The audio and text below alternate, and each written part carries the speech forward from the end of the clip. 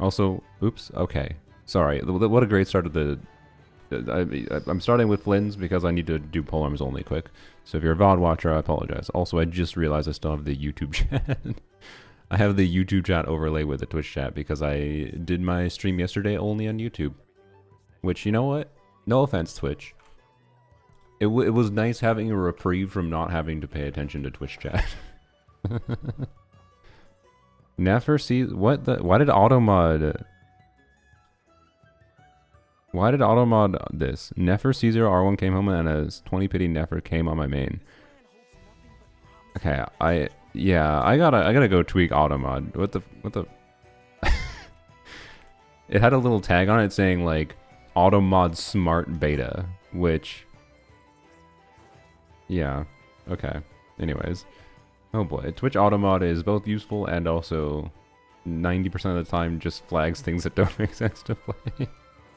Anyway, sorry. So I'll yap about Nefer first impressions for anyone who didn't see my stream last night because it was at a weird time for my streams. But yeah, my first impressions though are positive, though she has a little bit of like things that I think many people will describe as clunkiness, and I can say yeah, it is a clunk thing, but it's also not that hard to work around, and it's only really I think a problem when it comes from min-maxing her utility, which is to simplify things before I yap in detail about some of my first impressions, is her verdant do. You can charge attack faster than you generate verdant do. So you can consume verdant do faster than you generate them, which is interesting.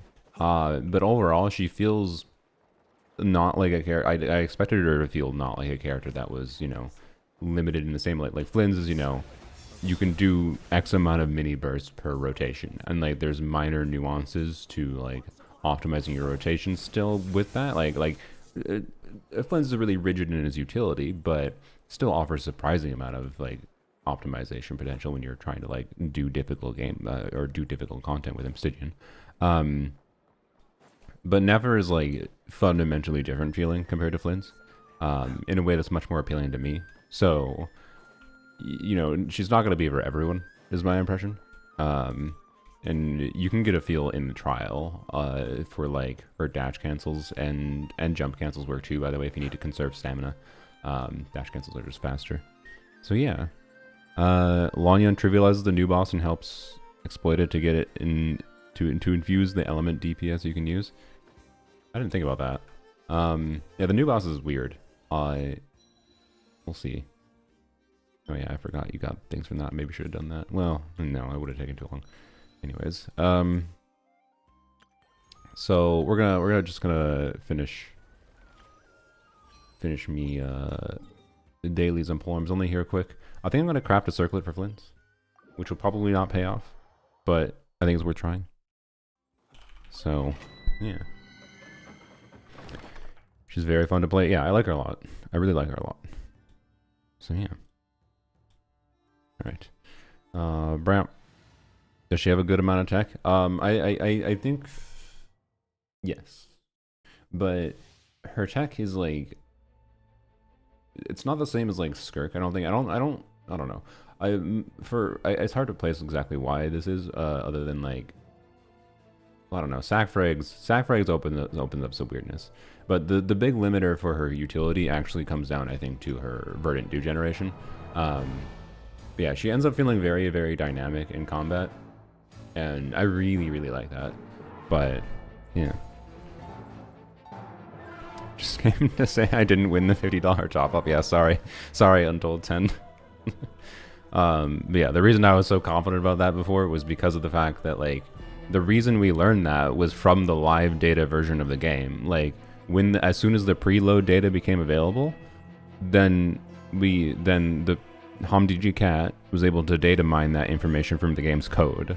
So that wasn't really a leak. That was the preload data for the live version of the game was available for everyone, and someone went and looked at the code, HomDG Cat. They went and looked at the code and was like, oh, Nefer has 100 EM now. That's why I was so confident of that. But it was still technically possible they reversed that change. So, anyways, more fun than expected, yeah. She's really fun. Like, I think she is clunk for me in a very good way. Like, not clunky in a way that makes her annoying to play. Clunky in a way that makes me need to think more actively about resources and minor decision differences. She feels in many ways like a Zenless character, but like much easier to play than I'd say. The game's trolling me. It keeps on giving me pieces I want in my main account. Although triple minimum rolls, little whatever. Funnily enough, she's still broken. Yeah, no, the 100 EM on her doesn't really matter at all from her strongest team perspective, which I maintain. I just maintain that, like, it's a balance. The nerf they did in the live version, right, with 100 EM less, is something they did to make it so she wasn't too strong, most likely with Calm and Beat, is my assumption. But it's also just too strong in her strongest team in general with also Llama. I still maintain my perspective that it would have been better, even if it's I acknowledge it's a slippery slope. I 100% acknowledge it's a slippery slope. But I maintain they could have changed Llama's passive, that basically, the Ascending Gleam passive that basically says Nefer gets 40 CV. They could have changed that to only benefit Llama and do next to nothing or something really minor for Nefer and achieve the same result. And then Nefer wouldn't, because the number one worst thing about the Nefer nerf is it made Nefer even worse without Llama. So, anyways, but and I haven't, by the first impressions of, as far as like, have I tested Nefer without Llama yet? No, I did very little testing yesterday. The only thing I did like meaningfully in depth was with Widzith. I tried to kill the crab in less than 30 seconds, and the only reason I wasn't able to, I didn't try for that long. It's probably possible. But I didn't kill the crab in less than 30 seconds because I was limited by verdant dew generation. Like, I could do the 6 charge attacks really quickly, but then I had to wait like 1 second on one of the charge attacks, so I got like a 31-second clear. So yeah, verdant dew generation is what limits you more than anything, but it's like, because it's a resource I can generate pretty quickly, and her passive her passive is kind of weird in how it makes verdant dew generation be sped up. So there's stuff to play around. Like on the docket today, we have to mess around with Llama-less. We have to mess around with sack frags. I'll mess around with high power, but like I can't truly test like min-max gameplay honestly without Stygian Onslaught being available, in my opinion. So, anyways, how did your polls go? He won both. I mean, I didn't win anything on Nefer. My Nefer was a guarantee. But I did go to pity for the weapon. I had to use like all of my star glitter available, but I did go to pity in the weapon banner, and I was able to get her weapon, which is fun. I avoided the horrible blue stick, and I got one copy of the, like right before I got the weapon, I got one copy of the stupid R1 catalyst, which is what I wanted. Like, I think I would have been happy with just that catalyst, but you know, I'm not going to complain about having the cat pyramid. That's the real reason to pull both Nefer and the pyramid, clearly, is the cat. I made sure to put the cat in the thumbnail too. Anyways. Oops. Okay. Almost done here. And I think we'll use my 3 elixirs in this account to craft a Flynn circlet here. Wow. Wow. Actually, sorry. We'll use our transient.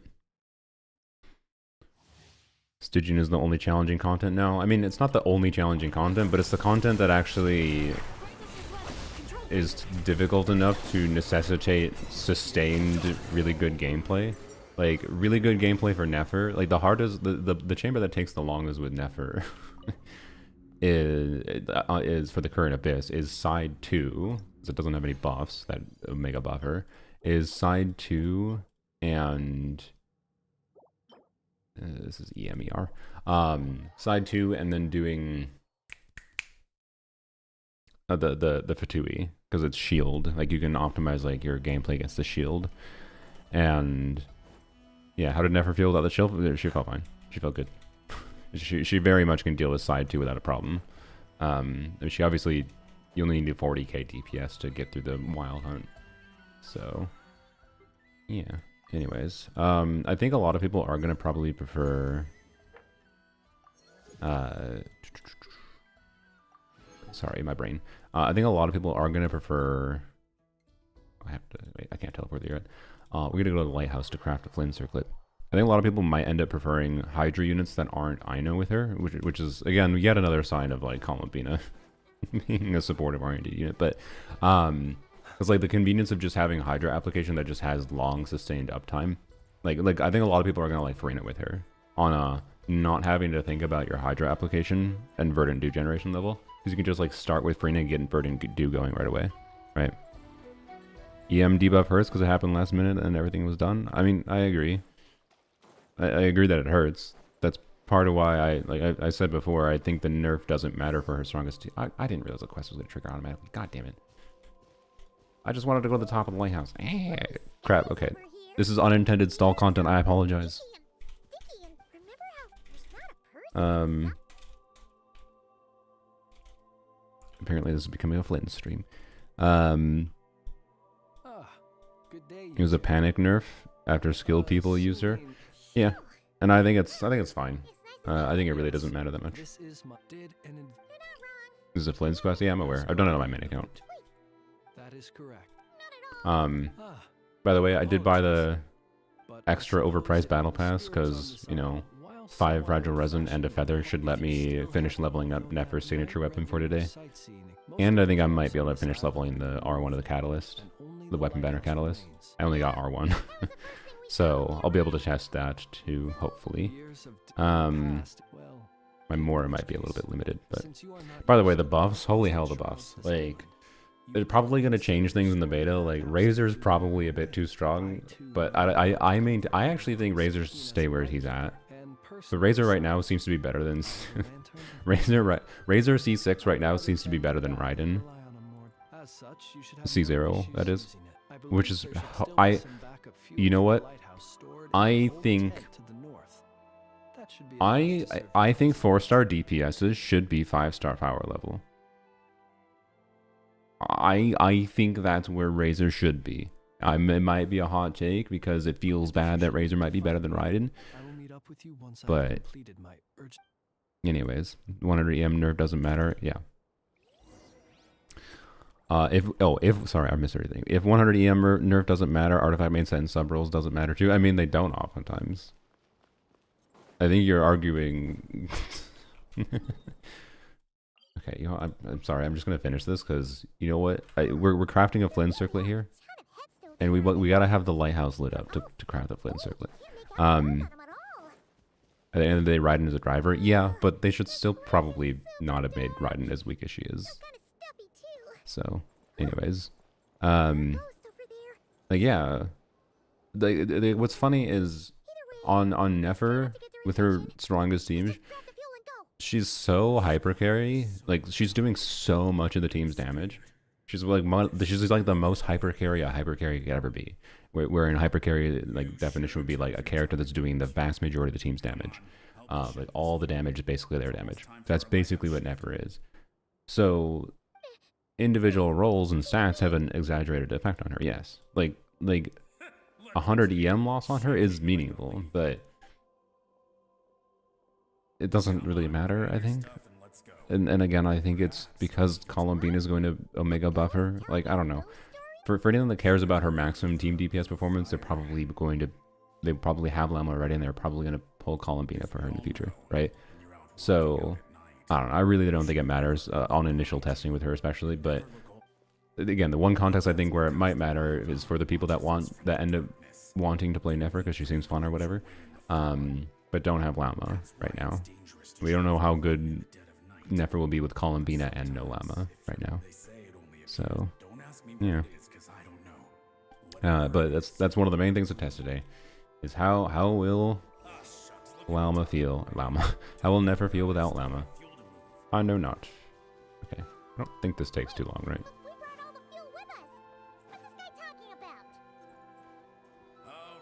Anyways, sorry, slightly unintended stall content, but I think it's appropriate stall content. We'll get into Nefer testing shortly.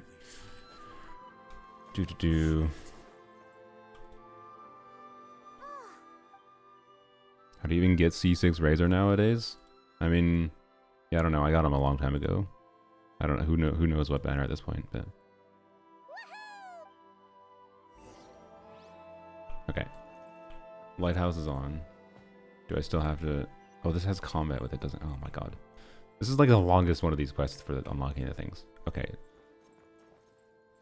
You know, fine, whatever. If I go to all this effort of doing the this little Flynn's thing, and the Flynn circlet I craft here is poo-poo, I'm gonna be salty. I'm gonna be salty if it ends up being poo-poo. So I guess keep on yapping about Nefer. So yeah, first impressions is she's very enjoyable to play.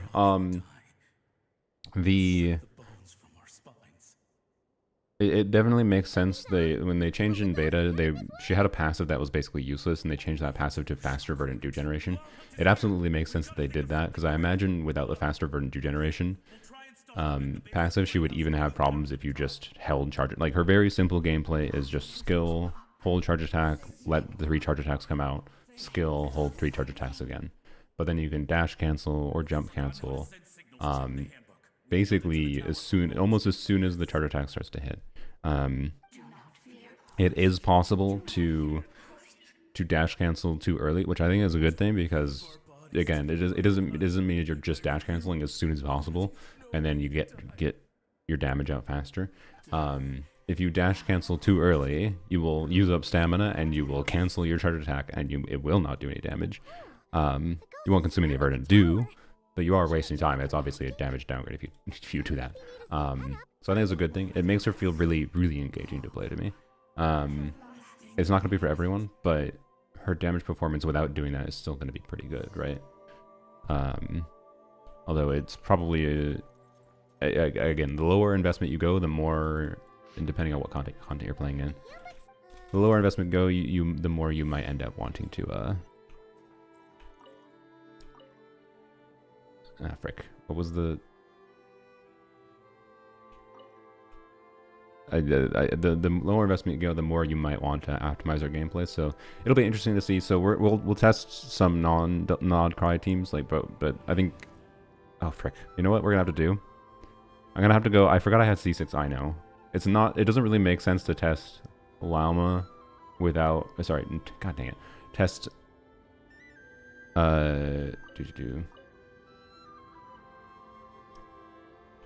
Test Llama without... Wait, I just select the one that has the quest option, doesn't it? I'm stupid.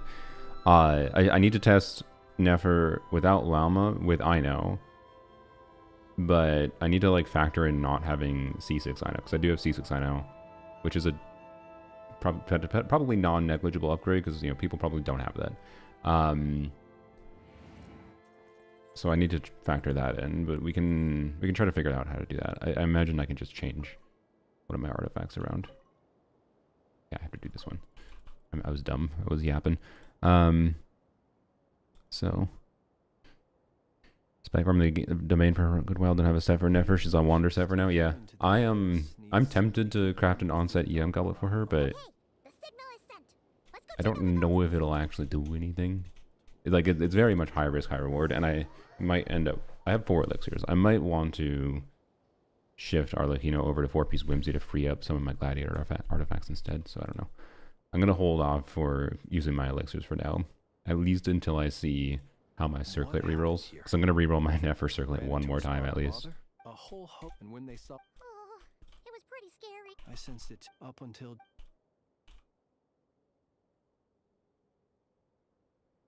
They asked you to... This can... I know that you like her character, and I don't really like her characterization. Her character is kind of boring. YouTube ads are getting out of hand? In what way? I literally have it set on minimum. So, I don't know. They have a rather indistinct appearance. But when they fix their yearning strongly on a specific, consider it a... Never isn't boring in this quest to me. That's good. I haven't done the new quest yet. You can enjoy mixing and matching, enjoy niche playstyle. It's pretty bad. I don't think her playstyle is that niche. What do you mean? What do you mean by niche playstyle? What does that even mean? A character that is dynamic rather than restrictive? I don't know. I really don't like how restrictive most Genshin characters for DPSs tend to be.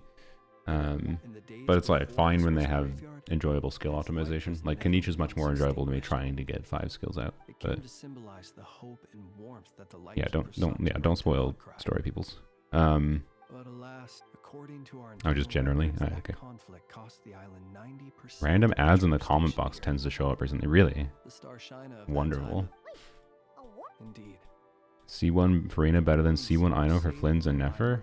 C1 Farina doesn't really do anything for Without either it, of they them. likely would- but at the same time, Not technically nothing, but basically nothing. Lightkeeper oath contain our bones By the way, dissolve I think my preferred, the I haven't wild tested opposite Nida primary C2 yet, threat.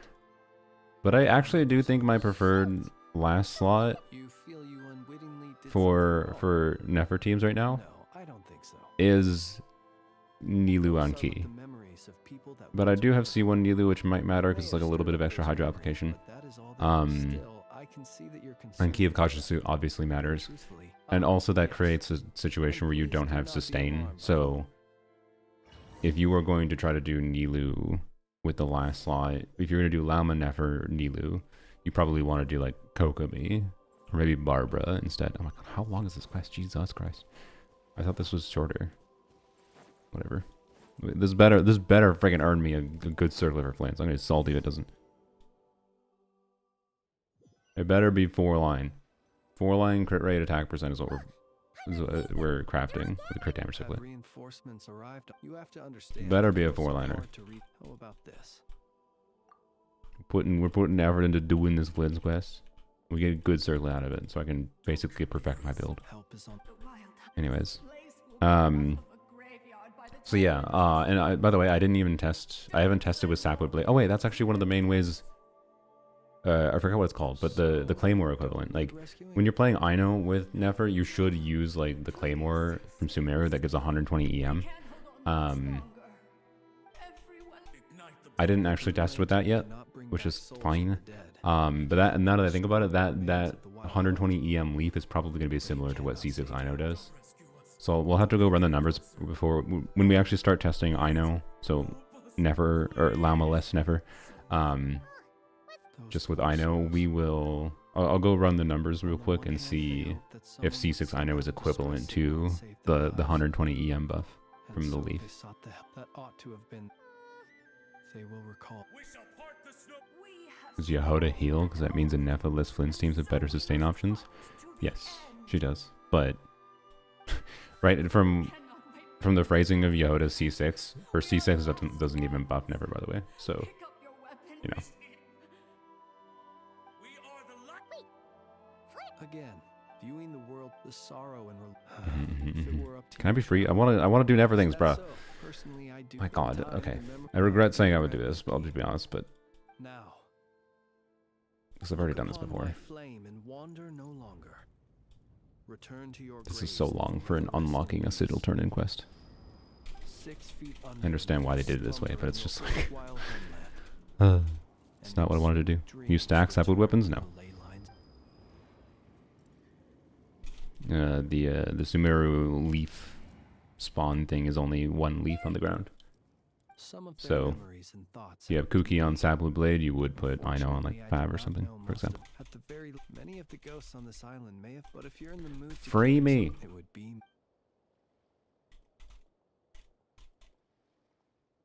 Okay. It's done, right? I think so. Good lord, I just wanted to craft a circle. I'm so sorry. This will take 20 minutes. Finally. Good lordy. Alright. Yeah, I can have sigil turn in. Yep. Alright. Craft this damn circlet. And yay, now the lighthouse is repaired. C6 Ino gives about as much DPS as 100 EM worth from what I've seen. Sick. That means, oops, don't blind myself. That means not using, oh my god. Oop. That means not using the Sumeru Dendro weapon is pretty much equivalent to C6 Ino, so it balances out. That's good. Oh, I didn't claim my dailies. God damn it. Okay, whatever. Anyways, sorry. All right, before we go to main account, bam. Oh yeah, supposedly next patch you'll be able to craft 2 of an artifact, like two of Night of Skies Unveiling per set or whatever. So instead of the one artifact per set, it'll be 2 per set per patch, which good. Just a good change. Alright. Crit damage. Crit rate. Attack percent. EM would be a very good bonus. The ideal circlet is 4-line crit damage, attack percent, crit rate, EM, ER. But I will be very happy if this is just like a 4-liner.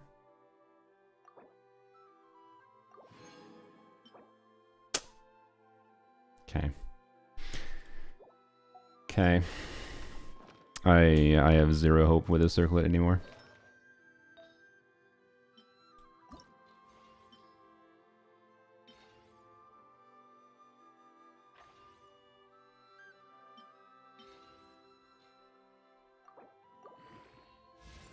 Bye-bye. Sick. 3 elixirs in the drain. That was so worth it. Thanks, game. Glad we did that.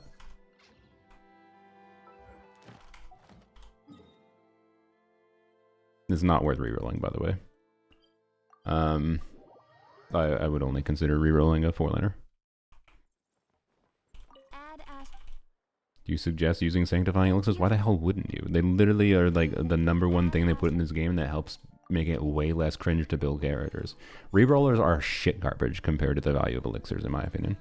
Because even though that piece was bad, that was only bad because I have a good-ass build already. I have a really fucking good build. What you should use elixirs for is completing builds. Like, you end up farming a little bit, and then you just need that one last piece that has the right stats, and even if it only rolls twice into the good stats, it's still good enough, right? Like, if I didn't have a circlet at all, that piece, having 2 guaranteed rolls into crit rate and ER would make it a good piece. But it's not, because I already do have a decent piece. Some people won't think this is decent, but this piece is actually very good. So this piece is useless in comparison. I guess I'll 20 it to not annoy people. If it max rolls crit rate, maybe it'll be okay, but it's kind of shit garbage. Yeah, that's shit. That's really bad. That's double low rolls. Anyways, that might be double min rolls, actually. I don't really care. So it's way too bad compared to my overall build balance. Like the extra crit rate is not worth it there. I needed attack percent rolls. If that had rolled 15% attack with 9 crit rate, could have been usable. And would have been an upgrade. But yeah. Anyways. Use your elixirs to complete builds is the best way to use them. So like if you have Nefer, for example, in the EM, she wants an EM double crit goblet. There's no ifs, ands, or buts about that. And getting an EM double crit goblet is nigh on impossible. Normally, like trying to get an onset one from farming. So using it's one of the most valuable things you could possibly do with elixirs is crafting an EM onset goblet for a character like Nefer. And because even if it rolls poorly, it should be really, really good. That's one of the things that could like literally save you tens of thousands of resin in trying to farm for a Nefer build. That's what you should do with it. In my case, I didn't do that. I'm considering doing it from a min-max perspective because I'm stupid. But I already have a really good offset EM goblet, so it doesn't really make sense for me to do that. Anyways, this is my Nefer build, by the way, with Widzith. We're gonna go claim my garbage here.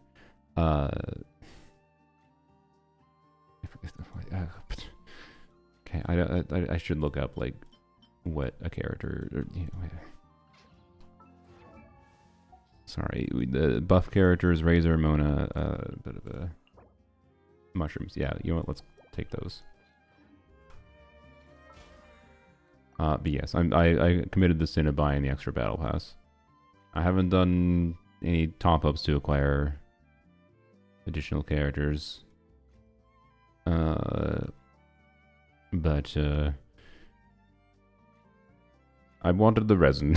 I wanted the resin. I'm sorry. Where? There it is. Frick. You know what? I'll take. I don't know. Frick. Wait, what's Mona's again? Actually.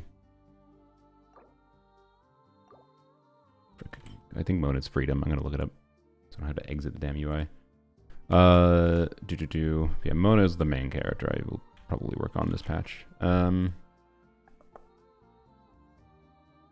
She is indeed those ones. Guide to resistance. Okay.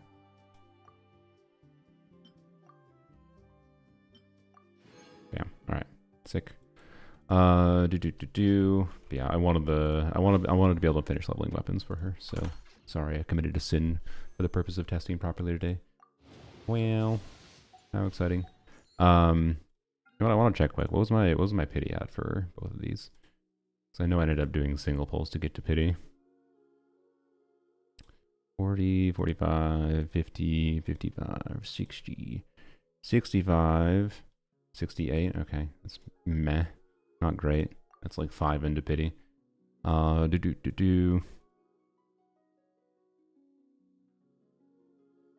55, 60, 65, 70, 75, 80. Ew. 80 pity Nefer. 80 sucks. Oh, wings. Wait, is this the first character that makes sense to use the Xbox wings on? Cat. Holy, I think she is. She's the first character where the dark green looks good, although the light green kind of looks better. I don't know. I think maybe the whatever. You planning to go for Duran constellations? Not right now. I mean, she's not out right now, so I'll use the dark green for now. The problem with this is I think the white. I mean, she has white in her outfit. It's like fine. It does look good. Sorry. This is important theory crafting. Bram. I kind of think it looks better. I don't know. I kind of think the Sumeria looks better. Like, there's more dark green in the Xbox wings, but I think there is still dark green in these wings, and this I feel like contrasts a little bit better with her like hair. Like, it's a better balance of dark and light.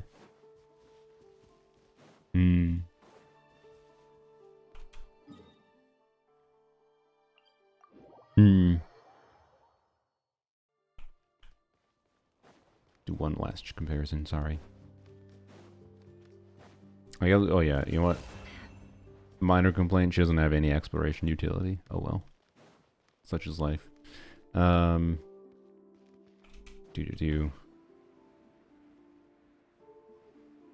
Okay.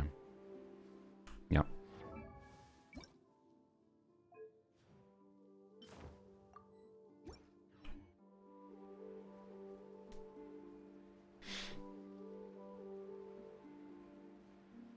Yeah, I don't know. I just think the color balance is better on the other ones. I don't know. Something about the Sumeria wings just looks a lot better to me. Yeah, the gradient, it's just like there's too much white, I think, on this one, and the white doesn't... It's not white in like the right portions. Whereas this one feels like a really good balance. I don't know. Well, RIP still no place for the Xbox wings to be good, even on the dark green character.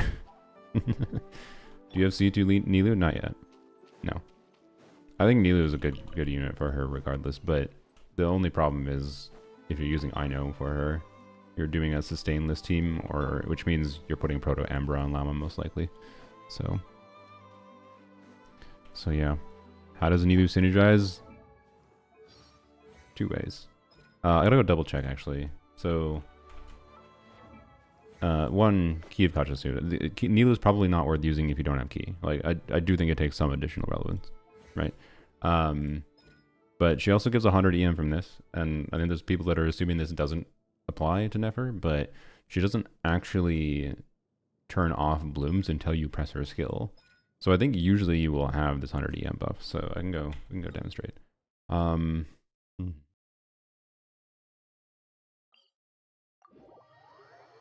Please tell me you activated C1 Llama. Yes. I did. So I do have C1 Llama. Like, to be clear, part of the reason I will probably end up preferring this team is C1 Llama. I think if you don't have C1 Llama, you either put Llama on Prototype Amber, or you use like Kokomi, maybe Barbara, instead of Ino, right? But yeah, I don't know. The game pooped a C1 Llama on me without me asking for it, so. And I can't really evaluate properly how the extra Hydra application from this might matter.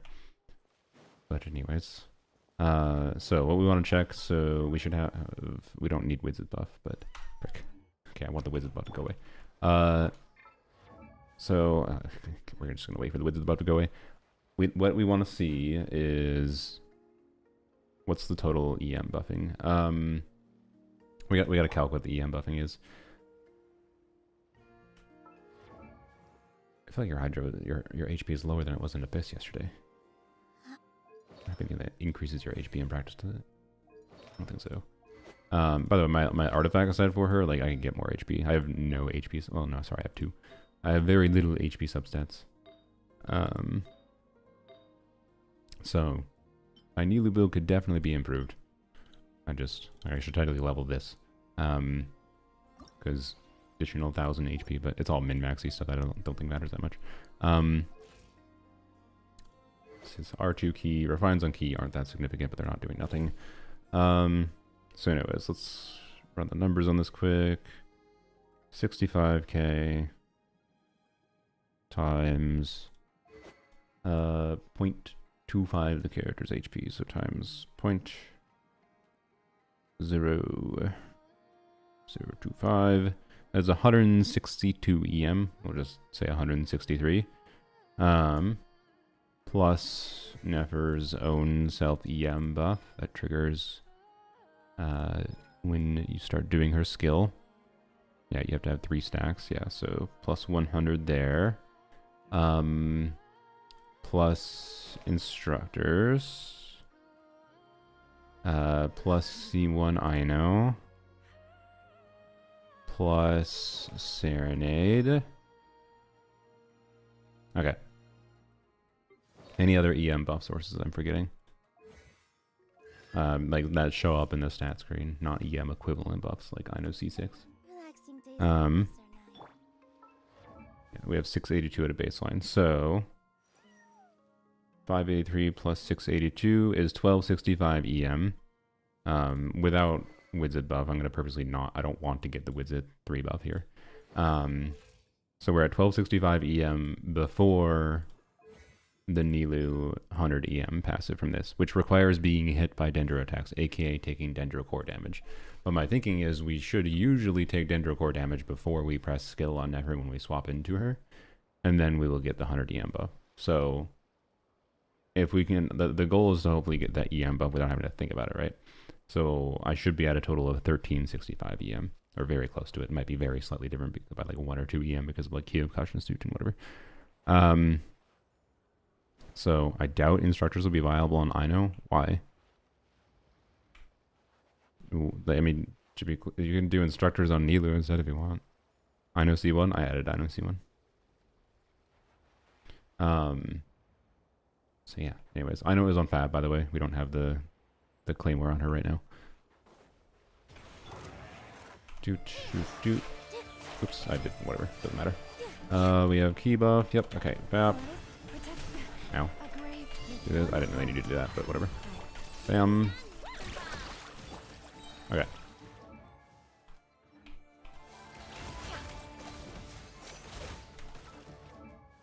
$12.96. Okay, that is nowhere what I expected. That is halfway in between both, and that confuses me. I feel like we did take Dendro damage, no? When we swapped on field on her.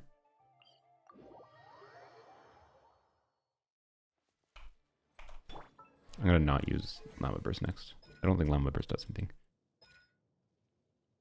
Yeah, no EM from this. Okay. Make sure you don't give an EM. Okay. Okay. New catchable R5 is actually really good. Oh, for Nefer? Yeah. I personally don't think you should bother with the resources that required to craft the craftable if you have R5 wizards already, unless you need R5 wizards on someone else. But because the damage, even if you're not RNG optimizing, the damage that you will get when you do heat the buff up is so good that the EM buff, which is the only buff that buffs her, is so good that, like, yeah, and it's a little bit worse. It's like 4% worse or 5% worse, I think, at most, than the craftable at R5. So, but if you really value consistency, yeah, I don't think you got Nefer EM buff there. Maybe, yeah. What is the trigger condition for Nefer's EM buff? That might be what happened. I still don't know why I had 1296 EM then. Maybe I did the key of conscience suit math wrong. Does Nilu's HP go up when you activate anything? No.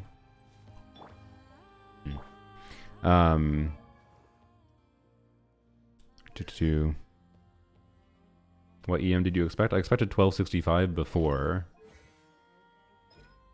Like, she should have been at 1265 before getting the 100 EM from this or the 100 EM from Nilu. Same difference. They're both 100. Like, I expected 1365 plus or minus like 5. But not 1296 instead of 1265. Anyways, the trigger condition for this 100 EM effect reaches 3 stacks when the 3rd stack is fresh. Okay, so C to C can. Okay, yeah, I guess it might take a second to get this up because we don't actually reach 3 stacks in this until, okay. She knew that she can absorb seeds of deceit within a certain range, gaining 1 stack of veil of falsehood. Yeah, okay. Okay. Yeah, that's probably what happened.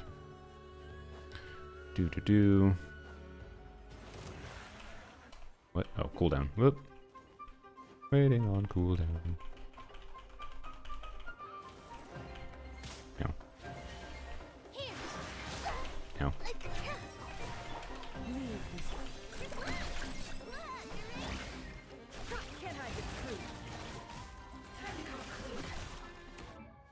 1296 again. 1276?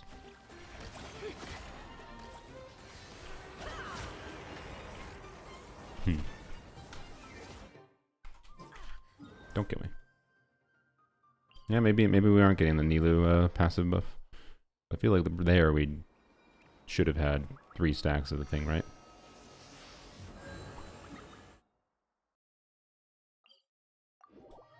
Nahi to C2? Yeah, I do have Nahi to C2. I don't think Ino is triggering instructors. She usually was when I was testing before, but we can double check. Pretty sure we had instructors going there.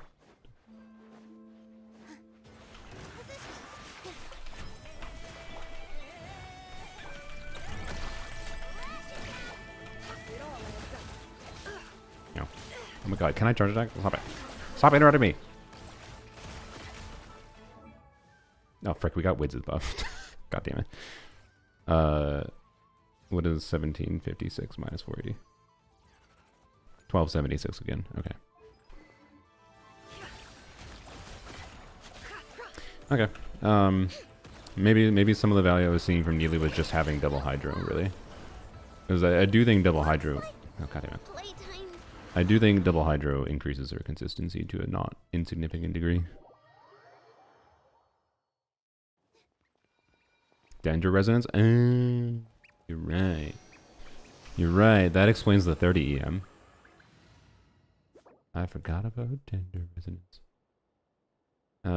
Yep. When you trigger Bloom, you get 30 EM. Yep. That explains why we had 30 more EM. But we aren't getting the 100 EM either from Nefer or the 100 EM from Nilu. It's more likely we aren't getting the 100 EM from Nilu. Which is kind of weird because I could have sworn we were like triggering we were taking Dendro damage. Alright, it's EM of all near. Okay, characters under the effect of Cold and Chalice Bounty will increase the EM of all nearby characters for 10 seconds whenever they are hit by Dendro core attacks. Right. So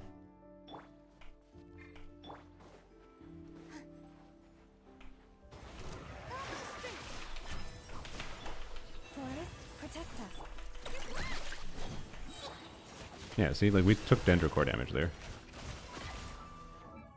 I think we don't have the... I think we're not getting the Seed of Deceit up, is why. Well, I didn't cast it. I know Burst, because it's stupid. Oops. There's another thing I intended to be testing immediately, but it's fine. This is the kind of thing I did want to test. Does lunar damage apply an element? No.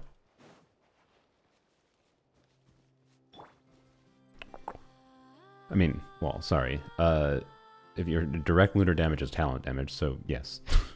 Because it's, yes, I believe.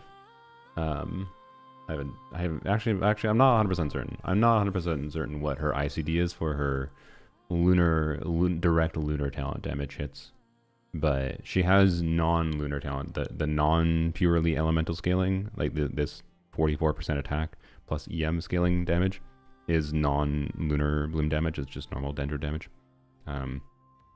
That can apply Dendro. I actually am not 100% sure that her shade damage, which is where her lunar bloom damage is, actually applies. But inherently, no, it doesn't have to. It doesn't just apply Dendro inherently. But it's like a normal talent ability that can apply Dendro, I believe.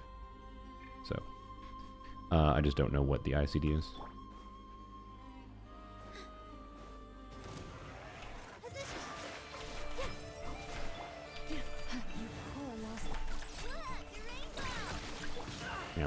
I think I got buff 3, didn't I? No, I did not. Okay. So like right now, obviously I took that. Yeah, it takes a second, I think, to get the EM buff going because we need to absorb 3 Seeds of Deceit. We have 3 stacks now. Wait, sorry, I forgot you can tell if she has 3 stacks. The little thing above on the bottom of the health bar is the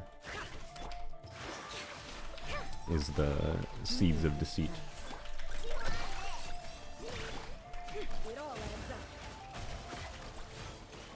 $12.96. Okay. Why aren't we getting the Nilu buff? So we are getting the $12.76. That's whatever. Yeah. Like we are getting the. We should have been getting because we had 3 stacks of the whatever, right? Yeah. When the 3rd stack duration, when it reaches 3 stacks or when it's refreshed, she gains EM. Yeah.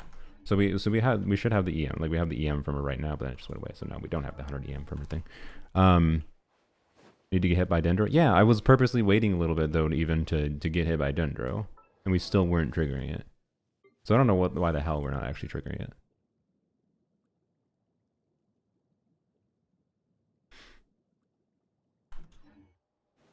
Because I mean, we can.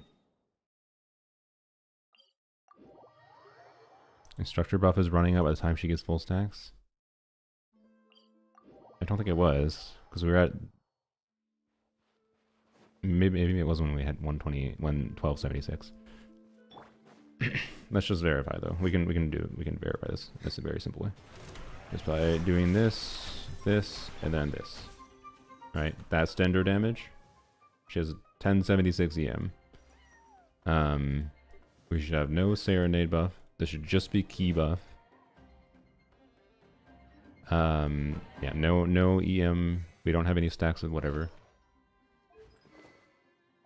Isn't the explosion for the bloom? What do you mean? That's Dendro damage. So anyways, we don't have any EM buffs other than we should have just key. Just this, I think. I don't think there's any other buffs we should have. Well, the Dendro resonance. So we should have 30 plus 163-ish. Might be slightly different, but plus 100 plus the original 682. We have 100 more than that. Why? What? Now I have more EM than expected. Oh my god. No, that didn't apply. Wait, this is specifically. Oh wait, frick! I forgot. I have Serenade on you. Yeah, I'm dumbass. Okay, plus 120, 1095. Okay. Yeah. Okay. So we do have the Nilu buff here.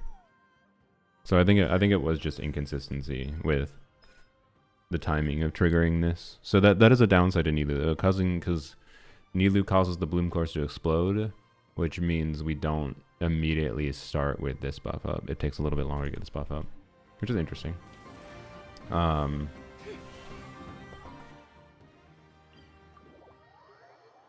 yes, that is what it was. We are getting the Nilu buff as long as we take Dender damage. The 100 EM Nilu buff, as long as we take Dender damage before we start skilling. So let's do like a normal rotation. If we get Widz's buff, we'll just subtract the 180 EM, or 480. And see what happens.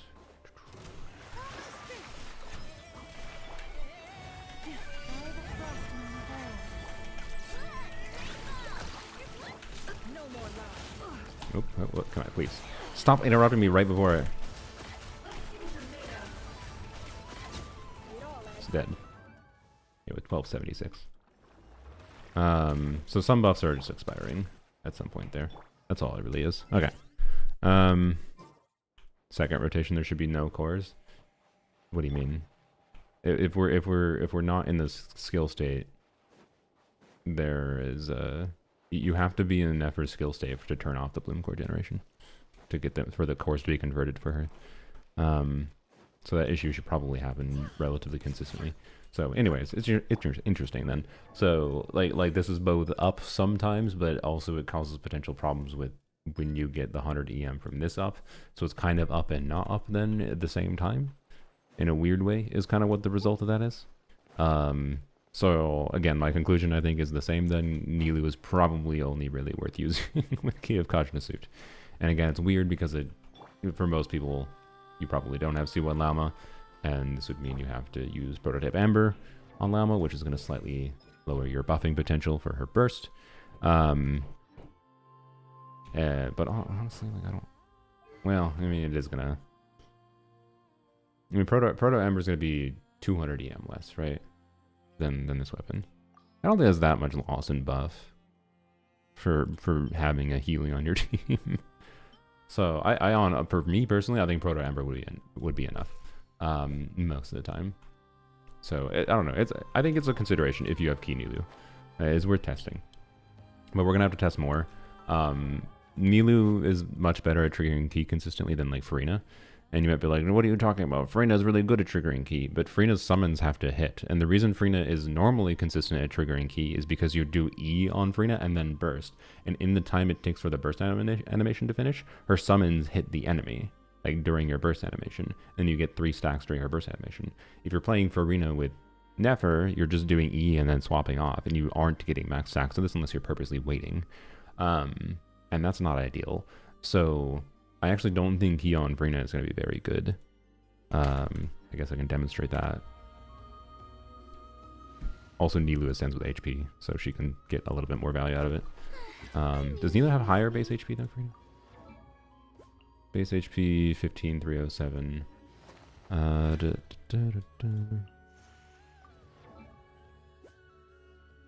Technically, yes. Okay, so it's just a difference of HP essentially. All right. So So just to demonstrate, so we're gonna play normally, like not purposely waiting to stack Key. See what happens. But Farina has the advantage of just like brain off, constant uptime hydro. You do her skill every other rotation kind of thing. Well, every other rotation. She doesn't have set rotation necessarily. Use her skill when you can. So yeah, it's dead. Yeah, I haven't tested C2 Nahida, so I skilled at the beginning to get no cores that use up Llama buff with Nilu, or just talking in general, because I mean, yes, you skilled at the beginning.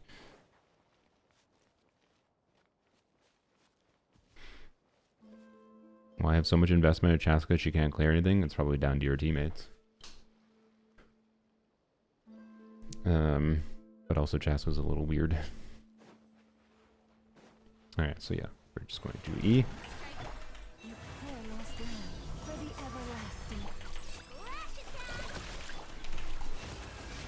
We got 30 Wids buff. Did I have Key up? I don't think I did. Yeah, no, I only have 1 stack on Key, see? So We need to do a sustain rotation. Let's go into Bisquick.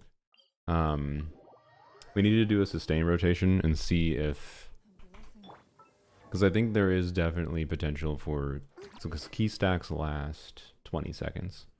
So as long as you swap back to Farina to gain another stack in 20 seconds, wait, does it refresh the stack or does it? No, it's gonna get to 20 seconds. Blah blah blah. Max 3 stacks when it's gained 3 stacks. Okay, I don't know if I don't know if getting a new stack extends the duration of all the stacks, or if each stack. I don't know if each stack is counted individually or not. You just have to stack it once and it's permanent. Okay. So that means again it's a first rotation clunkiness thing. Then someone with a loud vehicle outside being a butthole. Sorry if you can hear that. I think new official would be very good, especially for Flynn's. Yeah. Whoops, I didn't mean to do that. Actually, well, while we're here, may as well win in Rome.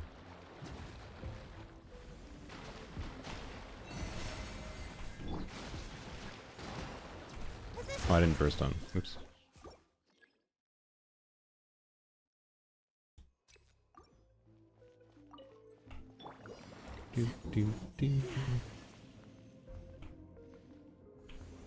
Burst now.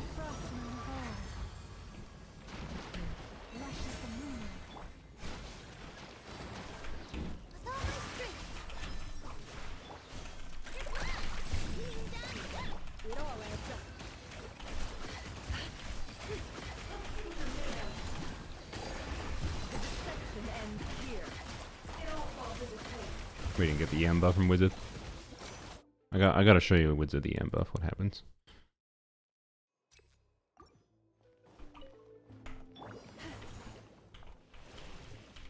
With one heart, we pray. Receive my blessing.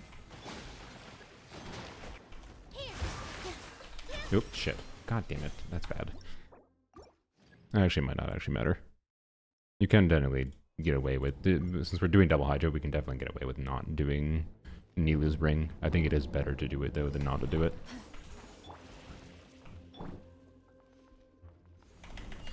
Bro, can the asshole with his car outside? I hate people in cities that like do fucking noisy ass vehicle bullshit.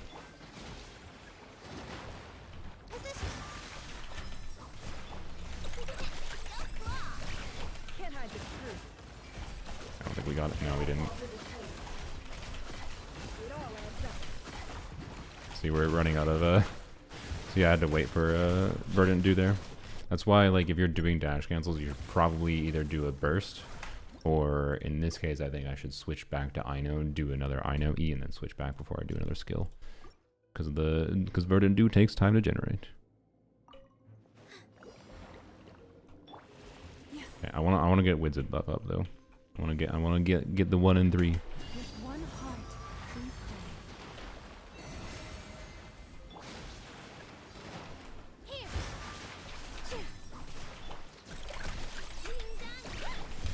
Okay. Please. I wanted to test Farina. I also want to showcase Nefer killing this in 30 seconds. Not even 30 seconds, because it has stall. The shield stall means it's more like a 15-second kill. That was a little early.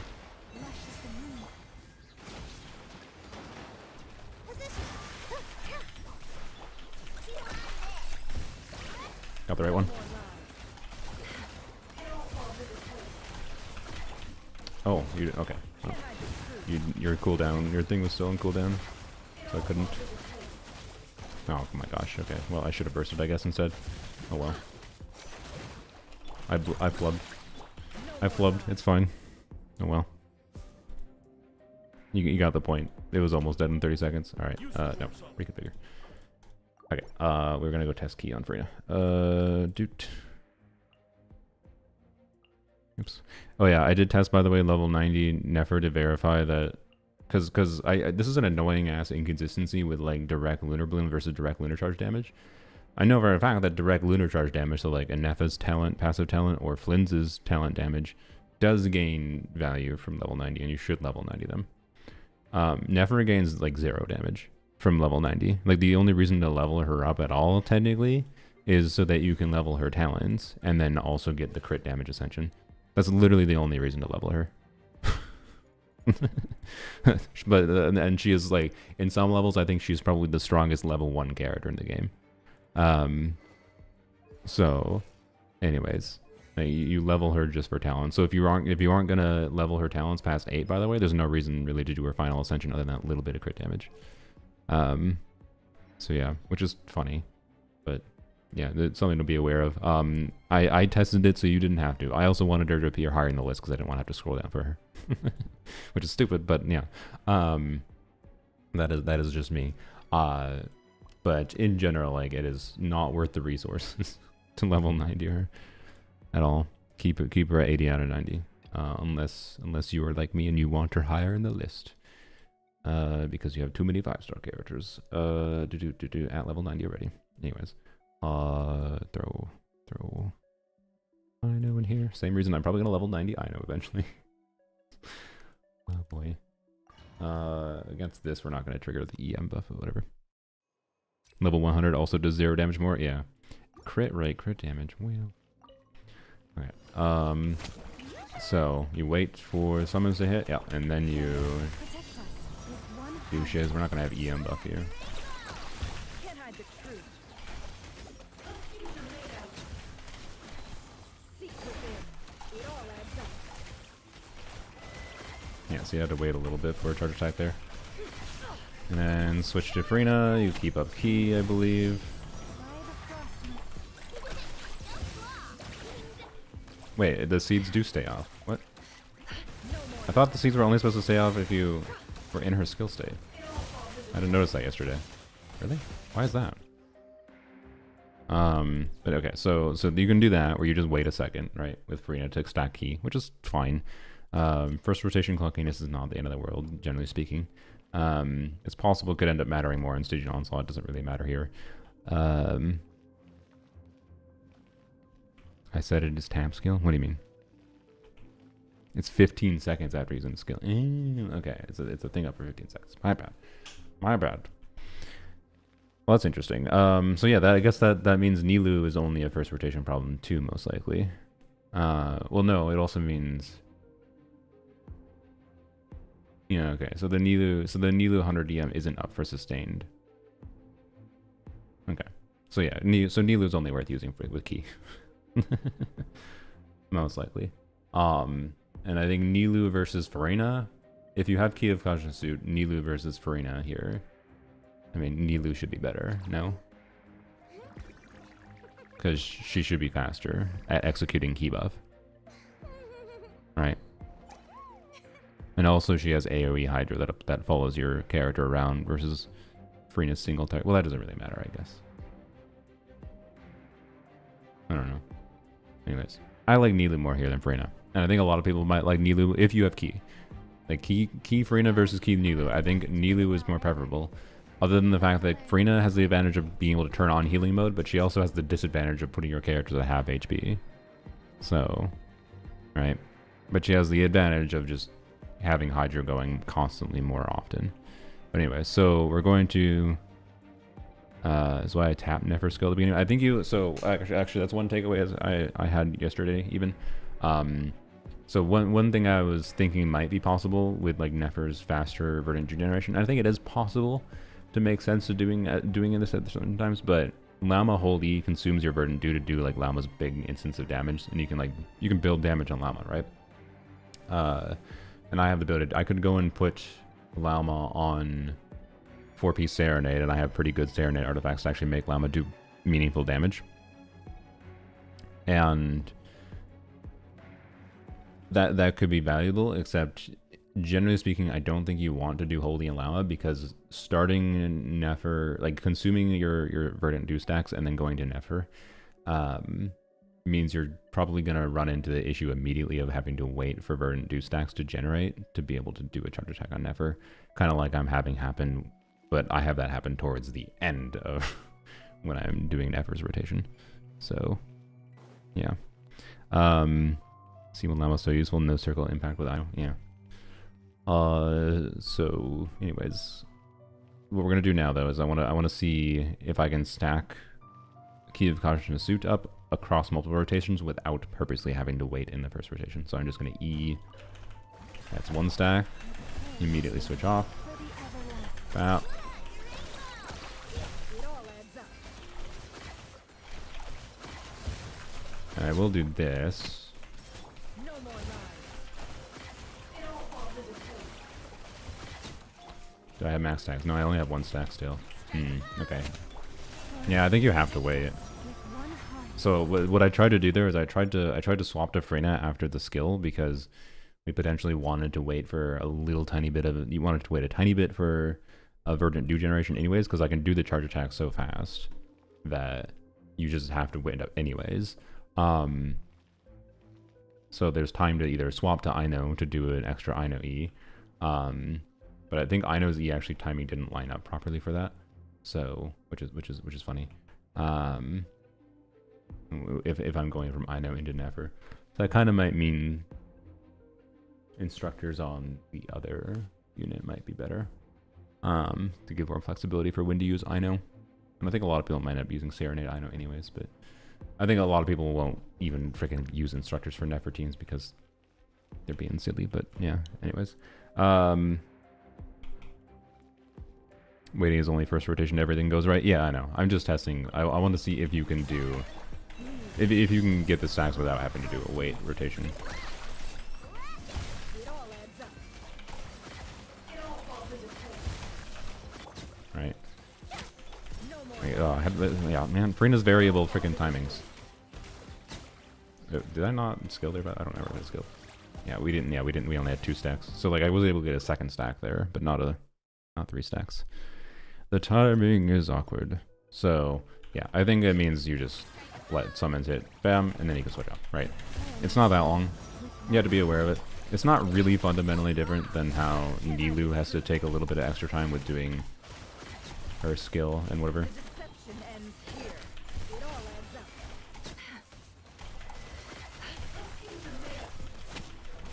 up. That was a 20-second rotation. That was slow. Oops. For the everlasting. Wait, no, that makes sense because I did. Yeah, whatever. No more lies. He's dead. Yeah. Anyways, testing on the first side is like, you can't even test things properly on the first side with full power. All right. Anyways, so yeah, keep Goddess Suit works fine. That was with tenacity without Serenade going, whatever. But it works fine. It's I think it's the buff is worth clunking around, right? The buff is worth clunking around. It's also worth mentioning though that Sapling Blade does exist for these units as well, for both Nilu or other Sword Hydra users, which can give 60 EM. But if you're using the Claymore, so you're using Forest Regalia on Ino, for example, then you don't use Sapwood Blade on someone else. So, yeah. Frina does 3 close hits every 3 seconds, not variable. She is variable. If you want to argue with me, I spent like 80 hours a week when Frina was in 80 hours, not a week. I spent like 80 total hours trying to map out Frina's application timings based on the footage we had. Application and hit timings. Frina does not have consistent hits. She has variable hits. And that means when you do things like I did there, where I swapped from Nefer into Frina to let her get a hit, that her weird variable timing does cause issues. She does have variable timing. Because you it's each summon has different intervals set between them. And they also have some variability with how their targeting system works, where they don't even have consistent intervals. They're like consistent-ish intervals, where like the crab will attack every 3-ish seconds, and that's like but plus or minus like 0.2 or 0.25 kind of thing. And that causes like significant variability over time. But anyways,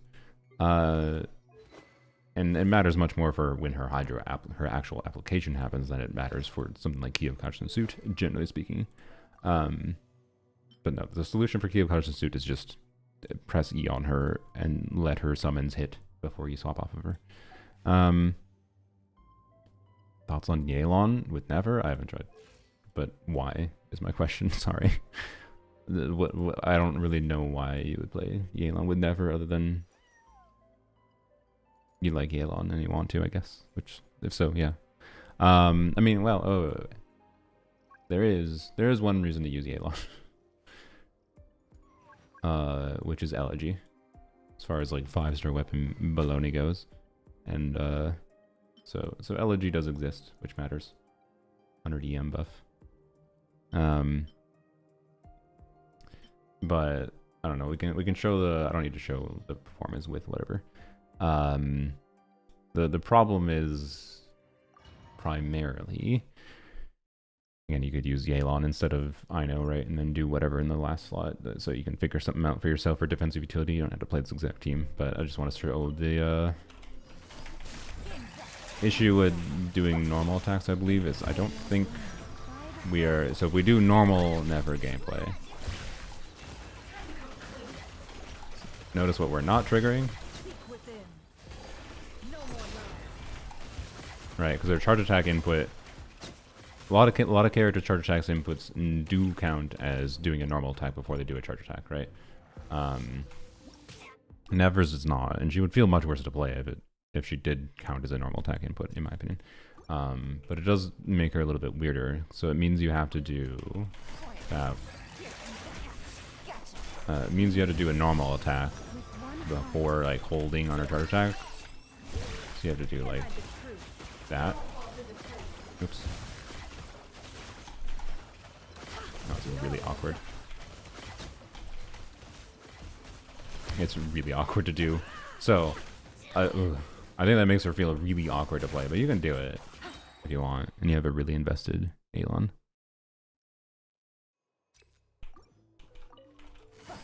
Obviously, of course, we have a Hydro immune enemy to start here, but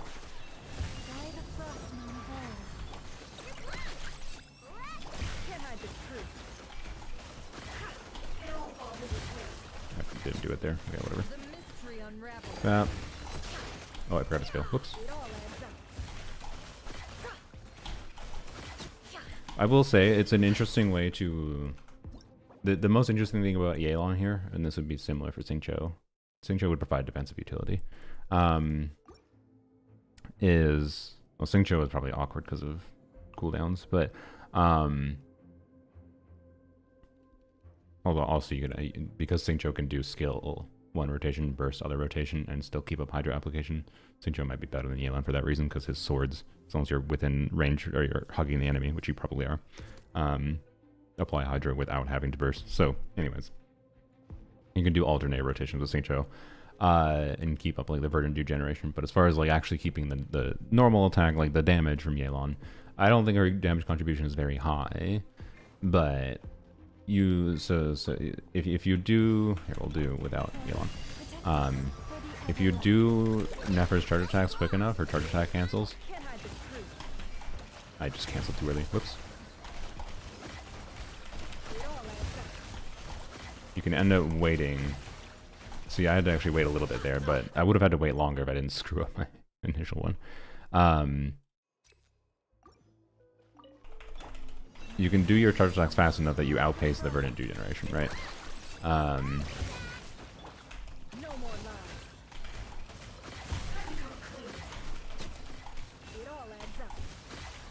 See, and now I have to wait. See, so the fact that you have this outpacing of her charge attacks relative to how fast verdant dues generate means you want to figure out something you can do in the downtime, and doing extra normal attacks to trigger Yelan or Xingqiu burst is something you can do in the downtime, essentially, right? Like, I don't think it's actually that bad to do that. It's just awkward. It's really awkward feeling. So I don't think I'm gonna do it, but yeah, try Never without Llama. I will, don't worry. I do want to test some last slot things though. Wait, before we test Nefer without Llama, what do we want to do in the last slot? Do you still want Deepwood and Nefer teams? Yes, you definitely do. Why is Ino good in her teams? Yes, EM buffing. And also Hydra application is like if you don't have C1 Ino and you have Llama, you can replace her with some other Hydras, but her uptime is good because Nefer can do like really fast rotation stuff and it makes it more dynamic. Like she can just be restricted to like normal 18 to 20 second rotations, and that's what a lot of people are gonna do. But from a min-max potential level, you don't have to follow rigid 18-20 second rotations.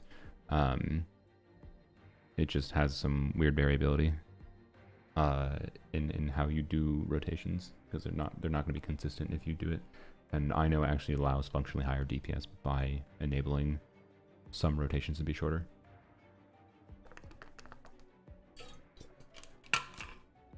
Newbie dual DPS. I mean, that's not what I meant by last slot. I meant like last slot supportive unit. I want to do like I want to do full run through second side. I guess I should show who's the default assumption for her like best last teammate right now? So we can check like there's fun things we can check like with Chung Yun and whatever, sure.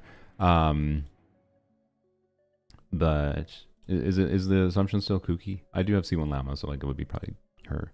Oh wait, I mean sure, yes, technically a Neva, sure. But like, come on. I mean, I don't know if you guys if you want to see full nod cry, sure. But is it still kooky or has it become someone else? I don't remember. Or is it Nahida? I mean, we can check with Nahida.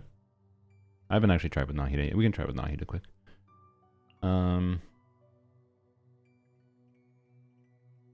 to wonder if I do anything different rotation wise. I think first rotation is just gonna take a second to get verdant dew going, but that's fine.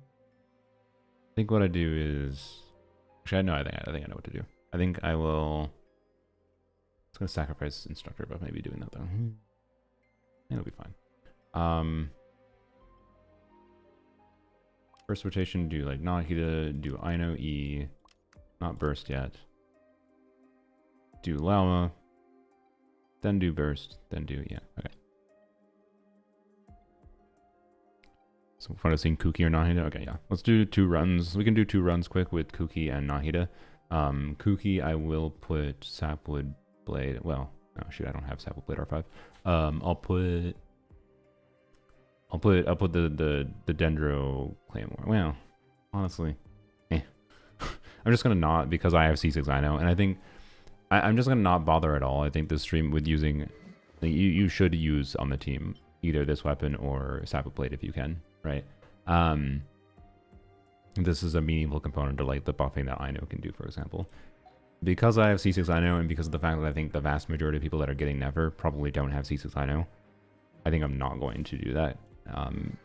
Do you guys want to, should we run the numbers real quick to verify that C6 Ino is similar for Nefer's damage as 120 EM is? I guess we should verify that quick. Ugh. Okay. Just so we can go off of more than just vibes. GI damage calculator, link is in the description. Bap. That didn't work. Oh, that's why. There we go.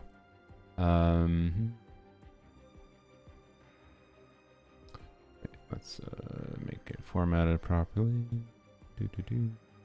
That's not exactly formatted properly.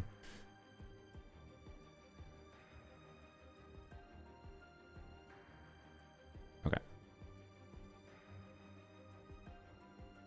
There we go. Okay. Running numbers, time to verify this. I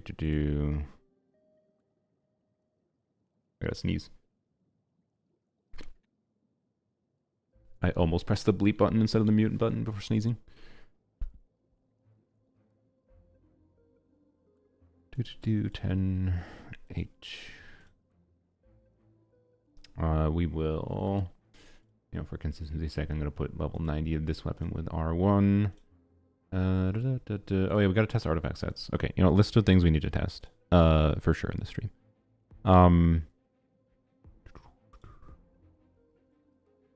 We need to test Sacrigs. Llama, no Llama. Right now we're testing Kuki Nahida. I think I am going to prefer double Hydra with her, either with Nilu or with Freyna, but we do need to test Kuki Nahida. We should test Fischl too. We need to test Gilded Dreams on her, I think. Or no, 2PCM, 2PCM. I'm going to have better 2PCM, 2PCM. 2-piece, 2-piece build. Make sure to add and misc minus 100 EM. Oh yeah, it does assume 200 base, doesn't it? Yeah, it does.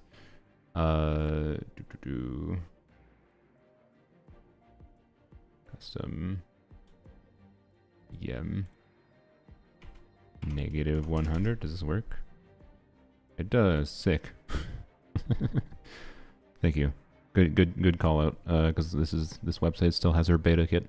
Beta scaling should be correct, but even though the scalings are wrong, it doesn't really matter that much because we're just checking relative values. But the EM probably matters since we are checking an EM difference. So anyways, we need to check Sacrigs, no Llama, Kuki Nahida Fischl, 2-piece, 2-piece. We should check with Chongyun too. Chongyun. Anything else to check? I mean, Sig Weapon, I guess. We gotta finish Sig Weapon leveling. And I guess the 4-star. That is why I bought the battle pass.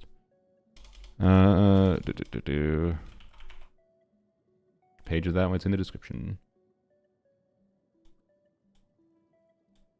Anything else? Sacrigs, no Llama, Kuki Nahida Fischl, Chongyun, 2-piece, 2-piece. Say weapon 4-star. Yeah, that's pretty much it. Could be misremembering something though. Might have to add to the list. Alright. I really wish we had Stitch and Onslaught to do some of this testing, but oh well. Okay. I know. We will just assume... We'll assume Kuki, I think. I think Kuki is a more likely choice for most people. That's my guess, at least.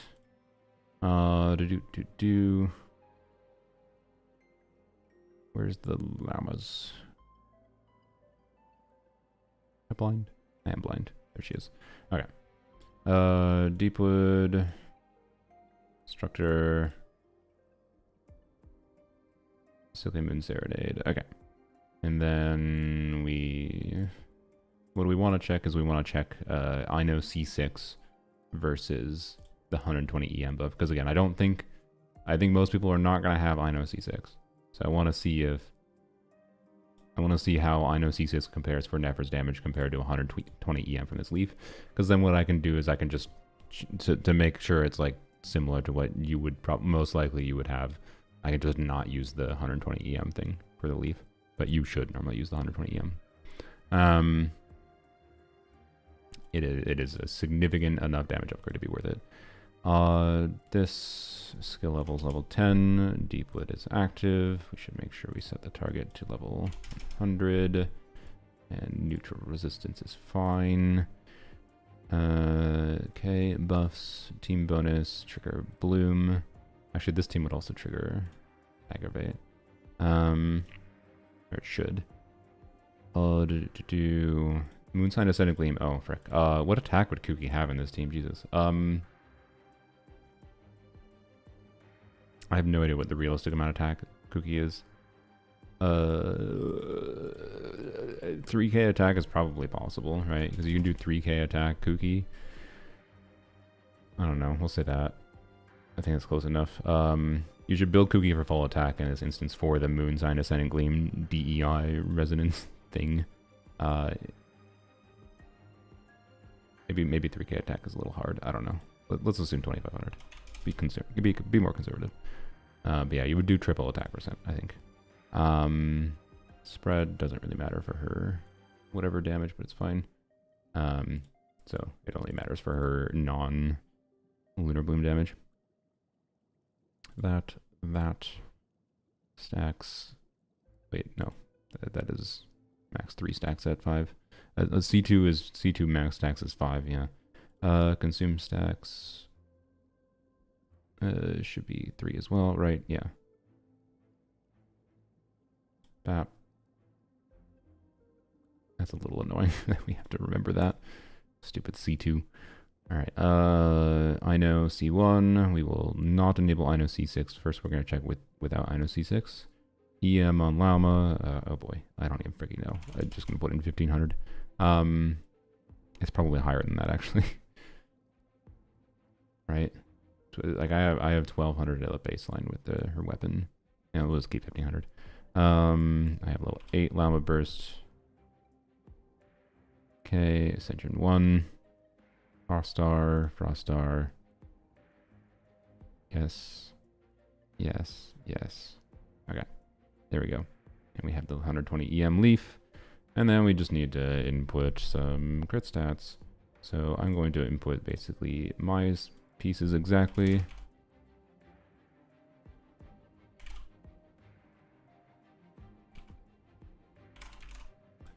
Do 30.9, 25.6. 5.8 and 25.6, I think. It might be a little bit off, but it's close enough, doesn't matter. And then I had no crit rate. I had EM 63, 19.4 crit damage. All right. Yeah, it is technically 0.9% less than I actually have. Whatever, same difference. Okay. So we can see that seems a little low. What's missing? Why is it only 47k?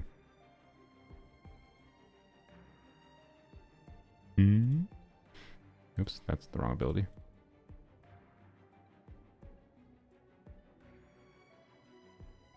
That seems weird. Why?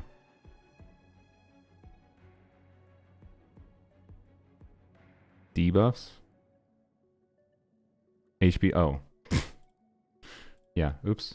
That would explain it. Yeah, that would explain it. Oops. Oops. There we go. Okay. Yeah. Okay. Sick. Yep. 1393 EM, 82 crit rate. We have 263. Yep. Okay. Cool. So you can see we're at the crit shouldn't change. So we're only changing the EM, so we can just look at the non-crit number in this case. So without C6 Ino, but with the Claymore active, right? So the 120 EM from Leaf equivalent would be, Ino not on that weapon, and Kuki could be on Sap with Blade. Ino is probably more consistent in triggering the Leaf, I think. But anyways, so 80, 100k. Makes sense. That does seem accurate. And then if we change, so if we remove the, where is it? Forest Regalia, remove the leaf buff, you can see we drop a good 10% damage from 103,000 for the third hit to 93,000. So, a pretty big drop off. Let's see how similar I know C6 is to that. So I know C6 is worse. So yeah, I know C6. Someone in the chat earlier said I know C6 is like equivalent to like 100 EM. Which seems to be fairly accurate. So, I know, wait, oops. I didn't mean to do that. So yeah, I know C6 is less than what 120 EM does. So that means I am very much fine with just doing my testing without these weapons, giving 120 EM. So either this weapon or Forest Regalia or Sapwood Blade. So, yeah. Kuki has been pretty consistent with the leaf for you. Okay, that's good. Good to know. So yeah. Who the hell do we put on the first side? I don't want to think about the first side. Let's do Hybrid Raiden. Where's Benny Boy? Hello, Bennett. Bennett. There he is. Last slot for Hybrid Raiden. Who should I use? We need a Dendro unit, so I guess. So, no, well, not Nahida. Baiju. Sure. Go Bird Baiju. Wait, Baiju doesn't have Deep Wood on him right now. Frick. Okay. Emily.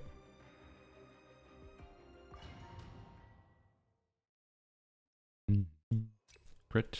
Yay. Actually, you know what the real oh, crap. I just realized the real reason. Sorry. You know the real reason I should maybe consider crafting an onset goblet for Nefer? This goblet used to be Raiden's for hybrid Raiden. Like hybrid Raiden has to be made slightly worse.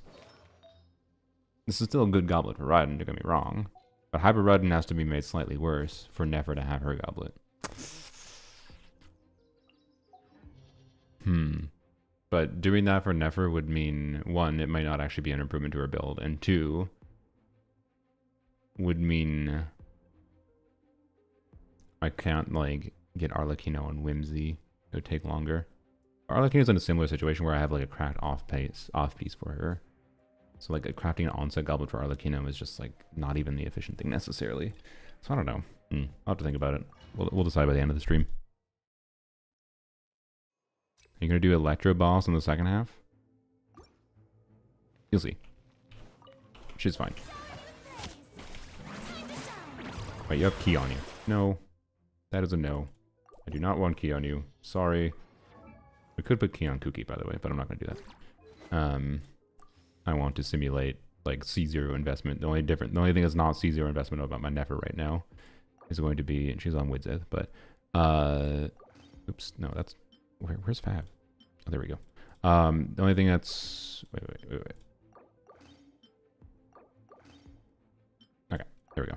Only thing that's going to be C... Why the hell do you have 45k HP?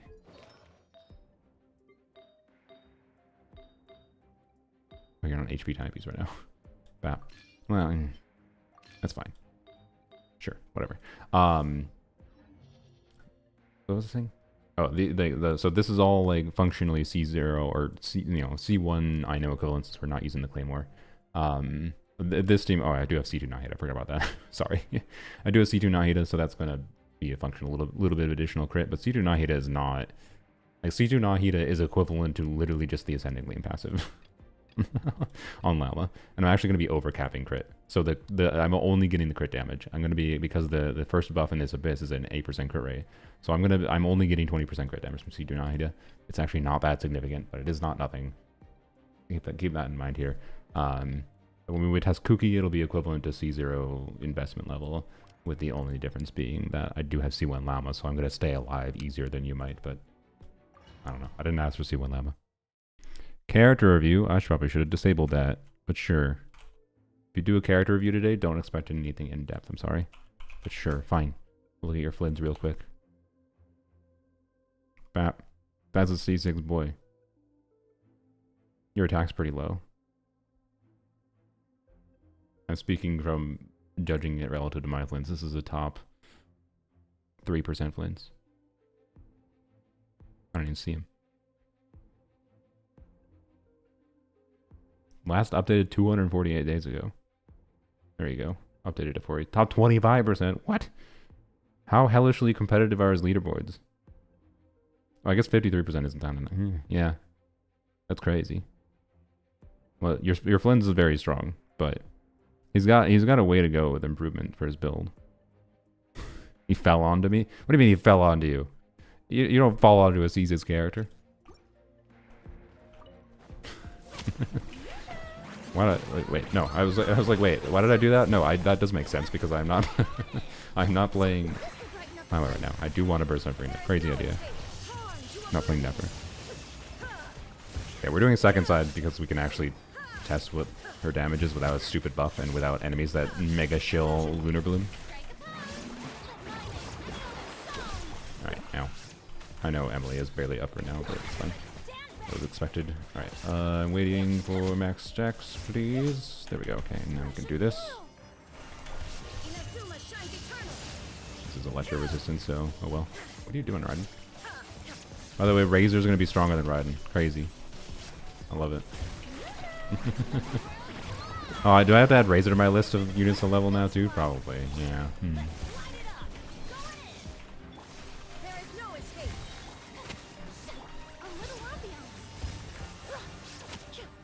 There we go.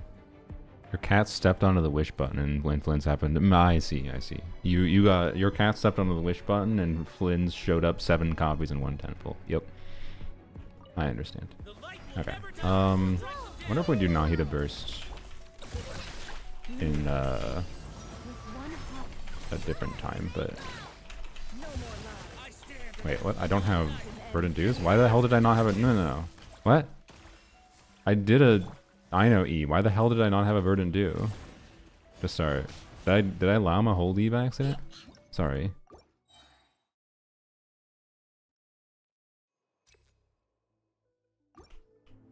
A Sino enjoyer, is llama good for him? Yeah. I think you're asking a month late, but yes, llama is good for Sino.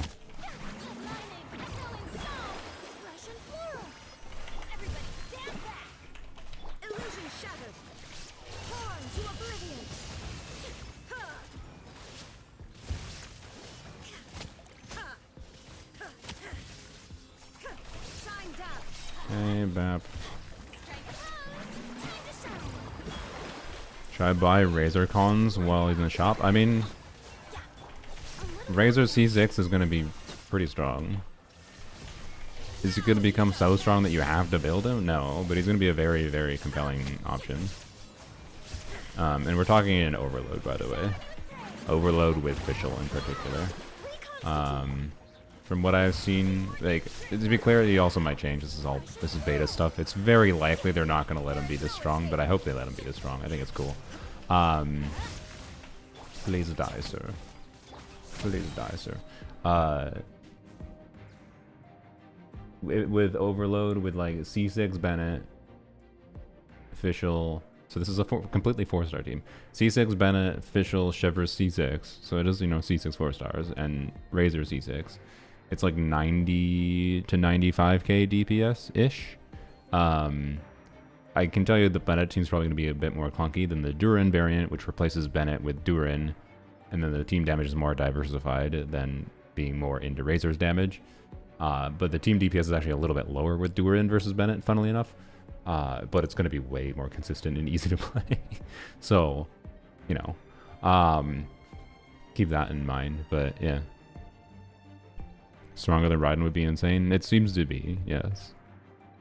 But I don't actually know what Raiden is calculating at with Durin right now, at least. So it's probably not that different.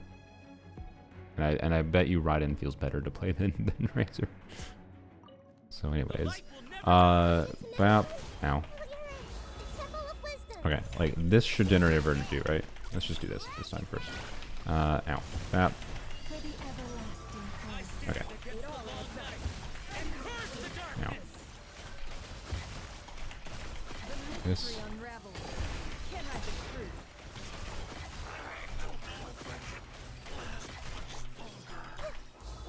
I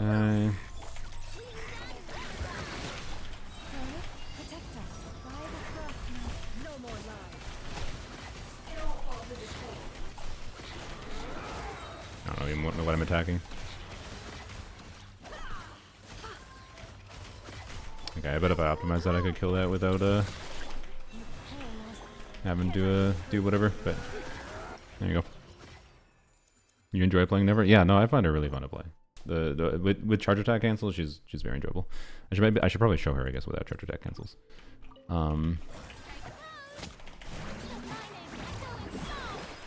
Yep, I should have done Emily first to maybe get burning going, but whatever. Ow.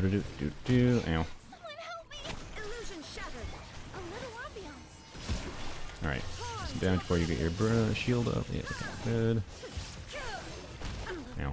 What? Oh my god. Okay. Cox was C0 Raiden versus C6 Razor? Yes, I believe. It's ultimately an unimportant comparison because I think the team damage performance is going to be similar enough that in practice it's going to come down to feel and situational things, and I think Raiden will feel better in practice. But yeah, Razor's pretty strong with the buffs, which is funny. Now, did I not burst on Frina? Oops.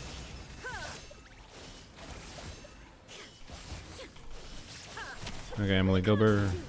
It's your time to shine. Go, Emily, go. Map.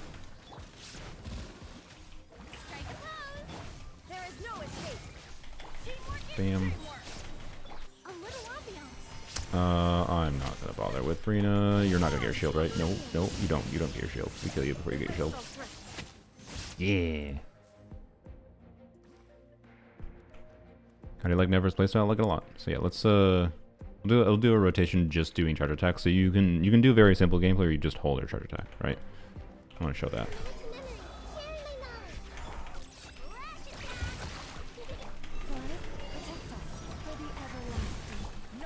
So this is new Villet gameplay. Hold charge attack, let 3 charge attacks go out, do skill again, hold charge attack.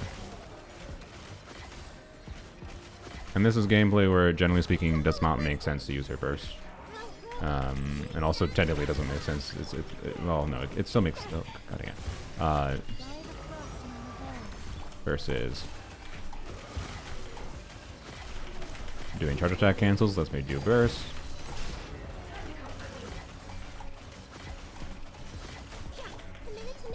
So yeah, that's the difference there, and that difference I think makes her very engaging to play. So yeah, I like it a lot. But it's not gonna be for everyone.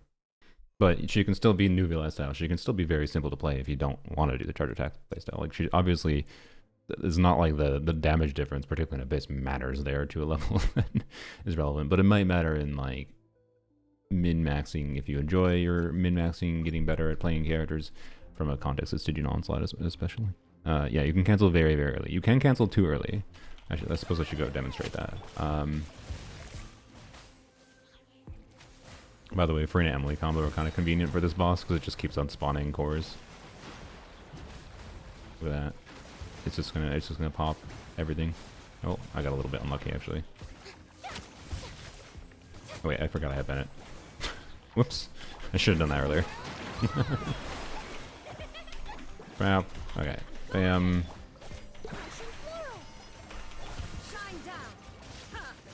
Need energy.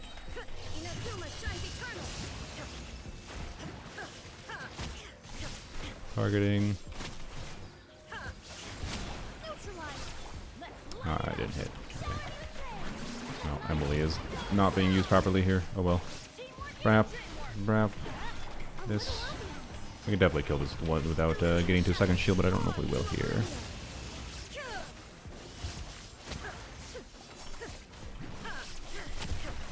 Yeah, I might have to deal with the second shield phase.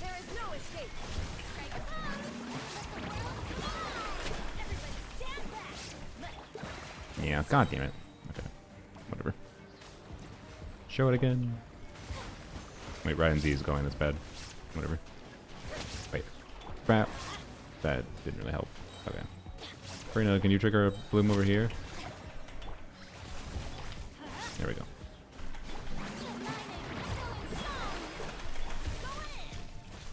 Alright. Electro Archon does so much damage. Where? There you go.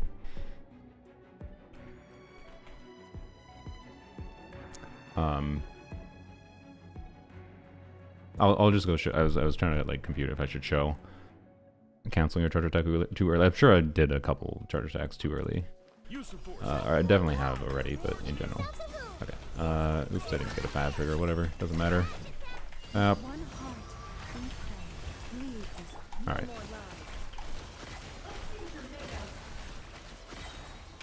Oops, did I just skill it in before? No, I didn't. Okay.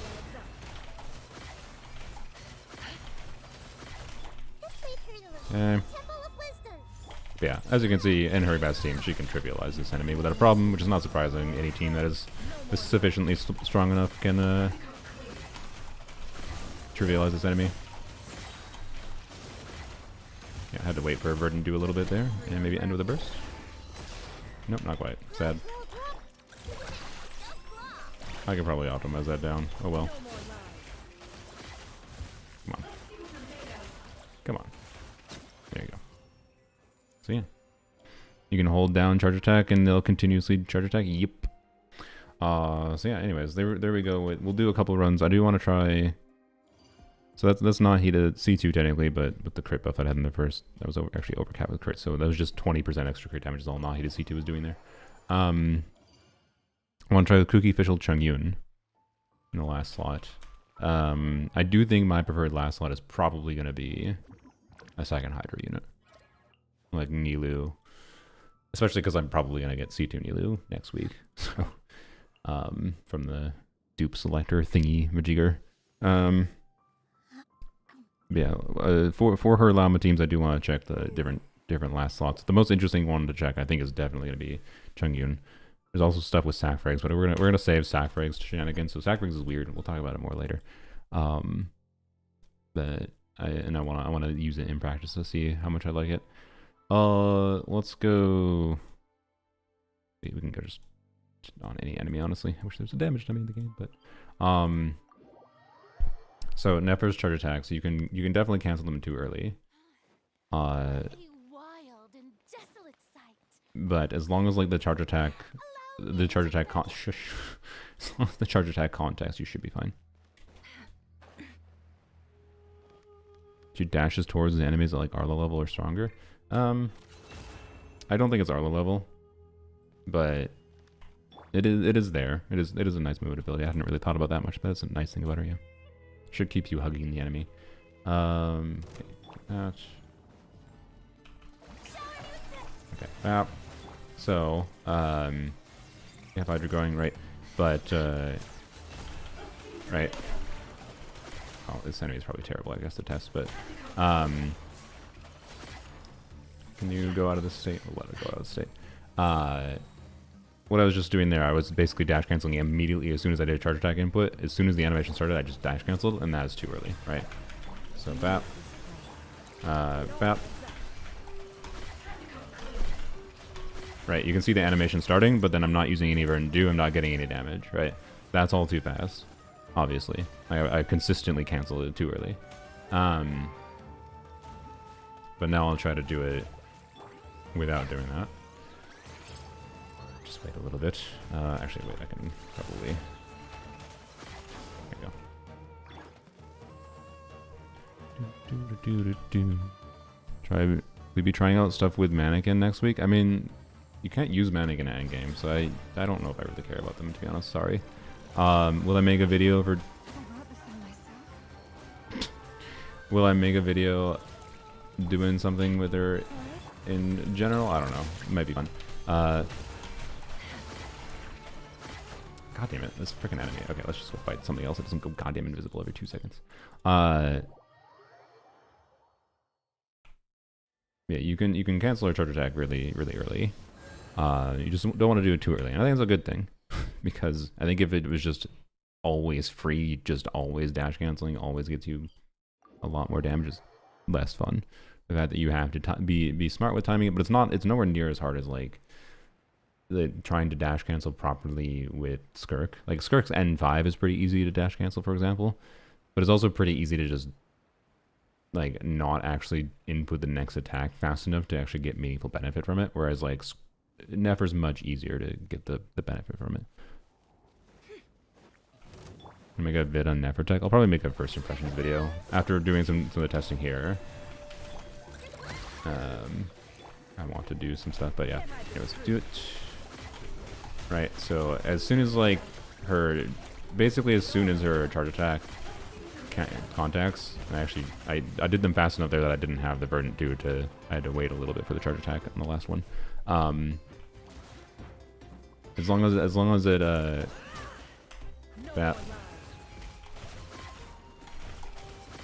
I'm out of stamina, but as long as it basically contacts, that's my best advice, is wait just a small time frame for it to contact. It's a really easy thing to get a feel for. It's probably the easiest I've gotten a feel for an animation cancel on a character. So yeah, and if you run out of stamina, by the way, you can do jump cancels. I think they're just worse because of the fact that it's still probably beneficial to do jump cancels, I assume, but they're worse because I think they take longer than dash cancels. Whereas dash cancels, you do a dash and then you immediately start doing your next charge attack input, right, to do another usage of your thing. But if you don't have the verdant dew, it won't actually do it. But it does buffer the input though, I believe. So yeah. Does Virgin Nefer work? Right now, I don't think it really makes sense. I think Virgin Nefer with Durin in the last slot of the team might actually make sense. Like something I do want to try is like Nefer, Emily, I know temporarily, but maybe Columbine in the future. And then Durin, I think would be kind of fun. It's probably not going to be better than Llama because, you know, Llama go burr. But I think there might be a way to make it work, yeah. Right now, I think it kind of doesn't have the right unit for it to make it make sense. But I'm pretty optimistic of the way that Durin's Pyro application. I don't know that Emily will work, but at least like I think Llama, Nefer, Durin plus Hydra unit might need Column B to make it real, but maybe Ino alone is enough to make it pretty good. So Albedo's 125 EM, 2 copium for Nefer teams. Honestly, no, I think it's good enough to consider using. I don't know what's his cooldown. The buff from Albedo though like isn't really gonna benefit her at all from the buff kit. I mean it does a little bit I guess because Albedo will do more damage. But 120 EM is good, and yeah, you can't use Sapwood Blade though, so you'd probably put him on Instructors I guess and try to get a Hydro Crystallize. Probably what you do, which is not necessarily what people are going to want to do, but I don't know. She performs well enough that in like most contexts, like I don't think Albedo is a best in slot unit, but she's flexible enough with her last slot that I think you can kind of just play the unit you want if you want to play someone that has some synergy, then just play Albedo with her because it's fun, right?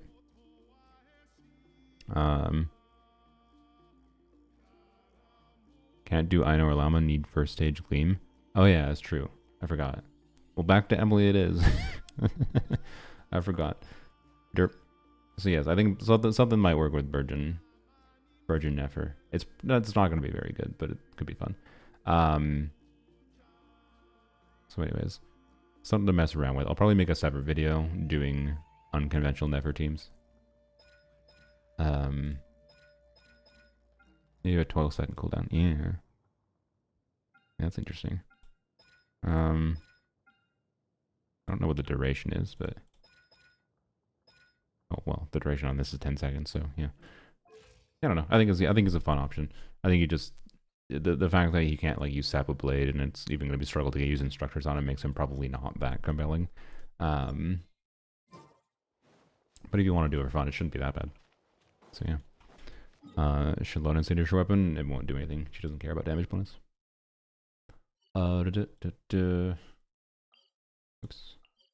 Whoops. Alright, let's go. I want to get into testing no Llama teams, but let's do quick runs. It shouldn't take that long. We'll check Kuki. I think it's worth checking Official quick as well. We're going to do second half still. The second half at least lets us... she just kills. It's too chill in the first half. She kills things too fast in the first half. You can't see any meaningful difference between anything. In her strongest teams, at least we can see something in her in the second half. And it's not buffed to an abnormal degree either. But yeah, we'll check Kuki. Kuki should be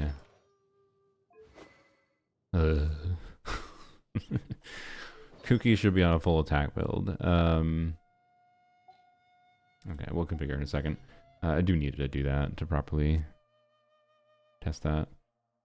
We'll still use Ino. Again, we're not going to put Sapwood Blade on because Ino C6. No Sapwood Blade or Force Regalia. I wonder when we do Kuki. Probably do Kuki after Llama, I think. I think I'll be able to do it like that. Do Llama into you. Yeah, okay. Gilded better for Kuki than Paradise Lost? No. I don't use Kuki that often. She switches between flop, gilded, depending on whatever I damn well please. For Nefer teams, you should build her full attack because of there's the non here. I just go show it, I guess. Let me start the attempt though before I show it. So I can just quickly go back in. Ramp. We'll do the same team the first side. Playing a lot of Hybrid Riding today. It's gonna bias me towards wanting the Goblin. Oh, we can do not hit it now. Let's try not hit it this time. See how that goes. So start that. Oh wait, frick. No, I have to configure her first. Whoops. But yeah, I'll show it real quick. Why you want to build Kuki on full attack. So we will give her... So I guess unironically it makes sense to do this. Probably. The bond might be a problem. Maybe I just do this instead. I don't know.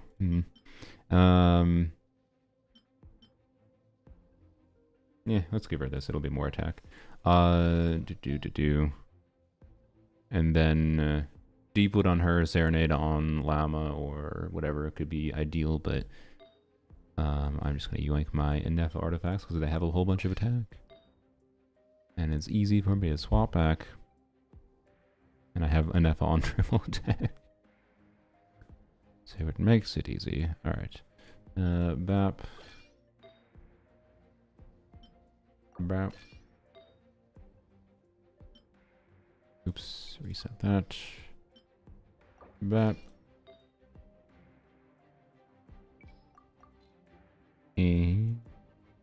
Bap. There we go. Okay, so full attack for Senkuki. Okay, so my 2,500 attack estimate was fairly accurate before. I have Llama on Deepwood, Kuki on Serenade, Aino on Instructors.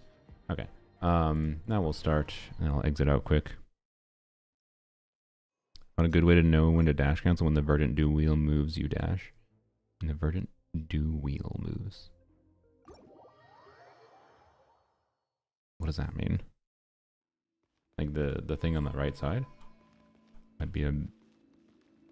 It might be, I guess, if it matches the rate at which you'd want to dash cancel frequency, whatever, it might make sense to use that as a timing cue. Hello, Claire. So, anyways, so you do...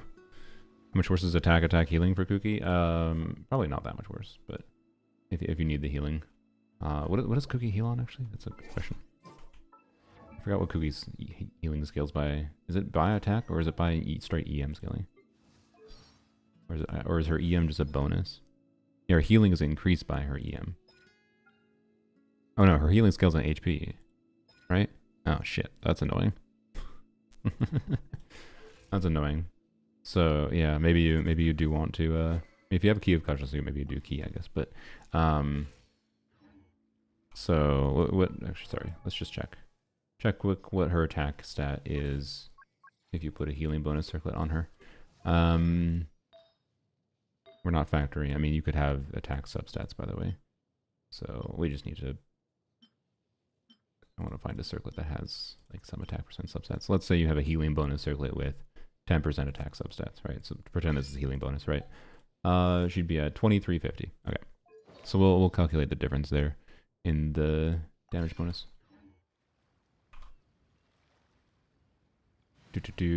So the reason is because of this DEI resonance where your non-cry characters, so there's only one in this team, right? It's going to be whatever, and this is triggered based on whoever the last character that dealt elemental damage. That was a non-cry character. So if you're playing with two non-cry characters, the order matters. So if we're playing, say, with Kokomi, and say if you're doing like Kokomi and Kuki, and you do Kokomi and then go into Nefer, it's going to use Kokomi's HP to determine the calculation for how much lunar damage bonus you get.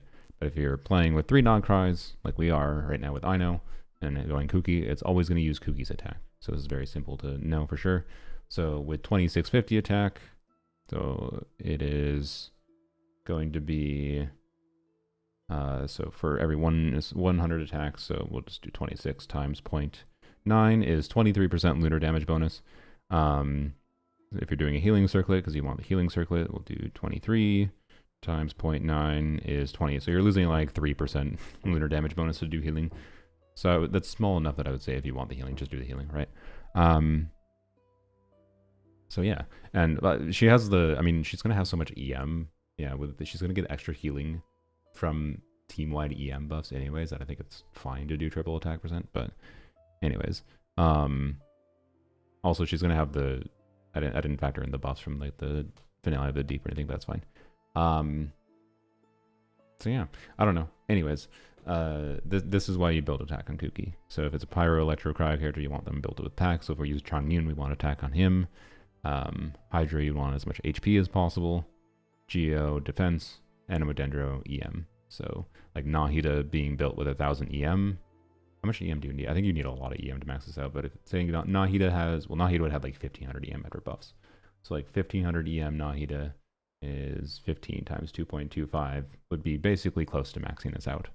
You need about 1600 EM, it seems like, to max that out, but yeah. Anyways, Scofier work instead of Kuki. I mean, yeah, if you want. Kuki, Scofier is not going to be doing much buffing other than putting her on Serenade and then doing the lunar percent, but if you want to, she'll do a little bit more damage than Kuki does herself. So, yeah. New Catalyst good for Lanyan. Not enough to be better than Sacrilegious, I can tell you that. We can test it maybe later, but and it's also clunky to trigger the... Yeah, no, I think it's really bad for her, actually. Sorry. I don't even think it's... No. Wids is so much better for Lanyan. If you wanted to do a non-sacrifice weapon for Lanyan, I think you would do Widzith, because Lanyan can take advantage of all the Widzith buffs. Right? There's not a bad one for her. There's better ones, but, you know. Do this. God dang it.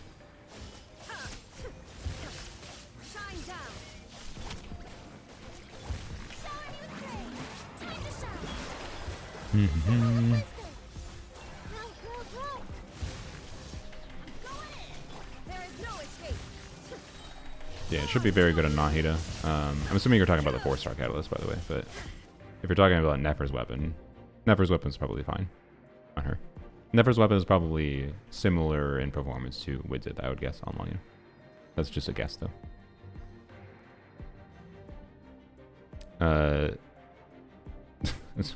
Are you paid by Hoyo, Frextick?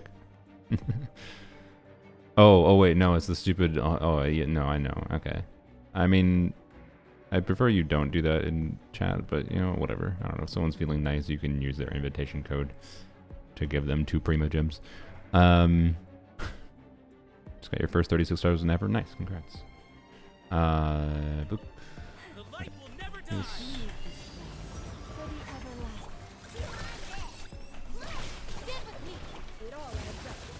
Get the right buff. Oh, I did need to start with... whatever, okay. Oops. Yep, whatever, don't worry about it. That was gameplay and a half. Oh my god, the Verdant Dew generation. No! Okay, need to start right there with Ino. That is a clunky thing. Okay. Let's restart. I'm gonna start with Ino Burst earlier then, actually. Which is gonna be bad for Instructor uptime. But well. First rotation clunkiness for Verdant Dew generation is very much a thing. And for a lot of people, it's probably going to be the #1 most clunky thing about her, is first rotation clunkiness. If you're not aware of needing to try to... Like, I forgot about it. If you're not aware of needing to try to get Verdant Dew right away on her, because we didn't start with Verdant Dew, which is bad. About. I don't want to burst on you. There we go.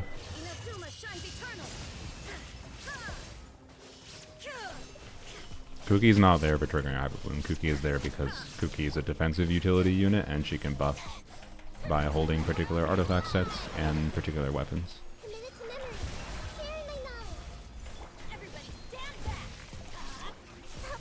I get full healed? No. No? Okay. Oh well. It's no critting for us. No critting for us. Oh well. Yeah. You die, sir. Die, sir. Thank you. Alright. How you feel about Nefer cons? I mean, do you want Nefer to be stronger? They seem to do that. They seem to make Nefer stronger cons. I think constellations are only interesting if they have team building implications. Which, to be clear, making a character stronger can have team building implications because it means you can pair her with worse teammates and that can free up strong teammates for other teams, right? Nefer's C1 R1 should make her Maybe, I don't know. I'm not sure for sure, but C1R1 should make her strong enough that you could compellingly, you know, remove Llama for her team and use Llama on the first side of Abyss and Nefer on the second side like this, right? So, yeah. Anyways, let's start with Ino. Crap, we didn't trigger instructors. I don't care. Because I want that going right away. Alright. Right? Oh, I think I canceled the charge attack too early. What? Do this.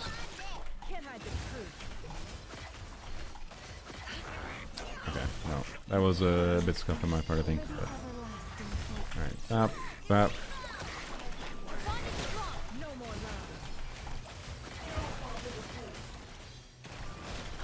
This.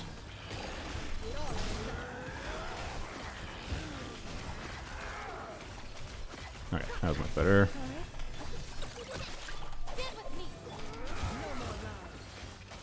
Wow, there we go. That wasn't bad.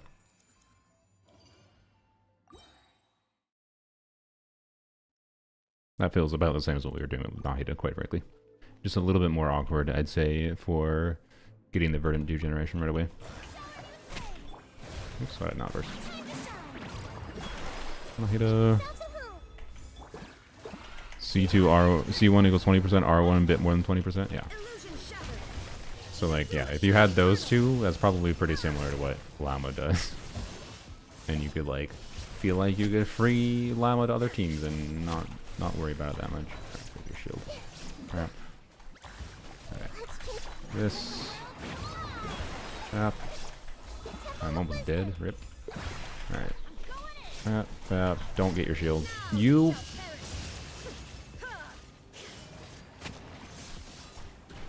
Butthole.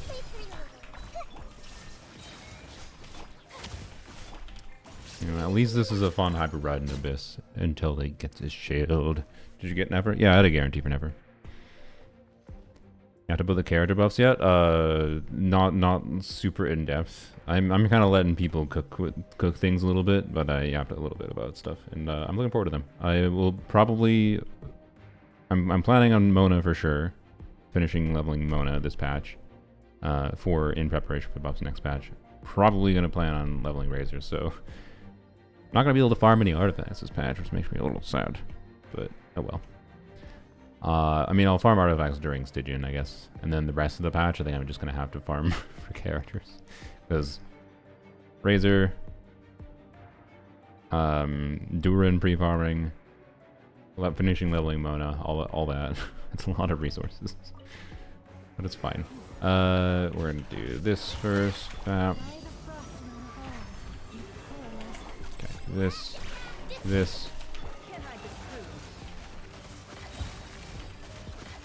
Oh my gosh, I have to wait for it. How did I not generate verdant do at the start there before? Whatever.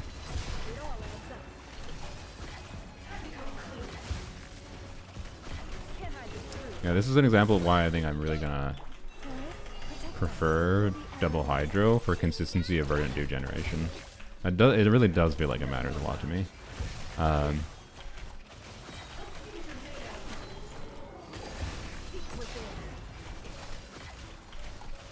Like, that was perfectly fine, right? Like, don't get me wrong. That was not bad. But it's definitely more awkward to keep up verdant dews at the time when you want them available. With just Ino. So, like, it's probably not necessarily just double hydro. It's just... I think how Ino feels with Nefer is a little bit more clunky than I expected. And even with C6 Ino, right? Or C2 Ino, I guess that's the one that gives you additional hydro application. Therefore, I think a lot of people might end up preferring any method of having more hydro application that'll be more consistent. So yeah.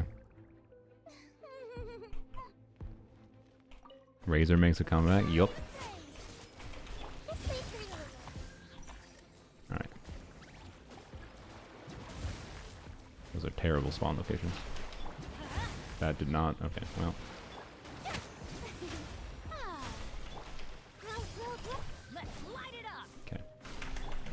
Bap. See if we can kill in one rotation. Surely. Bap, bap. Okay, do this. I did not trigger. I was really hoping that Virgin would trigger on all the things, but oh well. Tap.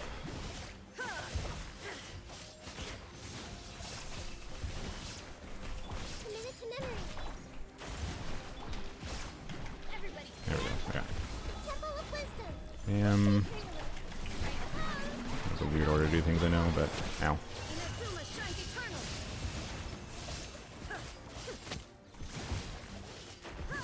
Die, please, die. Yeah, no second shield. Get wrecked. Alright. Do we have to have Durin for the characters to get buffs? Some of them, yes. Some of them, no. I don't know which components of Razor requires 2 Hexen Circles, but like I know Fischl's buffs requires 2 Hexen Circles.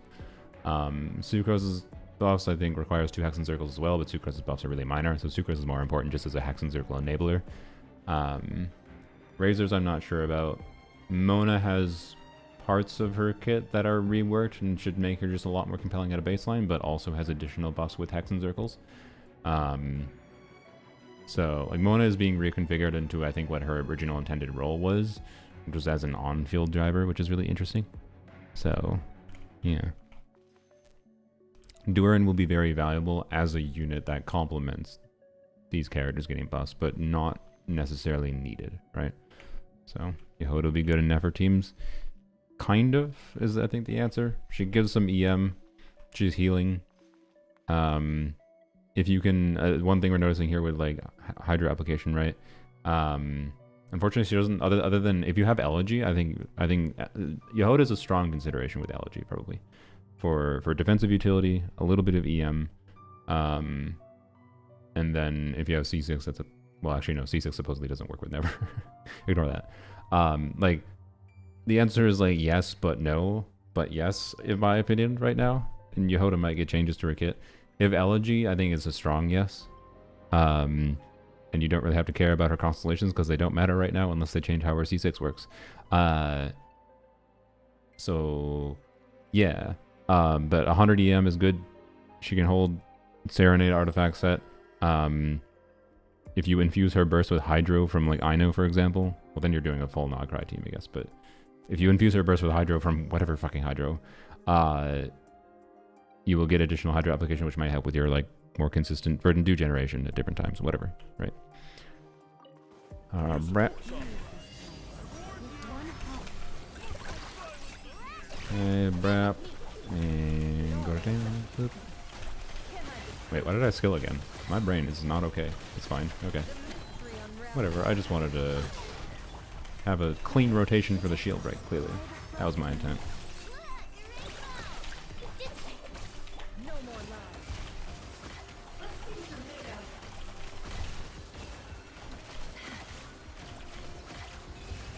Okay, yeah, if I did a better first rotation, we might have had close to dead there.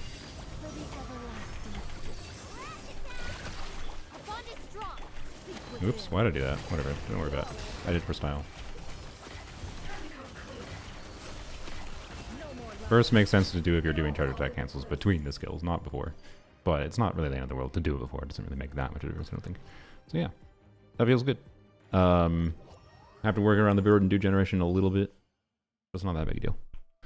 I don't think that's my preference. Like, I don't think I'm gonna keep Kooky on that build to do that. But I do want to try. Let's go try Fischl, and then we'll try Chungyun because I think Chungyun's gonna be the most fun one.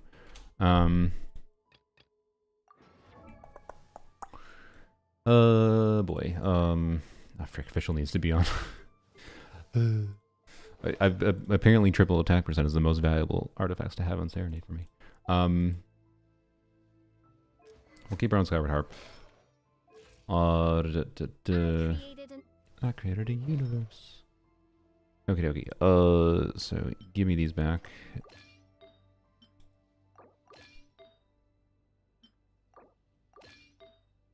And go up. I wish there was a button to snap to the top, but actually there kind of is. I think if you, yeah, you do that. Brap. And bap, and then we're immediately gonna go put those on Fischl. Keep her on Harp. We could put her on Elegy, but yeah, I want to do not Elegy. So this, by the way, this would be a sustainless team if you are without Llama C1 or not putting Prototype Amber on Llama. Like most people would, if you're going to use Fischl, would probably put Proto Amber on her. So keep that in mind as a factor.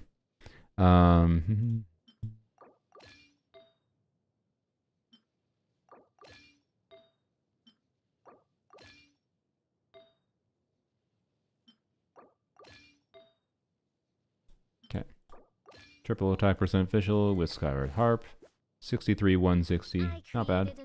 3,000 attack. 3,000 attack. How much is that? 3,000 or 30 times 0.9 is 27% lunar bonus. Let's go. Plus Fischl damage. Nefer Kaching quick swap. I do want to do stuff like that. I think I might make a Nefer Flynn's video doing something like that, but I don't have Kaching leveled to even do that right now. So yeah. Anyways, so I have Llama C1, so keep that in mind. Like I can't properly test the how hard it is to live in this team without having any sustain. I have played sustainless teams in the past. I think particularly in Abyss context where you're doing so much damage that it's like, yeah, I think I could live without much of a problem. I might have to do a couple of retries randomly, but I really don't think it'd be that hard to live in this current Abyss with a sustainless Llama team. But I can't test it, so just keep that in mind. I wonder if I start with. I think I'll start with Fischl. Maybe, I don't know. We'll just start with Fischl. I think we're not going to see much of a difference, by the way, in how the team feels to play between these two characters. But yeah, we'll see. Doot. Alright.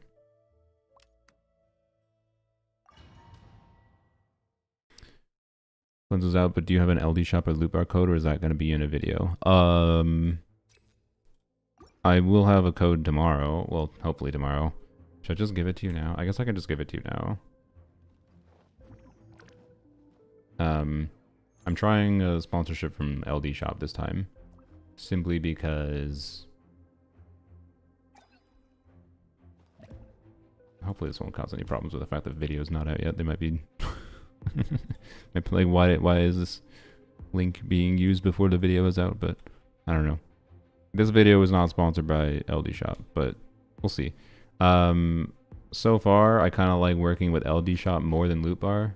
They both pay similarly, but I think LD Shop will give me more flexibility for doing my sponsor segue reads, like, or not my segues, but my sponsor reads the way I want to read them compared to Loot Bar, and that's why I might continue with LD Shop. So, yeah, if you're gonna do that, there you go. Appreciate it. But this video is not sponsored, although kind of, I guess I accidentally did make it sponsored by even mentioning that, maybe.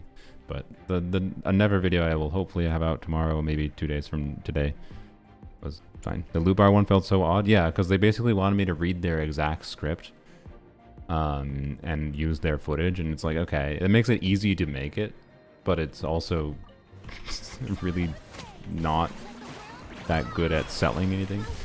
So I don't know. I feel like sponsorships works much better for me if the content creator is allowed to sell them the way they like, still hit on whatever talking points that they want, but then is able to, yeah, whatever. So anyways, that was the right link actually, right? Just to make sure. Yeah, it is. Okay. Because I just remembered actually they gave me multiple links, but one of them was not a link for you.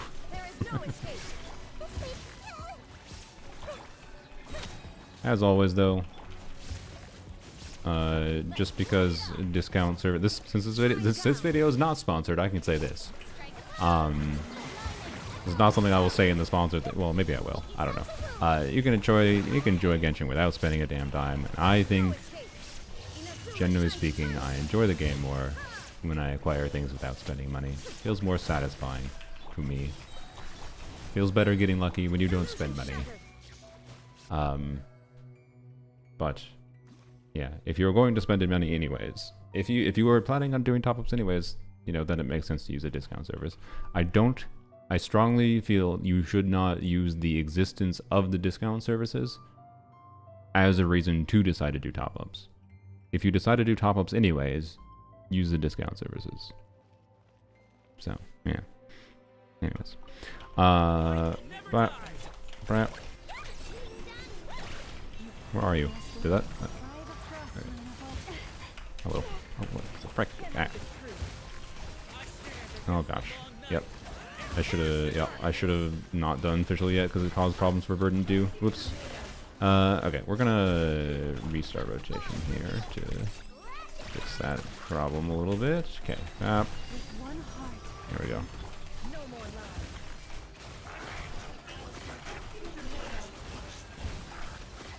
Yeah, actually I think that's one of the main ways to actually address that issue is just you just cut off the first rotation.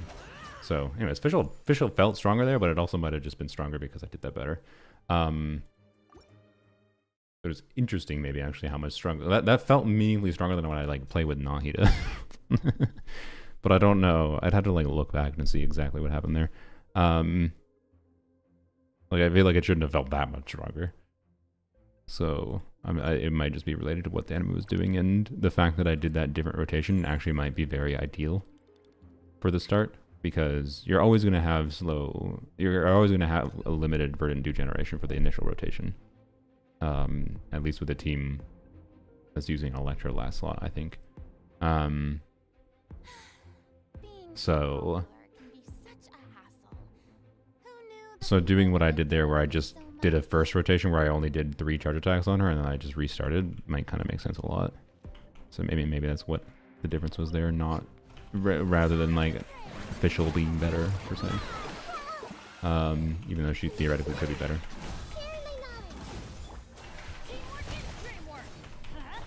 Oh, don't have energy. Rip. Only had Emily. Please. Should I just save? No, I'm not gonna save. I could have saved. Maybe should have saved. Oh well. Alright, Bap. Do this. Oh, I was trying to burst before. He sucked. Oh well. Bap. Okay. Bap. Bap. I don't think we not hit a burst here.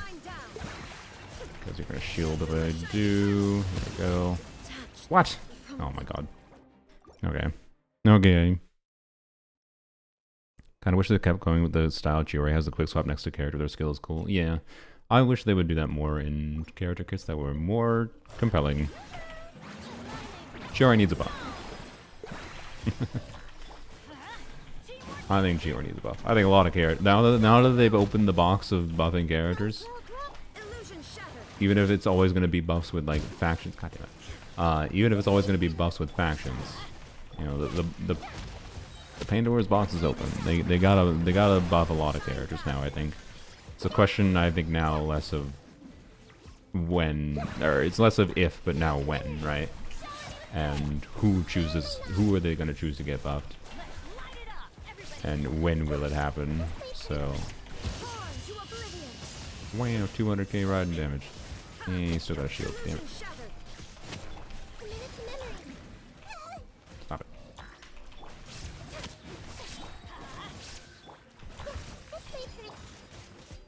Alright. Mine is already C3. I mean, would you have a problem with your Chiori becoming even stronger? So, yeah. Just keep non-Nodcry at 2000 attack, or should I try to get higher? I mean, that's an interesting question. Like, is Kuki, like, I think Kuki on Instructors might be more consistent on a gameplay level for buff uptime, and sacrificing some of the Nodcry damage bonus is something sensible to do, right? Potentially.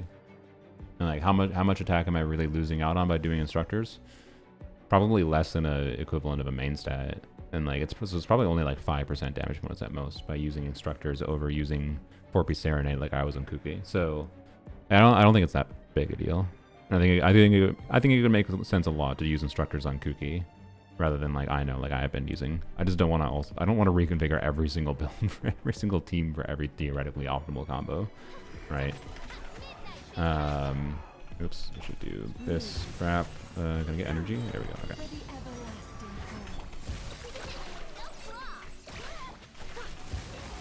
Oh, I didn't have any carryover. Oops. That's a little annoying. Because we didn't have any carryover, we're going to do the same thing we did last chamber. Alright. Brap. Brap. Ow. Okay. Do this.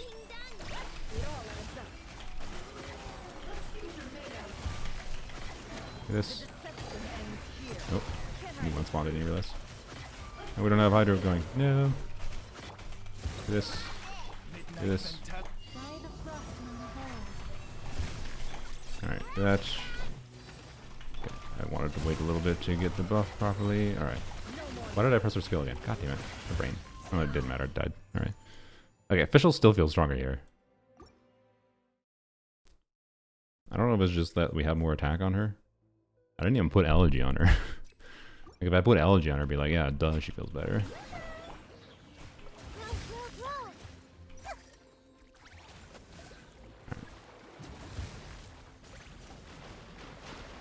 Okay, let the ones pop. Fat. No. Fat. There we go. Oh, I didn't hit the one. No. No. No, wasting bad up time. No. Oh well. Such is life.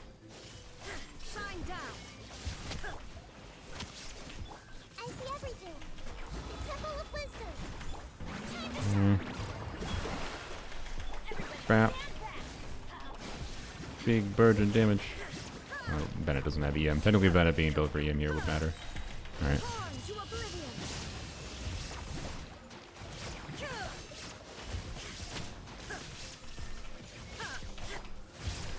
Ow.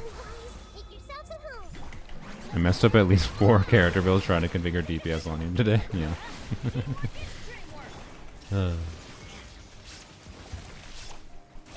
No. No. It won't matter, but no. We flap. Okay, flap. There we go. What? I didn't. Oh, whatever. Okay. Hey, Rod and Gilbert. Wow. So I really asked her wondering why that man, that shit is way too dank. Immediately overwhelmed. I'm a pretend it doesn't exist. Yeah, I think we got my first impressions. Like I want to let Millie Astra cook a little bit. I'm still gonna watch it and watch different people making content about it, because the more I see what other people are doing with it, the more I'll get ideas to on what its potential is. But it's definitely, I gotta let the game mode cook. I don't wanna judge it too harshly right now when it's a community game mode, but there does seem to be some core issues with it, like Genshin's netcode and whatever, that makes it a little bit. It makes some of the games built within it not that compelling, but some are perfectly fine and pretty good potentially.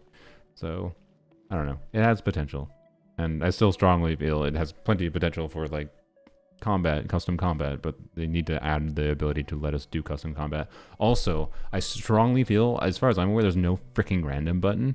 I strongly feel it's an extraordinarily terrible mistake to not have a random button. Just click a button and it cues me into some random thing. Doesn't matter its rating, doesn't matter anything. Just a random level thing that exists. And it can be completely non-functional. Someone published something that doesn't like actually function, whatever. I don't care. There should be a freaking random button. Like I think the mode has a significant discoverability problem, right? Like the fact that it's just like a bunch of here's the popular bullshit. Like no, how do we find the non-popular bullshit? How do we find the diamonds in the rough? Go on social media and hope that people see a social media post and give the chance to actually try it out, and then it spreads around. Like it's terrible. There needs to be a freaking better discoverability system that can let us find diamonds in the rough. It annoys me. Anyways, that's my take right now. I was worried it wouldn't have a random option that would, like, just a random button allows diamonds in the rough to be found. There's like no good system for diamonds in the rough to be found right now. So anyways, that's what Fortnite did initially, and it worked out pretty well, so I'm not too scared. What do you mean? They did a random button? But they don't have a random button. So, or do you mean just something else? What are you talking about, Rush? Anyways, hope it doesn't attract little kids to Genshin. I regret to inform you, little kids already exist in Genshin. Sorry. Yeah, official does cause annoying problems, by the way, with verdant dew generation. Like, yeah.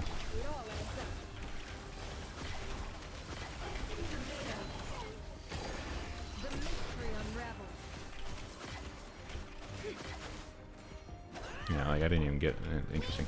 Interesting.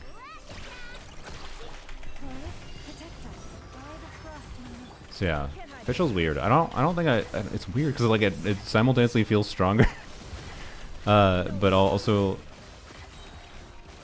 more clunky at the same time. I don't know. It's official wither is really weird. It's strong, but also, and again, I have C1 Llama, so I haven't had to worry about the survivability aspect. I don't know. That's an I don't know. Someone feel free to let me know if you try official wither and you end up liking it. I feel like the extra Electro application makes, with I know specifically, makes it really annoying to try to get verdant dews consistently in a way that is not particularly enjoyable to me. It makes Nefer feel unnecessarily clunky. But let's try Chungus. But then at the same time, it's still good. How good is the testing? Good so far. I've been only testing, you know, so far I've only really been testing last slot teams. But I do want to test more shenanigans here. But I need to get a good framework for her at her strongest with different nuances. But yes, hello miss. What are we doing? We're testing Nefer and yapping about other stuff. I was yapping about Miliastra for a second, but anyways. What am I doing? We need to... I don't know if you showed it before, but I do have level 10 skill Nefer. I wasn't aware. Let's test the Chungus. So Chungyun is interesting because cooldown reduction is interesting. This is something I feel like to truly test, I'm gonna need Stygian to stretch it. And I think a better Hydra player than I know. Well, maybe not. I guess because we want shorter cooldowns. I don't know. It's weird. I think Chungyun on paper is like slightly worse than like Kuki or whatever, if I recall. But in practice, the extra adaptability might make him kind of interesting. So I don't know. He's weird. He's already on Instructors. Interesting. Okay. No, I think I'm just gonna put him on full attack %. Okay. So he can't trigger a dendro reaction, so you don't put this on him, by the way. Attack % weapon, huh? Wolf's Gravestone, I guess. Or this weapon.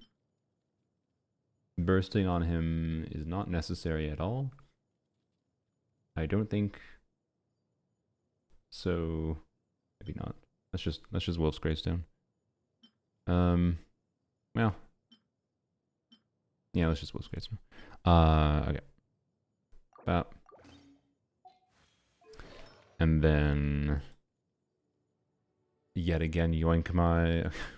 We're gonna do the same rigmarole again. Oh boy. I'm kinda wishing I just had Serenade on I know.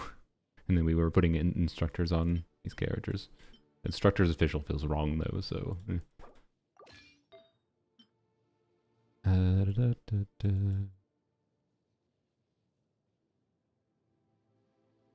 it is. Bap.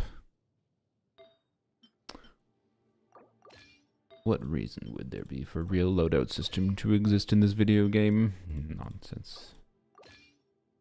This is a situation where I really would want a loadout system that just lets me save a loadout that's like universal. It's not even a per character loadout, it's just a universal apply this loadout to any character.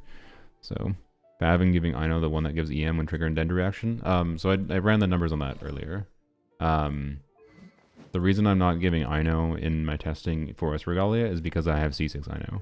And C6 I know is slightly less of a damage improvement. Like C6 I know is worse than using this and getting the leaf. So like you should be using this on I know or using Sapple Blade. I'm not, because I think the vast majority of people who are playing Nefer with I know do not have I know C6, and is close enough to I know C6 is similar-ish to a damage improvement as using this would be, that I think it's more appropriate to just not use that right now. That's the simple way I can show like damage equivalency. That's why. But But yes, I will probably consider doing that in Stygian Onslaught in particular. For now, I just, you know, I don't know, energy good, yay.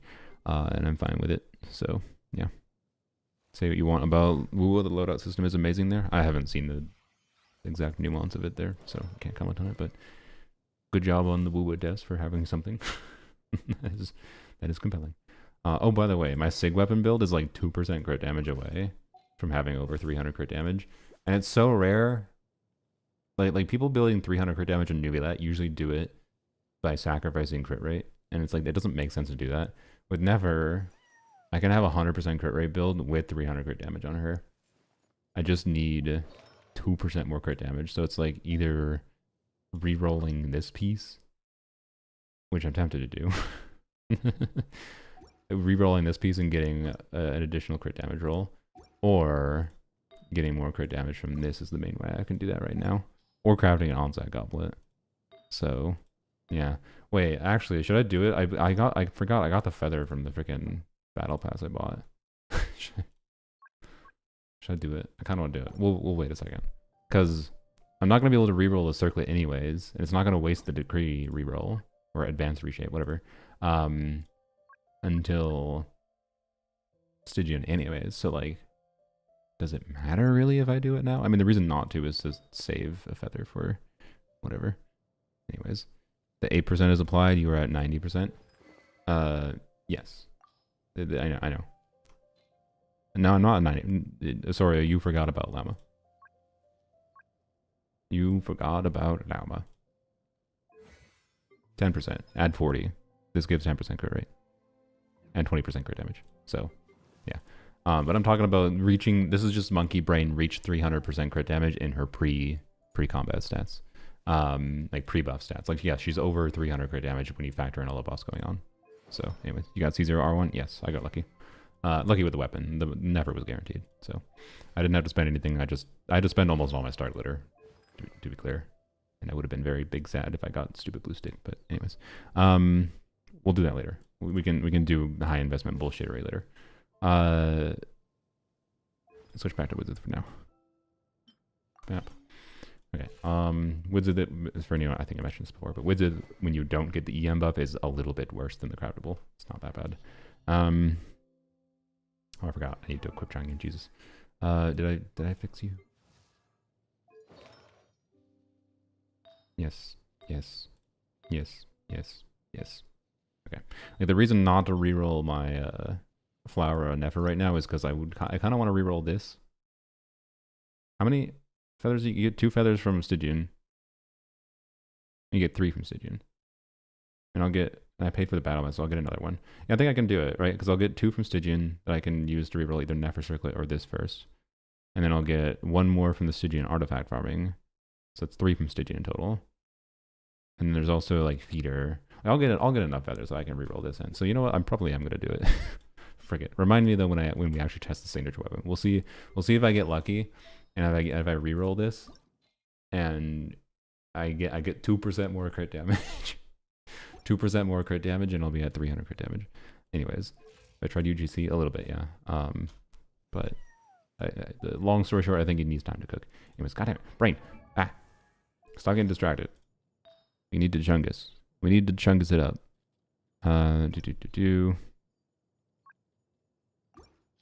Wait. Chungus doesn't hit off field, so he doesn't. Oh, frick. He would want to be on instructors, right? Oh, god damn it. Oh no, he does hit off field.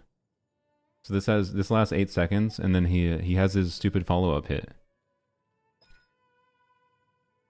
That happens when the field disappears. This blah blah blah. So we might have some minor downtime in Serenade. Yeah, but it's gonna be downside enough that's minor enough that I don't care. Okay, you know what? I am gonna use Serenade on him. There's gonna be minor downtime maybe. Oh well, such is life. I don't feel like reconfiguring I know and him. It's fine. Laziness. If Chang'e ends up being really fun, I would maybe reconfigure builds around it in a more permanent level. But anyways, you know, I don't feel like here. We're just gonna give him 5 piece. We're gonna give him 5 piece because I can.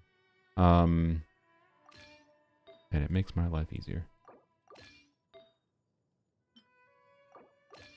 I don't have to freaking figure out the feather every time I switch back to Nefer. Alright, 5 piece, 2752 attack. Let's go. Bam. Alright, and we'll continue using I know.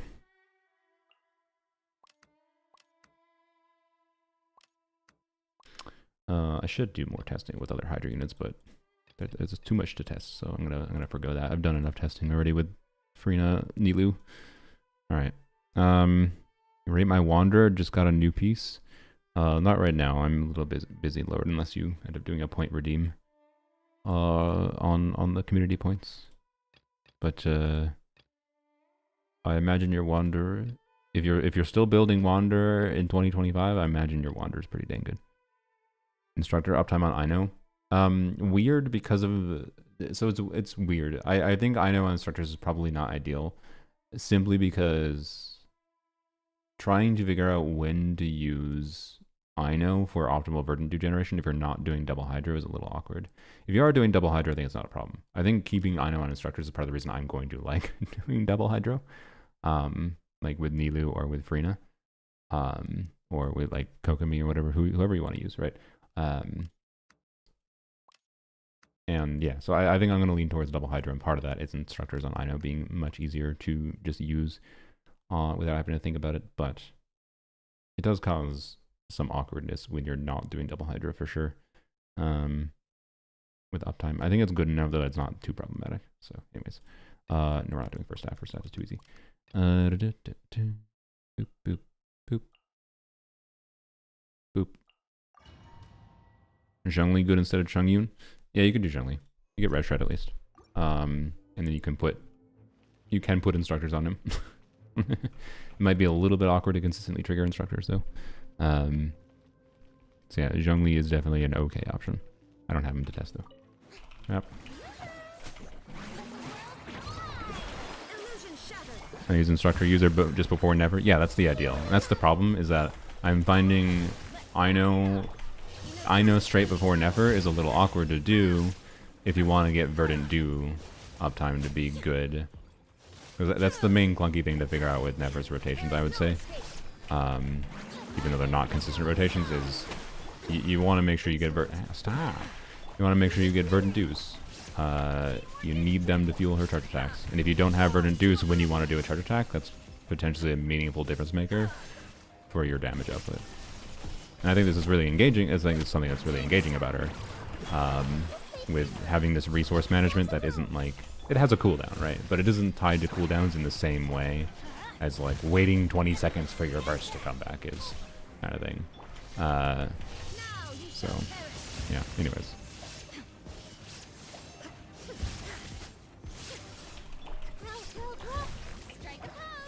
Why do you have so much HP still?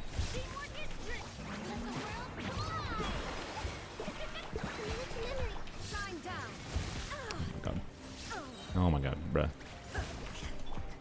I didn't even hit with that. You die, sir. Sir. Thank you. Okay. Nahida on prototype for healing in an effort team? Yeah. Yep. I mean, I did that earlier a little bit, but again, the fact that I have C1, anytime I'm playing with Llama, I can't properly test like how annoying the defensive utility is. But I think it's fine. I've played plenty of times with teams that only use prototype Amber for healing and been comfortable with it, so yeah. Alright. Yeah, we'll just start with Llama. Dude. Ow. Ow.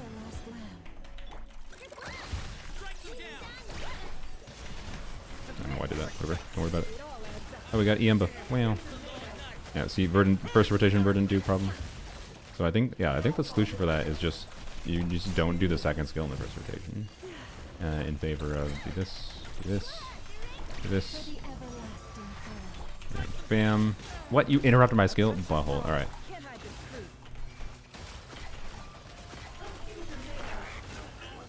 Wait, where the hell is my... Ah, you went outside of the Hydra application range. What an ass. Okay.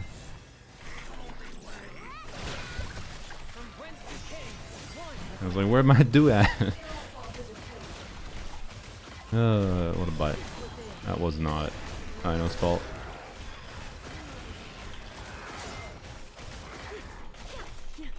I don't think I'm getting a proper feel for Chungyun, because I think you gotta be really fast to take advantage of Chungyun. And I think Chungyun wants better Hydro than Ino, which is weird. Maybe this will shine the most when Columbina comes out. But maybe you could do something with Freyna or whatever. Yeah, I mean, that was the first instance we had, to be clear, with like Ino burst being a little awkward, but yes. That problem happens with Ino. Usually that would mean, you know, if you're trying to optimize things, that's a reset, but I didn't actually need to, obviously, there. If we were doing Nefer without Ino there, probably would need to reset, right? Or sorry, Nefer without Llama. That probably would have been reset. But we didn't. That's fine. Good job critting Raiden. Also, I didn't Bennett verse. I don't know why, but I just didn't feel like it, you know? That's fine. Wrap. Oh, never mind. Bap.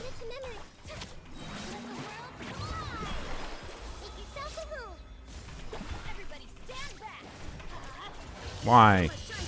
I can never get good damage on this thing. Just gets a shield too fast. Well, it's fine. It's fine. The fun of Hybrid Raiden is you can do Hyper Blooms and whatever.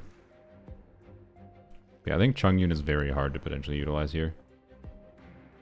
And it's mostly just, again, the restriction of the Verdant Dew generation in conjunction with the cooldown reduction being you want to be really fast and have Verdant Dew generation that doesn't slow you down. And I think the Verdant Dew generation in this team does kind of slow you down. I don't know why I didn't either. Do this wrap. Okay, bam. I think I don't burst with Chungyun either. Yeah, there we go. Okay. Bap. Oop.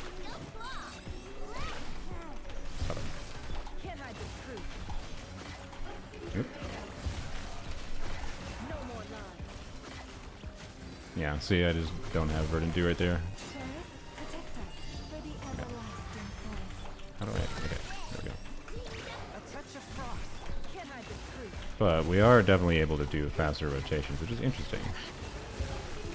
Okay, and here we did get I don't know, that feels really, really good. It does feel really, really good to do those really fast rotations. We're doing like 16-second rotations there, I think.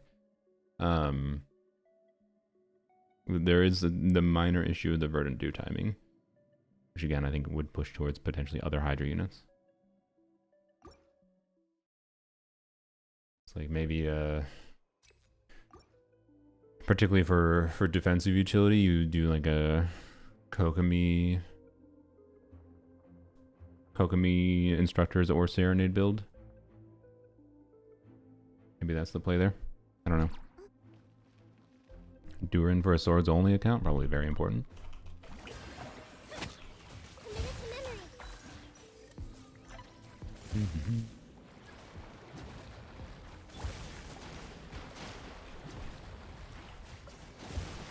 Aww. Oh, it's still good. Okay.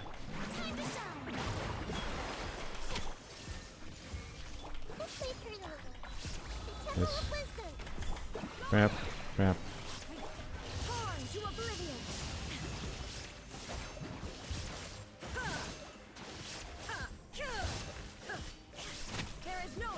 It's gonna be really funny if C6 Razor ends up being better than Hybrid Raiden 2.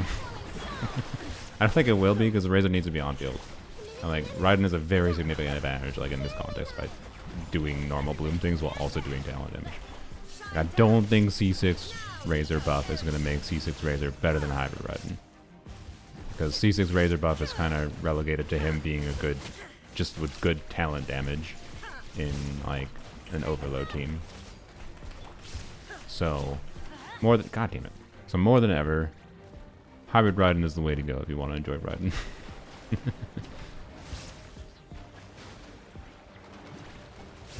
Do.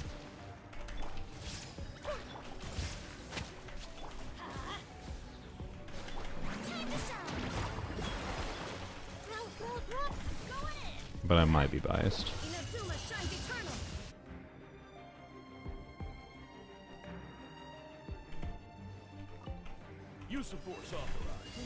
I should I know first.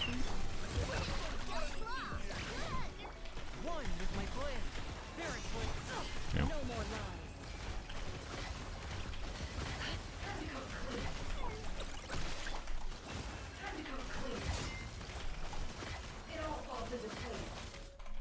Okay. See if we can kill in a rotation. Do this. This.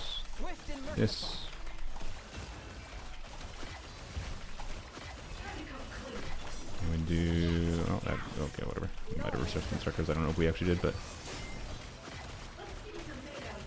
Okay. It's really weird to get a feel for Chung Yun in this. Like, he definitely results in meaningfully better skill uptime on Nefer, such that, like, in Stygian, I could see that mattering, because, like, in Stygian is a more long, sustained situation, with much tankier enemies, that when you're doing fast rotations with Nefer without something like Chung Yun doing cooldown reduction, you're eventually going to have weird rotations where you only do one skill on Nefer anyways, which probably isn't really a problem, I guess, because you can do what I was doing in Abyss, where I did like an initial rotation that only did one skill anyways, which would delay the problem of rotation later that doesn't have two skills up when you need it. So I don't know. She's a really interesting character to think about for that dynamic and cooldown reduction. Ultimately, what we're seeing here is that the last slot isn't a crazy big difference maker at the end of the day. So, oh, I guess we should check Nefer. I didn't actually check Nefer yet. Nefer is theoretically best in slot, last slot. So sure, let's do the full not cry team. I mean, I guess you probably do a different Hydra unit. I think more Hydra application is probably relevant, actually. But sure, we should try Nefer. Give her artifacts back.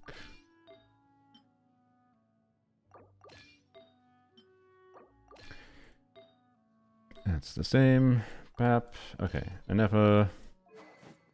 This is my maximum EM buffing Nefer build, so not as much of a damage focus, more buffing focus. Pap. We want to start with a.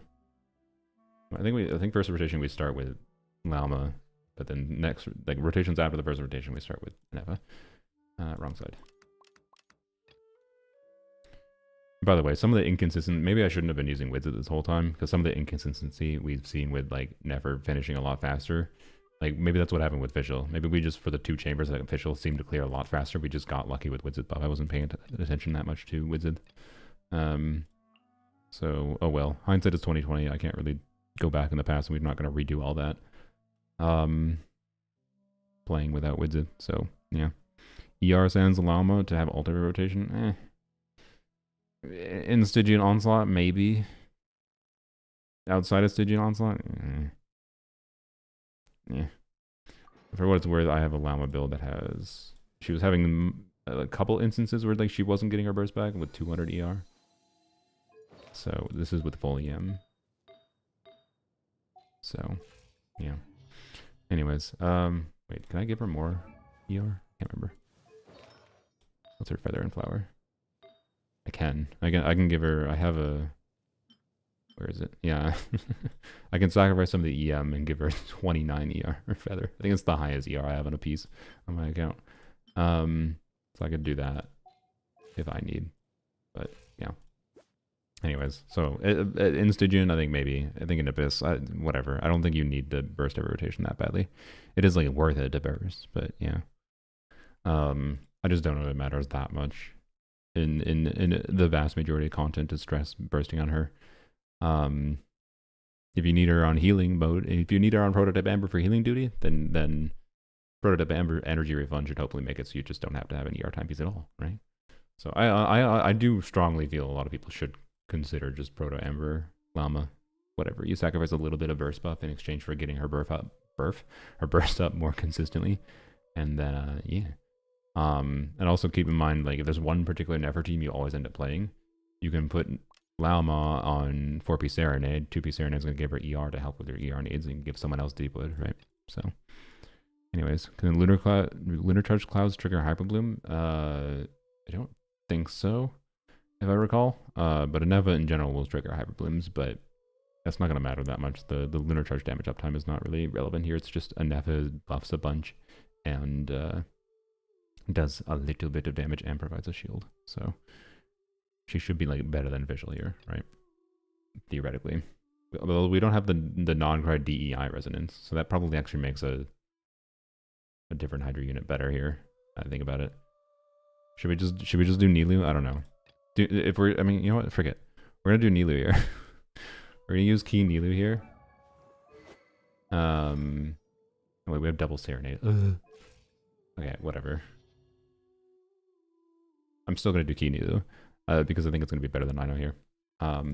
It's already stupid and unrelatable because like who's actually gonna do? I don't think that many people are gonna do a Nefa Llama never, but some people might. So I don't know. Why not? Let's do stupid test, and then we can get on to testing some other things. I think next we'll test no Llama. So that's a worthwhile question to answer. Thought that Nefer's team's Llamas burst is very important. Yes, but like it doesn't fucking matter in Abyss. Like, come on, like any of my attempts here, if we're using a Bloom team that clears perfectly fine on the first side, and then we're doing a team on the second side that is really strong, it doesn't matter. It really doesn't matter in Abyss, not in the current Abyss cycles. Will it matter more in future Abyss cycles when Nefer is less optimal? But we're already playing Nefer purposely on the less optimal side. Like, if you're already playing an Abyss with Llama, I think it just really doesn't matter to burst every rotation. That's why I said in Stygian. It's like in Stygian, yes, you probably want to burst every rotation. But outside of Stygian, like, come on. So like, yes, but don't stress it that much. Unless your goal, if you are struggling to clear content, then maybe change to an ER timepiece if you're not bursting every rotation. And maybe consider an ER timepiece if you aren't bursting every rotation at all, or getting close or whatever. Like it's a consideration, but not so relevant to stress over for the vast majority of the game's content. It's the same thing of like, it's not worth stressing exactly what your last slot in your team is that much for most of the game's content. The last slot is not going to make such a difference that it matters to stress about. It's fun to test and see what the differences are. Can you be not a butthole and come over here? Whatever. It's like when someone asks me the question of should I put an ER timepiece on, it's like, yeah, maybe. But like it also doesn't matter for like 99% of players.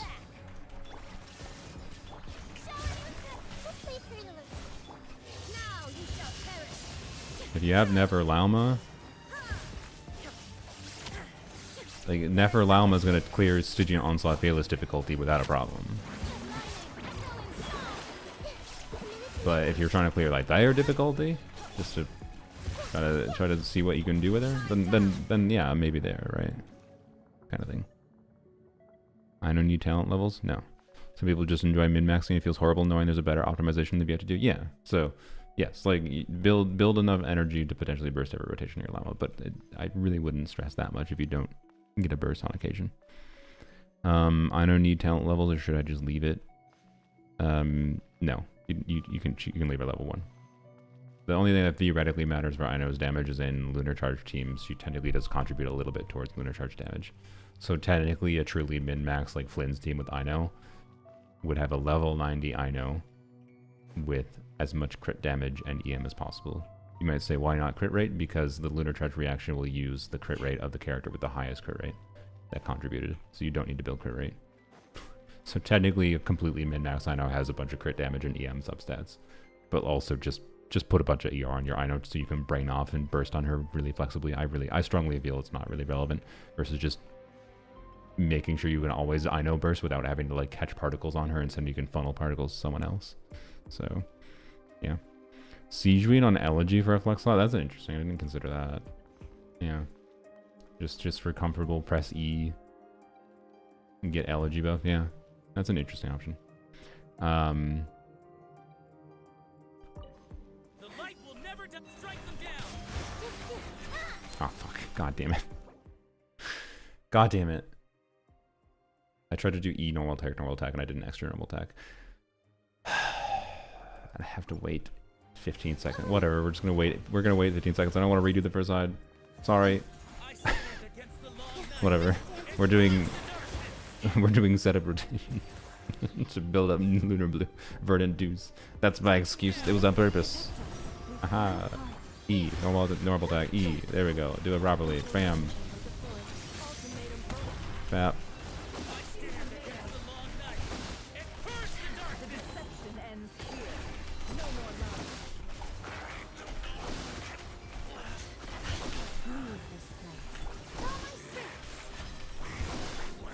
He didn't get burst here. Like, should I have waited to burst here? Or should I put extra E on here? Like, yeah, technically. But it doesn't really matter. Also, I don't have enough energy to burst on you. That matters too, but yeah. Please die. Okay, I guess I should have just E. I don't know why I didn't just E. Anyways.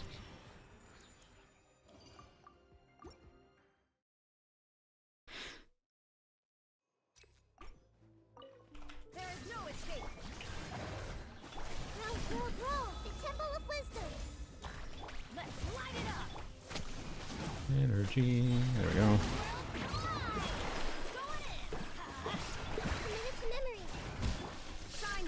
Hey, don't you dare get your shield. There we go. Okay, good. Good. Maybe we're gonna. God damn it. I was gonna say maybe we can avoid. I was gonna say maybe we can avoid.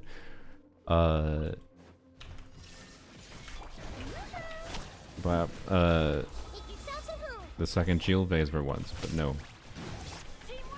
I cannot.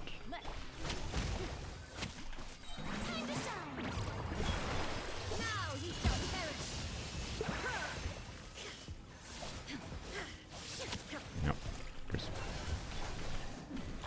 What are you doing over there, sir? Stop it. No! Oh my god.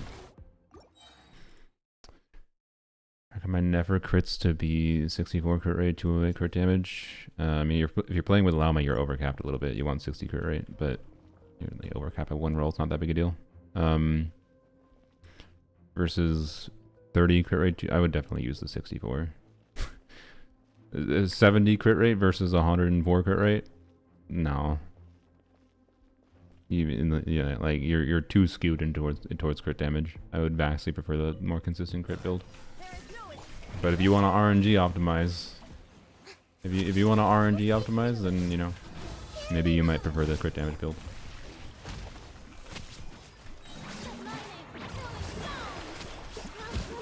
God damn it, frick it, why? Seat lolly C2 for Never last long? I mean, yeah. I guess I should check that before we. Well, no. If we're gonna check Seat lolly, we'll wait to check Seat lolly. I'll add that into the list of check with Sig weapon. We don't need to test that right now. If we're doing super unrelatable like Seat lolly C2, so the thing that's interesting about Seat lolly C2 is that like yeah, it's EM buffing, but then Seat lolly C1 will buff Nefer's non-lunar bloom damage. So like that's kind of interesting. But anyways, well, I don't really want to have to reconfigure. Oh, do I have the pieces? I think I do have the pieces for it. I don't know. We'll see. Stop it. Let's do this. Don't you do it. All right, bap. I don't have a fender on you. Whoops. Whatever. Well, we at least got the initial hit. Aha! Get back. Can't suck me. Crap. Can we get a riding burst? Oh, cooldown. No! It's fine. I'll get a riding burst still. What? No, no, okay. No! Aha! I feel like it's flexing on this dude to get a burst out when it's doing that. Alright. I'm on R5 Woods, it's got enough RNG, yeah. I would lean towards the 64 crit rate building.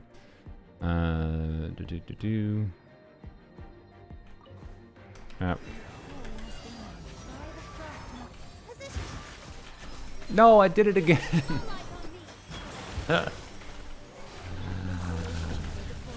Whatever, we have verdant dues, it's fine.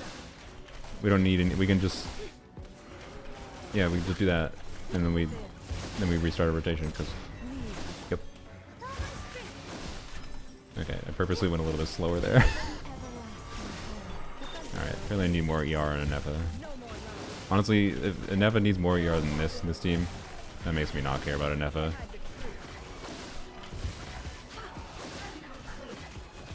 Alright, burst on a Nefa here. Alright, VAP. I would like, there we go. God damn it, I did it again. Ah, whatever. Oops, whoops, what are we doing? God damn it, it almost didn't matter. Okay, well. If you'd like to see what completely inoptimal gameplay looks like, that is what it looked like. Because I kept on trying to do Nilou fast and I keep on clicking a freaking extra normal attack. Oh my god. Anyways. Whatever. Spiral Abyss infuriates me. I mean, I have good enough teams that it's not really a question of... Like, Spiral Abyss can infuriate me when I'm trying to like really push the edge of the kinds of teams that can clear it. So, yeah. Anyways. Oh, I shouldn't have done that. That was bad. Ah, crap. I'm gonna redo.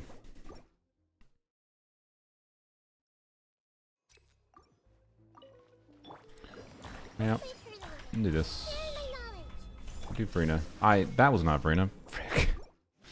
Okay. Yeah, okay, so Nilou alone, like Nilou double Hydro, I think I like with Nefer. Nilou solo Hydro, I don't like with Nefer, I will say, by the way. It's way too easy. Brain! It's way too easy to screw up. In a way that's kind of annoying. Just doing one accidental input that's like the most common input, you just spam brain off, because monkey brain.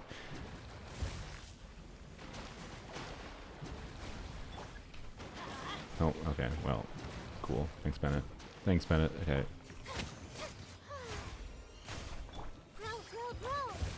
Thank you. Finally, Jesus. Do this. This.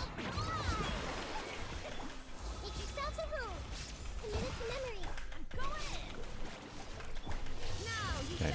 Bam. 140,000. That's not very much. What's happening? Oh, I'm out of stamina.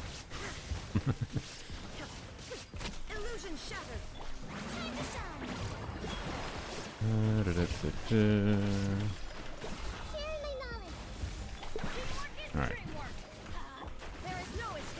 Surely we kill you before shield base. It's gonna do a lot. No, they didn't do that much. Damn it. No, please die. Please die. Die.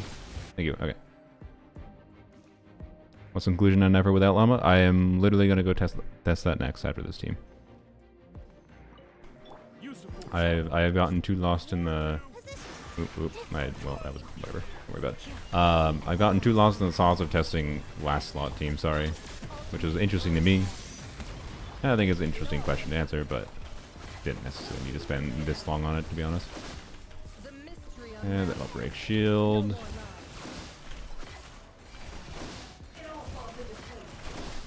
Do this. And we Llama. I don't think that actually made sense to do that Nilou, but there we go. Okay, wrap, wrap, and wreck the boy.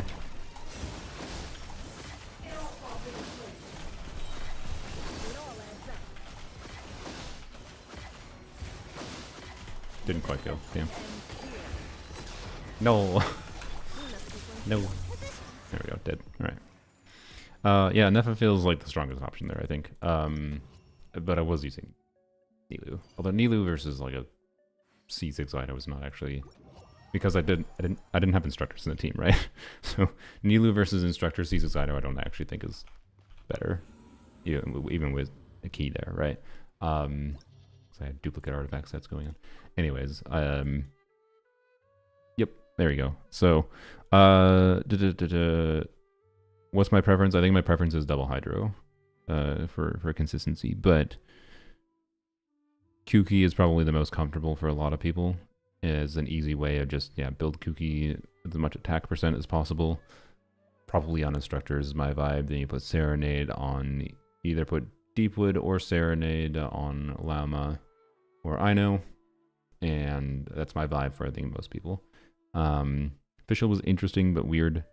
Hard to recommend because of Verdant Dew.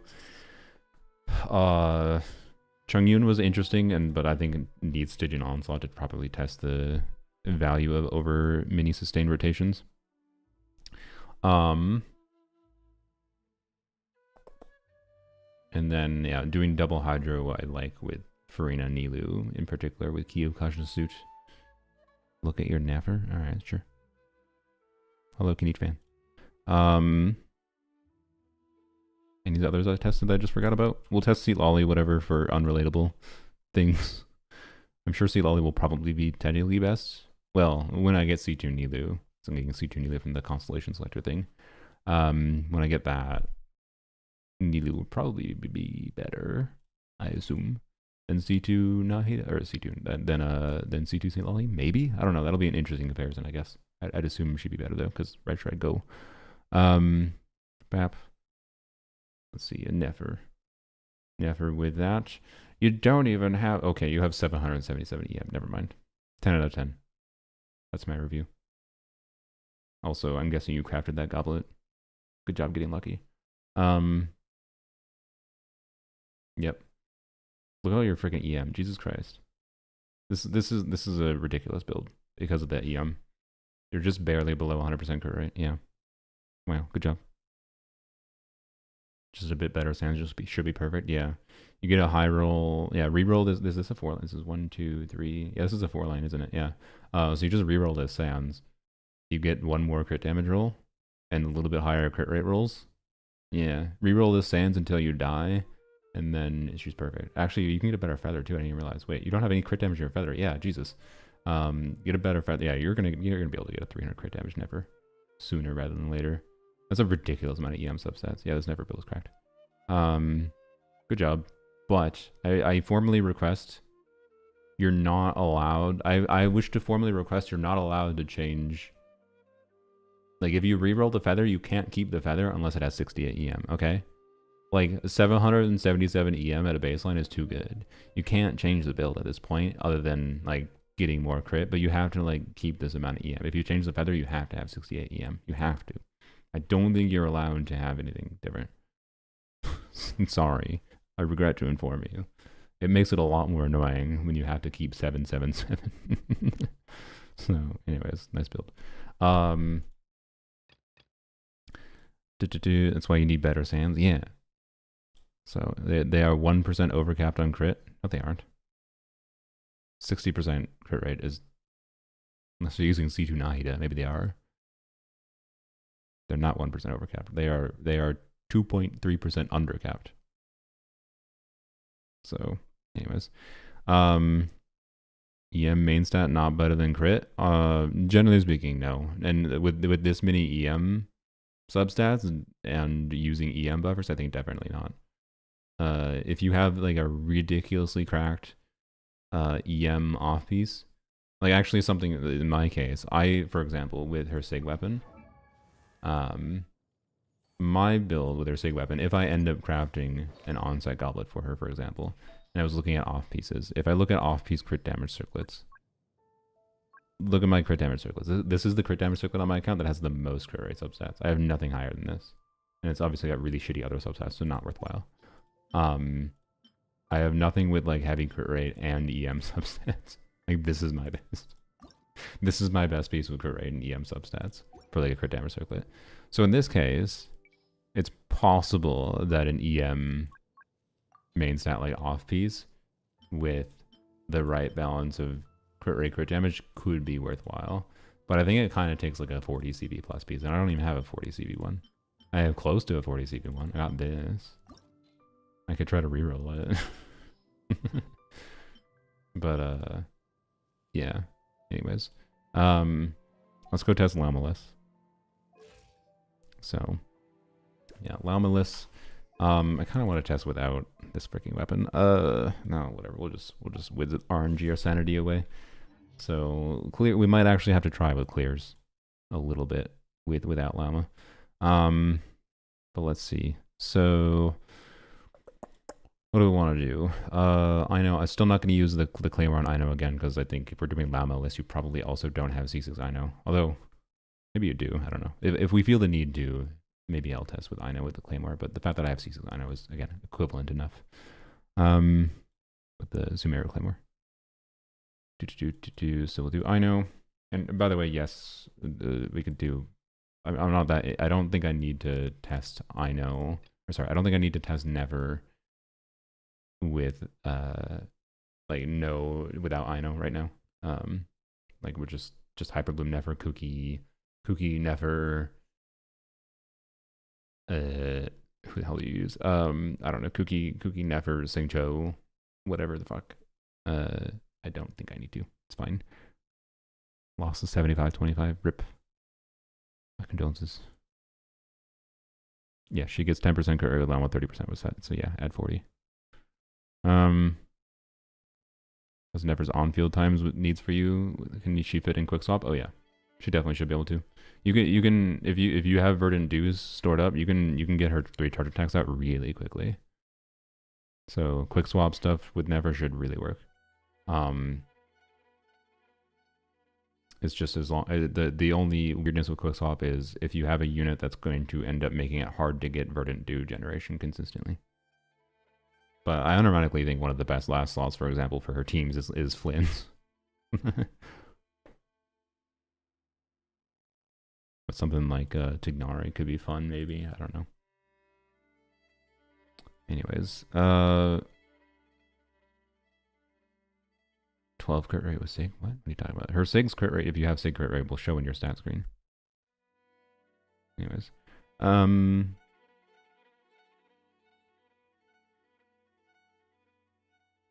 so what the hell is her best team with low investment?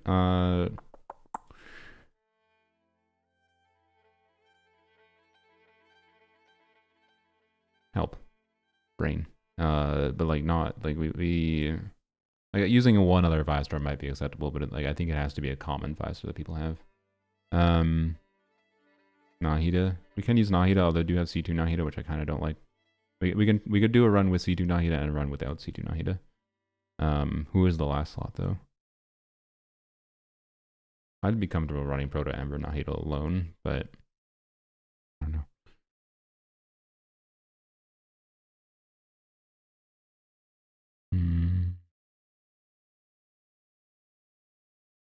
Maybe this.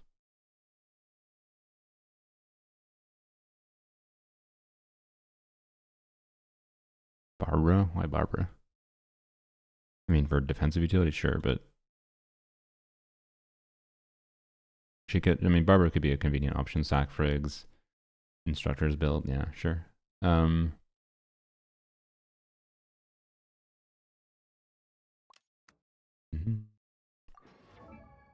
Are you on Deep Blade? Yes. Okay. Good. Yeah. Okay. Is she flexible and free to play friendly? I mean, if you have one other 5-star, she feels very good to play. Like being one other 5-star being the investment threshold, I think she is relatively free to play friendly. But that one other 5-star is a very specific 5-star that you might not have. That's what we're testing right now. So depends on your account. And the word free to play doesn't necessarily mean anything inherently. If she's free to play friendly, is the perspective of can you play her with only Nefer and completely characters that you get only for free? Different question, right? That's like the lowest investment possible is only Nefer and only free characters that you 100% have, which would be like Dendro Traveler, Ino,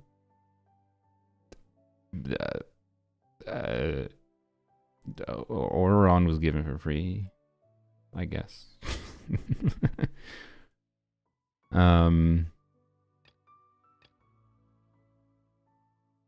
So maybe I'd do double Hydra though. I don't know. I feel like you do someone like Visual because the additional damage contribution from Visual kind of matters.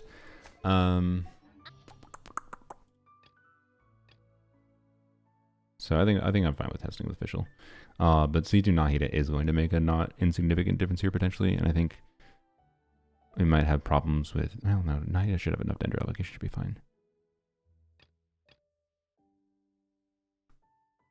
I don't think Flynn's Nefer is good. You might be right. I haven't played it. I think it might be her best last slot technically though. It just might be hard because you're not wrong with the thundercloud uptime. Elegy official. I'm trying to do low end, so I'm not gonna put elegy on official. I'll keep Skyward Harpunner. That's fine, but it's a standard banner weapon.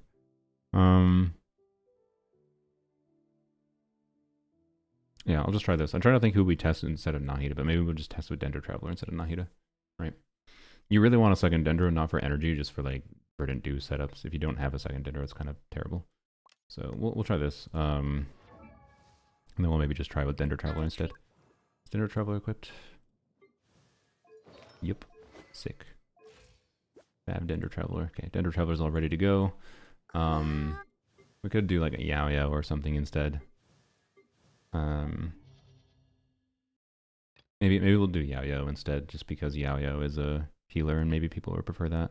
Dendro Traveler would mean a healerless team. So yeah, I guess we'll try Yao Yao instead.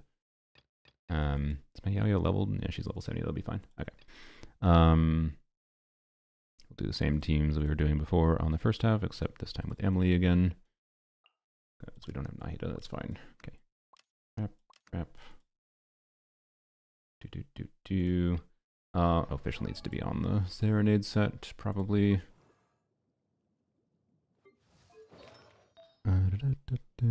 Although this time I might want to do a crit circlet, but I don't. Do I have? Well, I can do an off. Yeah, I can do an offset.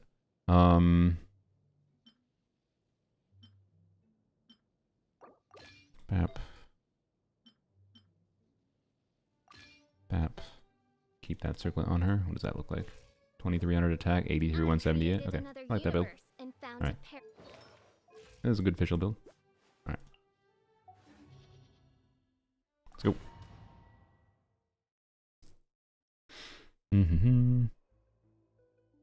Actually, I hate the cost metric, so misleading people that the 3 costume is more expensive than a 1 costume with 2 4-star C6, which is just average untrue. Yeah. Like, I don't like cost metric either. Like, ultimately, when we start trying to, like, do more relatable things, it's just, like, yeah, lowering the amount of 5-star investment is the way you do it, but, it's just, there's no real way to know. Every account, especially, like, low investment accounts, is just going to be crazily different what they have available with different things, and it's impossible to completely relate one account to another account, right? So I'm not worrying about doing like, I gotta do a low investment Hyper Bloom clear on the first side. Like, yes. But also, like, a optimized Hyper Bloom clear is not gonna do that much better. Or sorry, it's not gonna do that much worse than this. And it might do better, right? Like, I've seen low investment Hyper Bloom clear chamber too, or just the chambers in general here, with similar times as I was clearing this with this team, right? Like, it's not that big a difference maker, but it is probably harder to do. And like, what's the point, right? When all the other factors are impossible to factor around.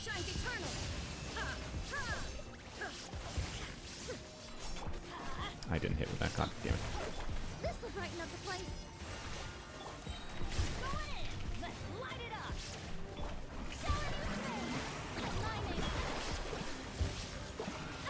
I do think this team is the one chamber that might be a little bit faster, generally speaking.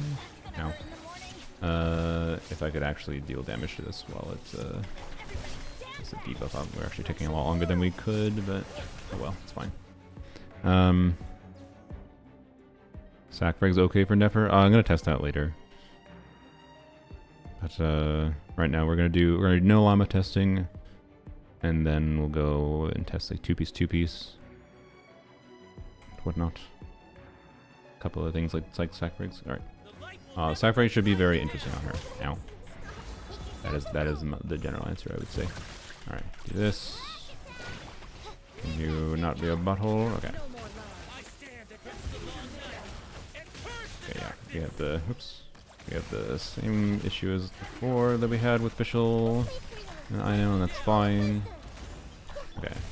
Just cut off with don't do a second skillless rotation. I think it's fine.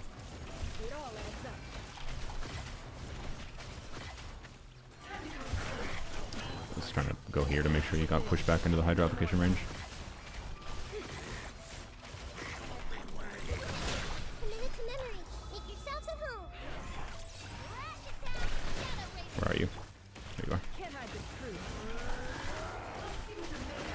I felt really good, actually. We're on the second side. There's no buffs going for her. This is what she should perform like. I don't know what we have for wizard buffs, but I know at least one rotation there didn't have relevant wizard buff, so that means it was worse than the craftable maybe through the whole thing.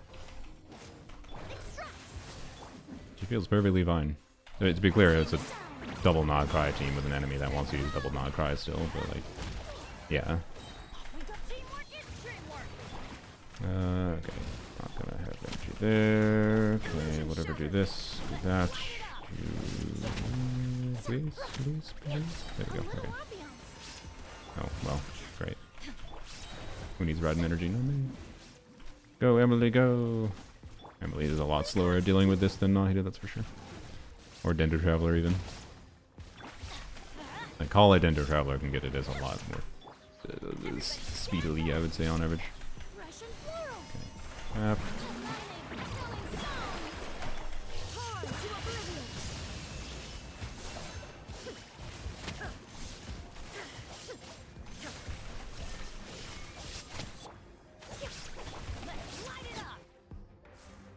Gleam Show though? Yeah.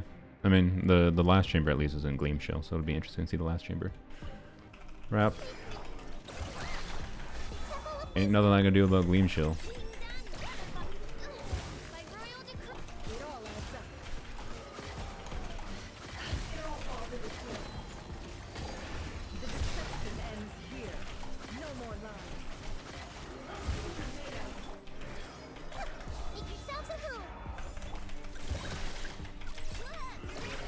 Ow. Ow, stop it.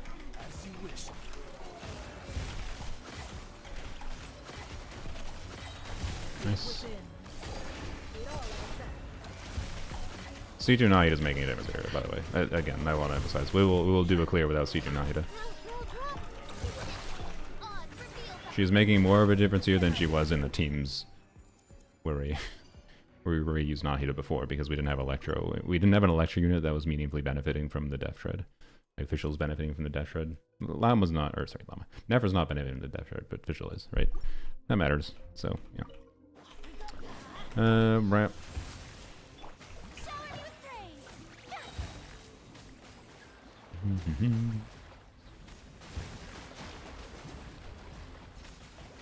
Okay. That didn't even. Okay, well. Let's see. Wrap. Okay.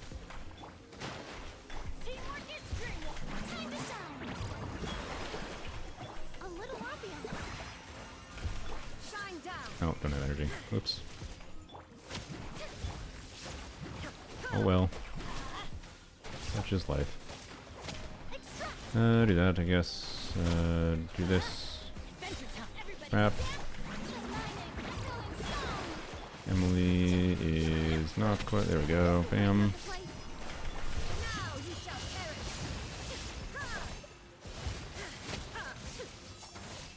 So without getting a shield up, please.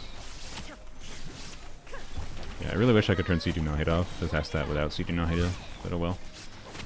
I still think, like, even without C2 Nahida, that would feel... No. Okay. Well, obviously I can clear this out. But, oh, god damn it, I should have... Whatever. What was I saying? I don't know. Whatever. Doesn't matter. Butthole. Freaking butthole. Freaking like 5,000 HP left. Was there a difference between level 80 and 90? No. Nothing. Does Nefer feel as bad to play as the Jeff claims? The Jeff thinks Nefer feels bad to play?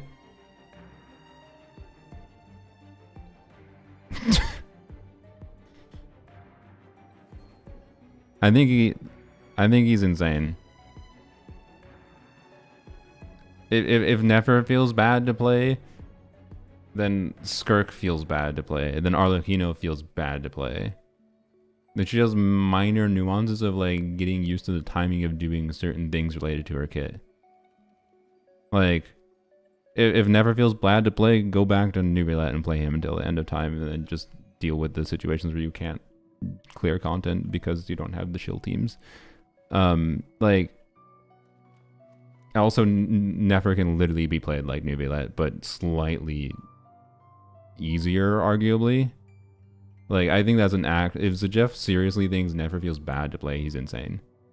He gave up her 2 Abyss runs. He didn't do much testing. Okay, well, there you go. My guy didn't spend 2 seconds to think about how she works in practice because he was too glued to the goddamn Excel spreadsheet that he didn't think about the fact that he has to think about, like, setups a little bit more or something. I don't know, dude. So, yeah, he probably just hasn't done any real testing, which is fine. Like, if he actually thinks, if Never becomes the new Mualani for Zajef, he's fucking insane. She's nowhere. He is nowhere near. It's like whatever. He said Never doesn't have good visual clarity. For what? For the verdant dews. That's the only problem. That's the only thing you have to work around. Is there verdant dews? The visual clarity of a verdant dews is look at the goddamn moons that are straight in the center of the screen. They're not that hard to look at. They're very easy to see. There's visual mess problems in Genshin all over the place. Says that about every character? Yeah.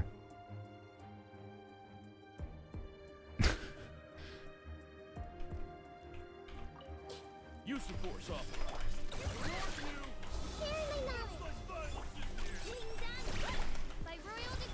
No more love. We got through the shield already?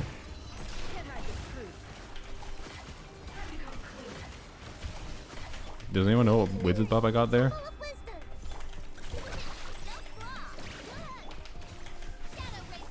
It all adds up. Because I think we just cleared this faster than I cleared with Llama. Oh, almost.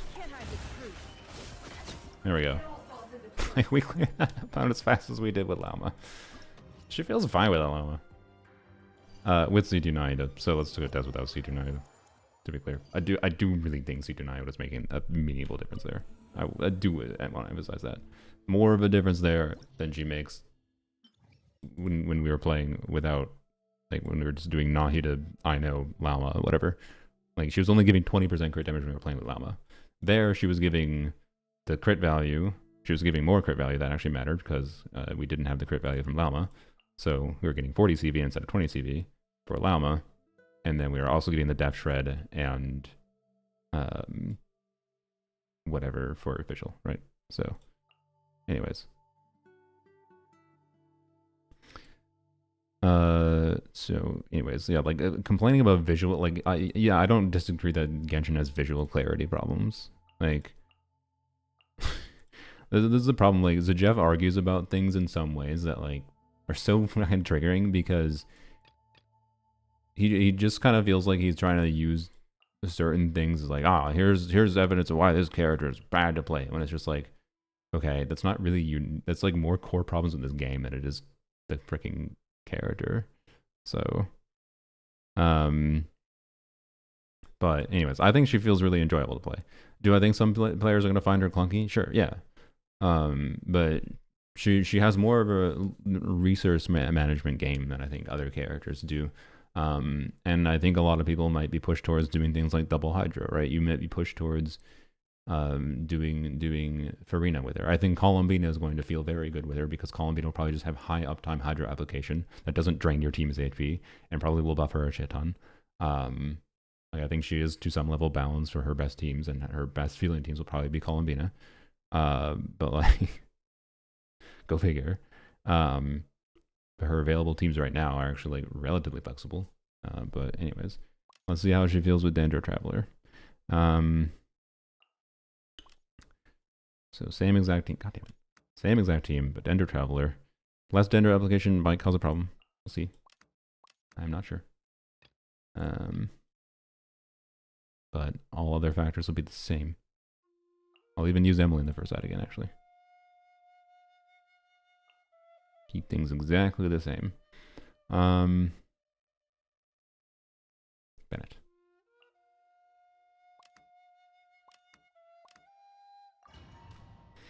What is their best team at the moment? I mean, Llama, Ino, but Ino is not a hard requirement, is my vibe, and there's benefits to using other Hydros. and then a flex slot. So it's basically her best team is Llama, Nefer, and then you have some flexibility for the Hydra you choose, and then flexibility for the last slot. So yeah. He barely played her. I think he was just trying to convince himself not to go for her. Yeah, that's... Did he not go for her? Because he originally was planning to. If you that does give me that vibe. If he was just trying to find any reason and rationalizing, like, rationalize away any reasons not to get a character. But, like, yeah, I'm sorry. If you didn't actually do any real testing, like, come on. What weird teams do you try today? I haven't tried much weird. Usually these testing streams are me testing characters, like... Because to be able to get the nuance of like how compelling weird teams are, I have to test teams that are like normal good team building teams, and then I can try weirder ideas.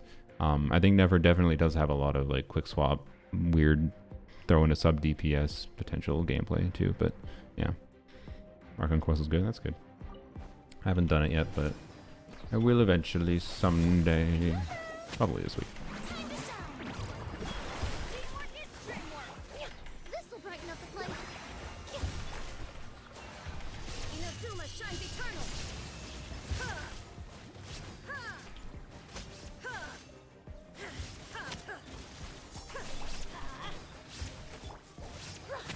Everybody stand back. A little ambiance. Yep. Shine down. From his 3-minute testing, her dash cancels were clunky. My god. She is like the easiest character I think I have tried to play with doing cancels on. So Jeff thinks Nefer's dash cancels are clunky.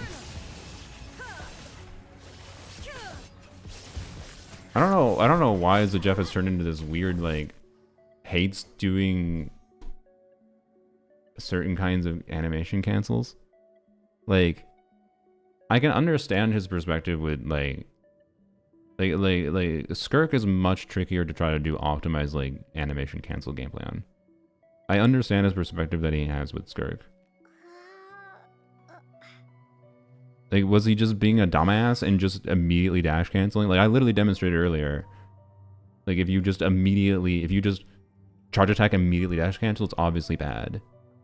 But as soon as you don't do that, it's not hard at all. And then the nuance just becomes verdant do management. Because you can definitely get her charge attacks out faster than you generate verdant do. And like, yeah, and he's a freaking dude that would like go on. I remember watching his videos where he goes on and on about like Hu Tao charge attack jump cancels and whatever the fuck.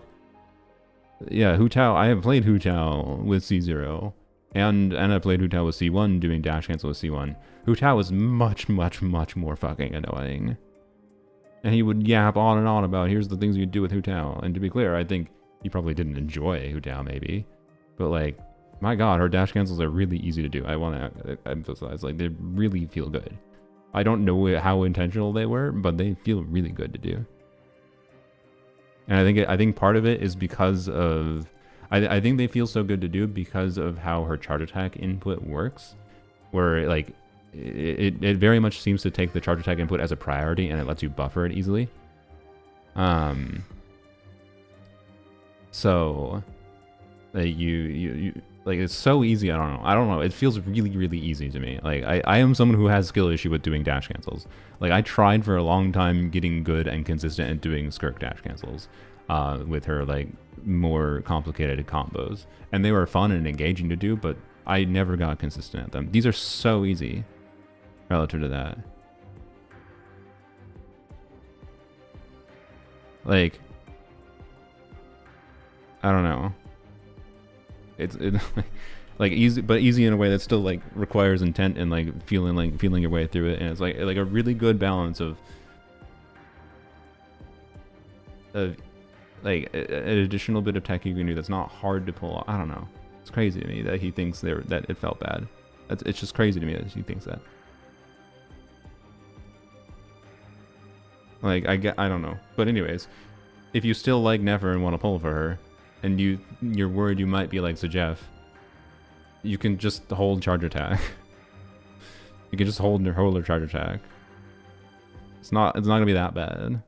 It doesn't mean it's gonna be harder to fit in her burst in a way that's optimal and damage level though. So, which is like for most people, I think that's gonna be the most fun thing about dash canceling is you do 3 charge attacks with dash cancels, do burst, and then do 3 more, right? And that generally fixes the or you do something else like switch to Ino, do another E or whatever the hell, do another E on Dendro Traveler in my case right here. If I don't have Nefer burst up, right? And doing something in between her skill is enough to balance out so the verdant do is fine, right? The light will never strike you down. You're fab, goddammit. Bruh. Wait, what? Did he just apply electro to my lamp? I stand against the Brother. night and purge the dark. Okay, I guess we're redoing that. Most people have Nahida, so you probably should use Nahida, but I just use Nahida. I just need to test Dendro Traveler because I can't turn off Nahida C2.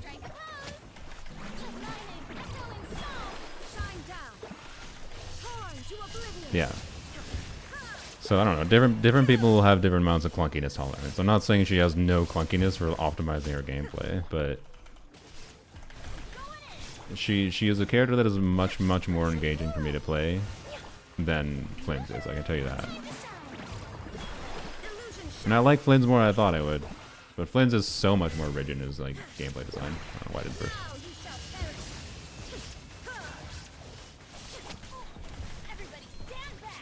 Oh my god, really?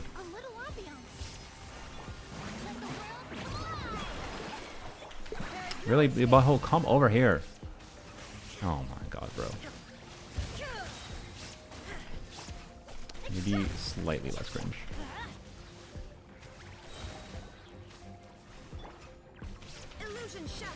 Please, sir. Sir. Thank you. Alright. Hated Never since discovered she doesn't use Dendro normal mechanics. That seemed boring to me, so now I'm committed to not pull. That's fair. You can still do normal Dendro things. I haven't done them yet, but she should still be fine. He was so into Hexen Circle calcs yesterday, Nefer testing was a disturbance? Yeah, I guess so. My Nefer C0 R0? Yeah. She's on Wizard right now. Alright, don't do it. Good, alright. Where the hell are you? There you go, okay. Okay, we're gonna do the same thing. This is just gonna be partial rotation. Ow, frick me. Okay, that was dumb. Okay. Do this, crap. Okay, I forgot about 20-second cooldown, Dendro Traveler, that definitely makes things awkward. Oh, frick you, stop running around, you twit. Also, I forgot I had no sustain.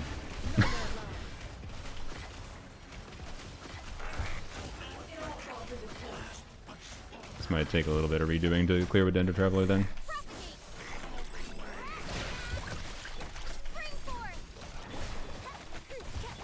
Oh boy, this is scary.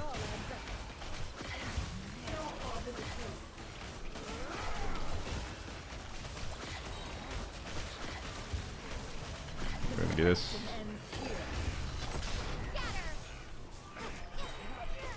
Okay, do this. Oh, you're gonna suck things, aren't you? Oh, I didn't realize you were doing it. Oops, oops, oops. Okay, we got it, okay.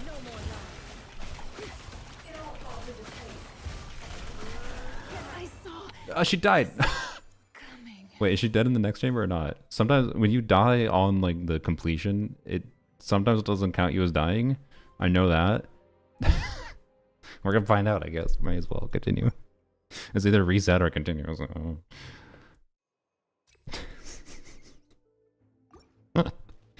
Okay.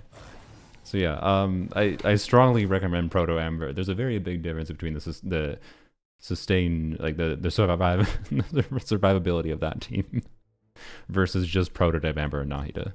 That is a very good example of why I really like and am a fan of Prototype Amber Nahida.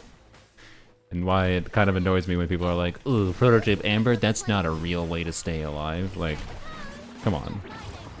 It's a hell of a lot better than anything else. I actually feel that Prototype Amber, to stay alive, is a better option than, like, mini healers. Remove all obstacles. So, anyways. Yeah, Emily, go. Okay, bap, bap.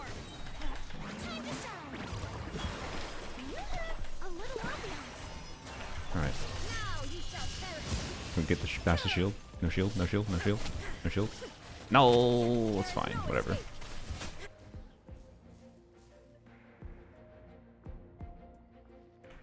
Okay. You have a fate point? Wait, why the hell did you continue wishing? Oh, because you wanted the weapon for Nefer, and yeah. She's alive! She's alive! Okay, let's sorry, we need to enhance. Let's enhance for a second. Does she have any HP? Does she have 1 health? I see no health, but she's alive. Bro, there's no health there. Well, we get to play Dark Souls, I guess. Oh boy. They need to make prototype ambers for more weapon types. Imagine if we could do prototype amber, sword, or claymore. Almost. Let's see. Alright, there we go. I really need to do toggles, so I don't have to do that. Alright, there we go. How come you're not running Nefer? Kooky Nefer, I know, because I was comparing to Nahida with prototype amber. So I just one-to-one swapped out Nahida for Dendro Traveler. In hindsight, I did recall that I said I was gonna do Yao Yao. Which I should have done. But we committed now. We don't take the coward way out.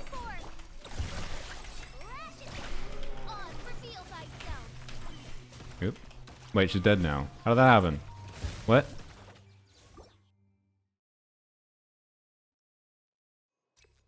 Was she actually dead, but it scammed me? Why did it scam me? What? Did I get scammed? My theory's been proven. Hate posting the newest unit works. I now hate Durin. Are you being serious, or are you just joking?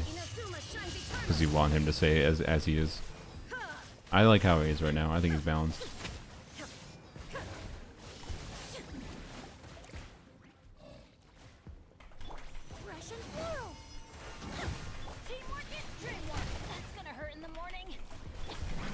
Alright, Emily, go.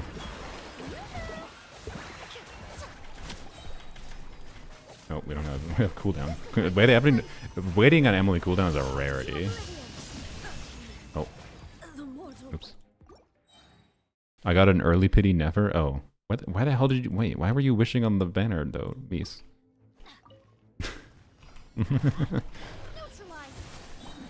But, congrats.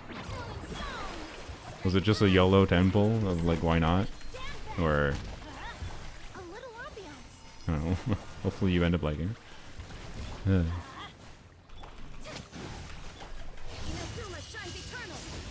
This EM... God damn it! This EM Rudden? It's hybrid Rudden. She's EM crit damage with Staff of Scarlet Sands on 4-piece emblem.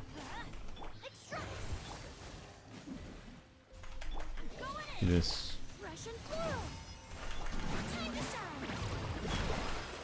A hole.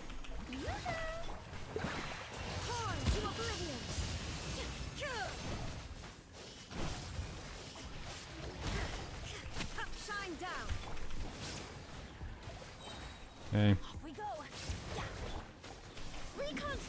Now.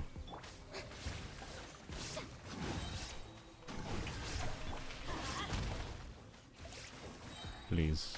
Tap. Okay. Surely we avoid the second shield phase here. What? How did you dodge? Oh my god. Okay, we avoided the second shield phase at least. Jesus. More and more meta account. Yeah, Misa's suddenly turning into a meta player.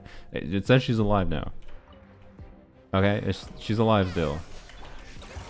She's dead now. What? Okay, thanks spaghetti code game. Alright, we'll just switch to Yayo. Because there's not really a damage difference between Yayo and Dendro Traveler. The only difference between Yayo and Dendro Traveler is going to be like the consistency of application.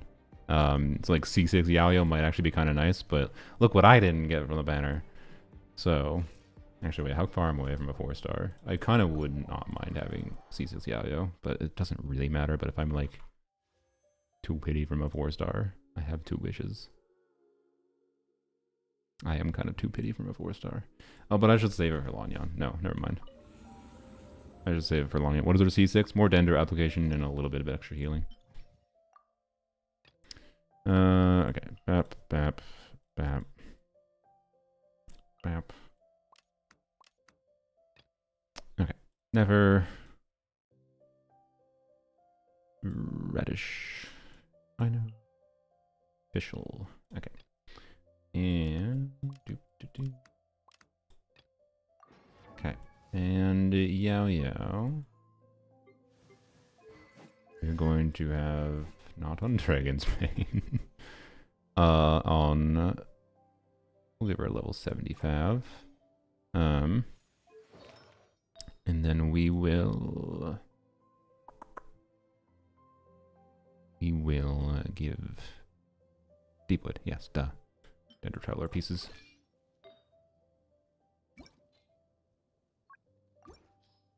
Do do do do do do do.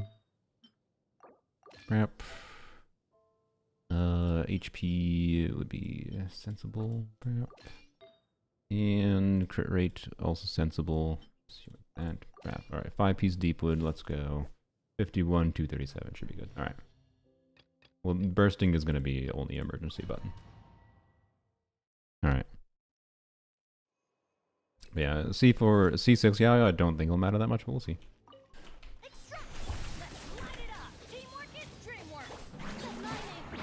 Yep, yep. I didn't do that. Yeah, okay.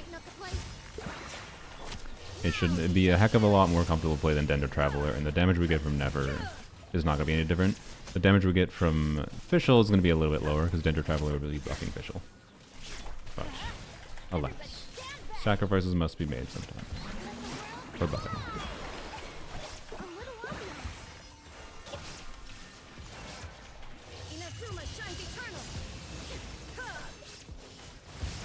By the way, I choose to believe there's an alternate reality where instead of Yayo on the banner, we had Lanyan, and I'd have C6 Lanyan right now, because I got 3 copies of Yayo. I didn't actually put Pyro on him.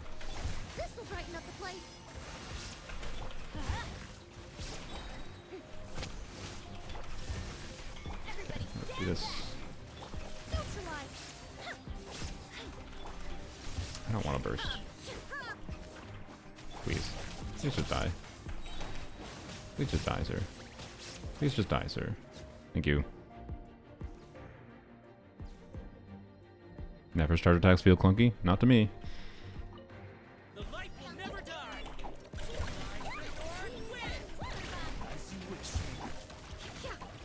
Alright. Bap. Oop. Yeah, first rotation gonna be a little bit slow. That's fine. Let's do this. Okay. Do this. Do this. Wrap. Wrap. Wrap. Ow. Fuck you. Stop interrupting me.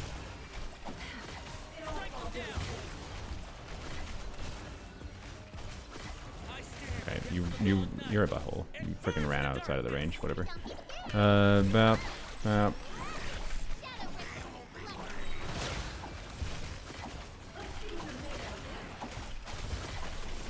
This.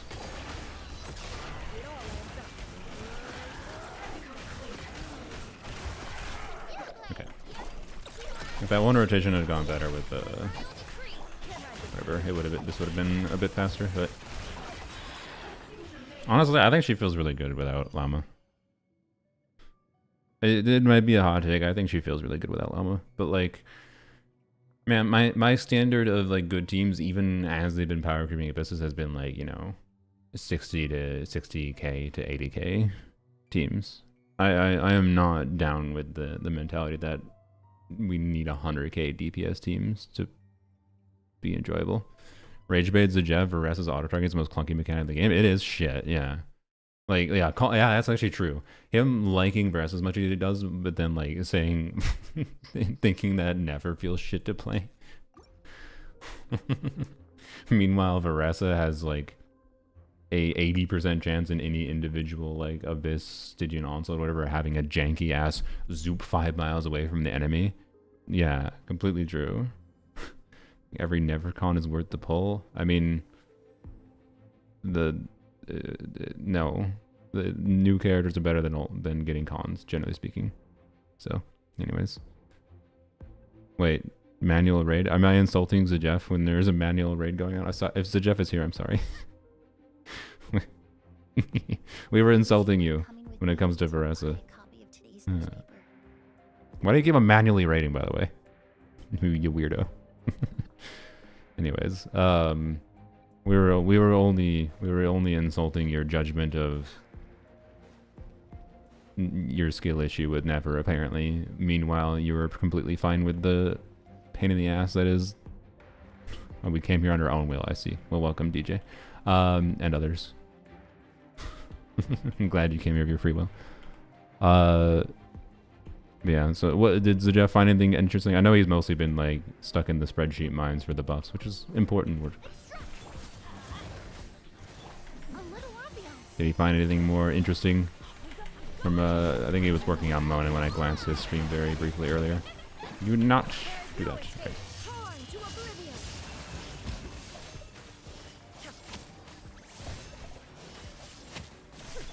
Yay, we got that out. Good. Crap. Okay. Come on, Emily. Ah, no.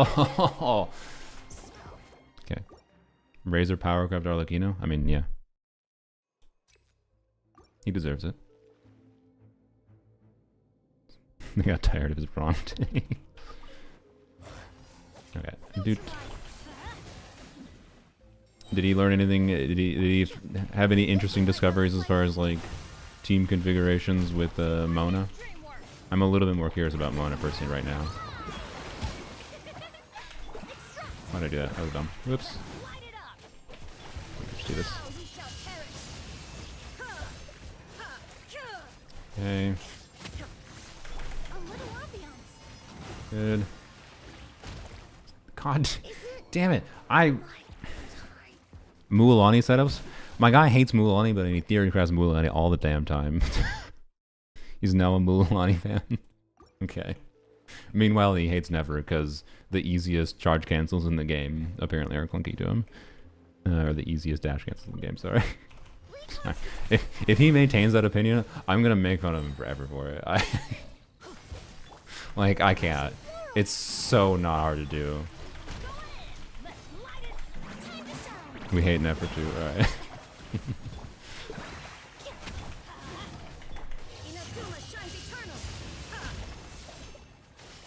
Outside of Bennett buff, but oh well. Alright, don't die this time, bozo. You just avoided all Emily's damage. I hate you. Alright, well, cool. Adventure time. Cute. Bap. Bap.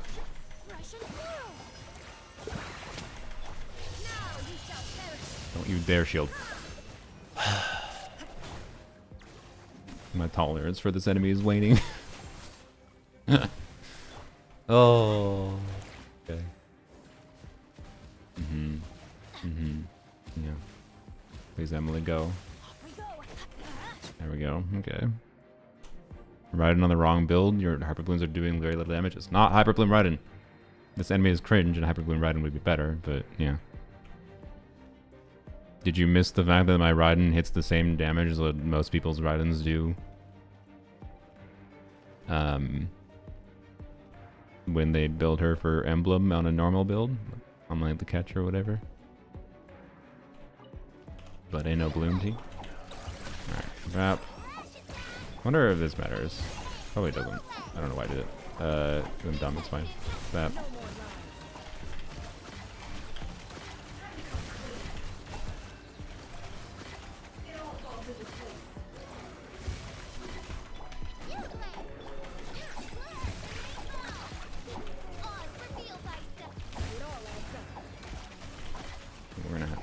played a little bit for her.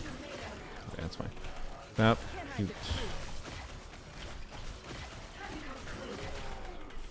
This.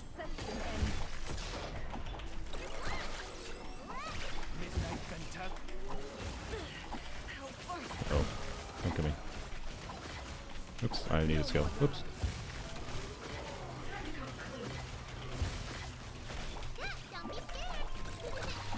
This doesn't feel that much worse than I'm gonna emergency later, but so I can have an easier time next chamber. This really doesn't, sir. Thank you. This really doesn't feel that much worse than Nahida. Like it's worse, duh. I'll take Nefer's more fun without Llama. I agree. Yeah, I think she is more fun without Llama. In Abyss, I think it's very likely I will continue to play Llama, or sorry, Nefer without Llama in Abyss.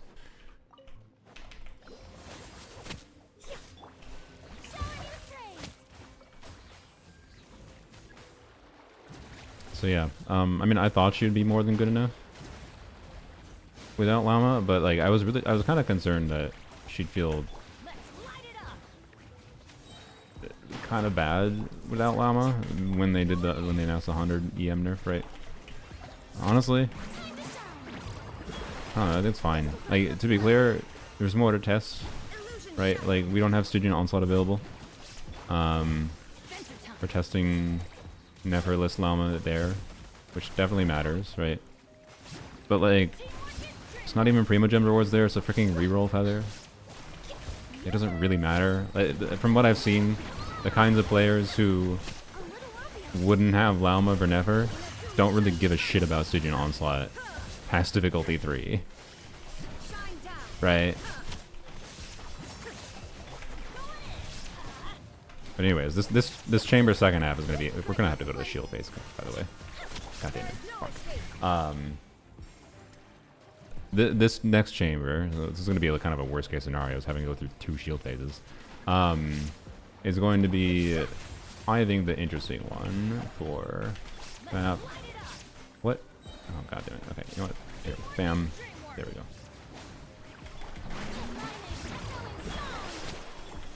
Because this next one doesn't have the wild on enemies that chill for double not cry as much. And kind of wants a lot of damage. It wants a lot of talent damage to get to the shield, right? So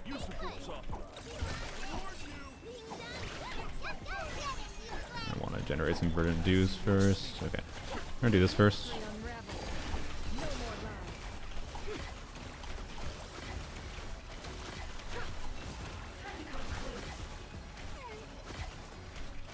Dude, she can... You know how high investment a Gaming team has to be to brute force that shield? I'm gonna do this and I'm gonna actually restart rotation, I think.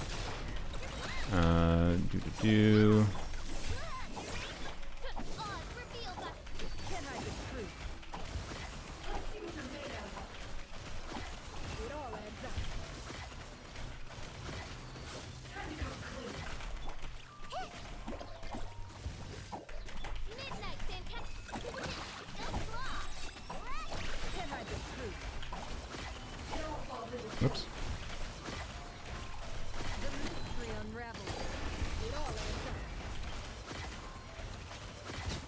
Like, we had a terrible clear on the first side. And we're using Yao visual I know. And again, my I know is C6, but I didn't put the claymore on her that you should use on her. And the claymore does more for her damage than her C6 does. And I'm clear with 10 seconds to spare with like not really optimized gameplay. Like I mean, better than if would you have struggled if you're just doing hold charge attack gameplay there a little bit? Probably, maybe. But like, I don't know. She feels fine. And that's an enemy that isn't shilling her at all. It's in fact very much shilling something entirely different. I left for 2 hours. How have things been going? I really like her, and she feels better than I expected without Llama. Like, I'm really happy actually with how she performed without Llama. I was with Widzith. I don't know. There was some Widzith RNG there. You can go double check if I had Widzith buff 6 up there or not. But if I didn't have the Widzith buff up, that was worse than the craftable would perform there. Like, I don't know. I don't know what the functional DPS check is on the dude. I can go double check. He takes a little bit of additional damage from his shield breaking, so I have to factor that in a little bit, but let's see, Spiral Abyss on DG Cat, BAP, go to the current one, that is not the current one, 4.7 million HP, so 917, let's say 4 point, factoring the shield, I don't know, I think this is maybe too much, but let's say 4.3 million HP factoring in the damage it takes from the shield. And I had a minute and a half there, so divided by 90 seconds is a 50k DPS check. And she easily clears that. With a mechanic that has anti, whatever. So, like he has, what is... Don't trust your Can I- eyes can I- yeah. uncritically. People only see what they want to, so don't be your own. He has normal resistance. Okay. So when this is in his down phase, when he's knocked down from his shield a little bit, and he has normal resistance to Dendro, but like it's meant to like you're meant to like bring Electro Charge to shield it. So I don't know. I actually like this enemy in Abyss, by the way, because it's not very shill. It's super chill in Stygian, but not in, yeah. So I don't know. Like yeah. Is she gonna struggle to maybe clear Stygian Onslaught without Llama at Fearless? I don't know. Maybe we don't have it right now to test because Mahoya won't let us do that because permanent gameplay mode is going to reemerge in 6 days and 17 hours. So we'll see next week. But like I don't know. Like so few people like.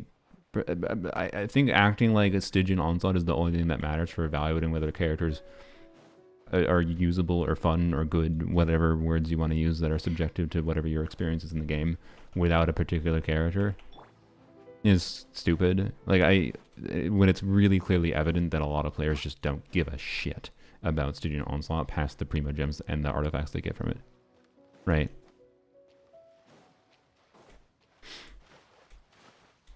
So like, she feels fine.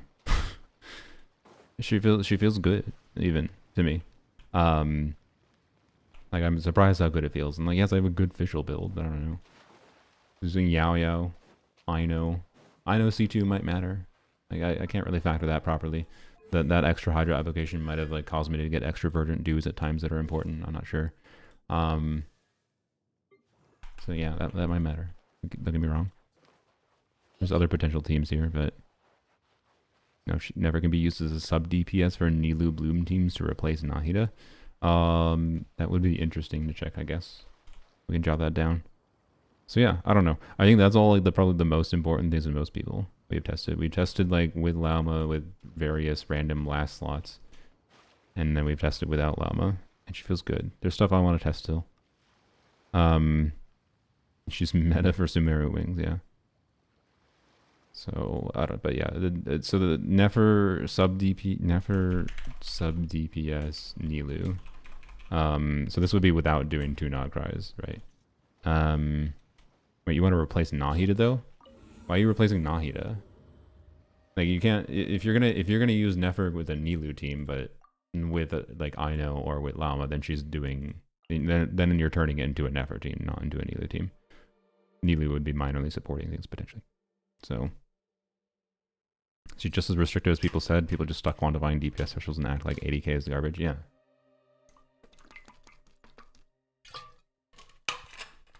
I don't know. I thought she was gonna feel worse than she did without Llama. That's all I can really say. And she feels completely functional. Arguably, that is how she maybe should feel if characters were just balanced in general. So yeah, I like her. I like her a lot. That's my end conclusion. But we got more to test still. I want to test sack frags. We can do Nefer sub DPS with Nilu. Before we do that, so we can do Nefer sub DPS with Nilu, but I'm gonna use Nahida, I think. I don't know why I would not use Nahida, but we can do. What is the team we would do? I don't know. Nilu. I mean, it will. Okay. Do you have a particular team you want me to test? I guess if you want me to test without Nahida, she theoretically should be able to be used there, and as far as I'm aware. Yeah, you just need verdant dues to be able to do. So she still does some lunar bloom damage with whatever. It's just you don't get the additional multiplier value from her passive if you don't do 2 nod cries, right? Instead, she's still doing some lunar bloom damage, I believe. I can double check that.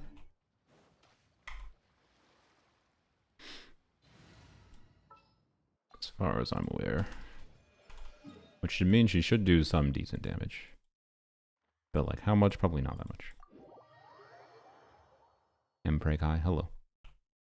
A déjà vu I could have done without. She is balanced, but her supports isn't. Yeah. It's gonna be the same case with Columbina probably. She's gonna be one of the best DPSs in the game if you have the most OP supports in the game. Crazy. Including one that has like 800 lines of text that read buffs Nefer a shit ton.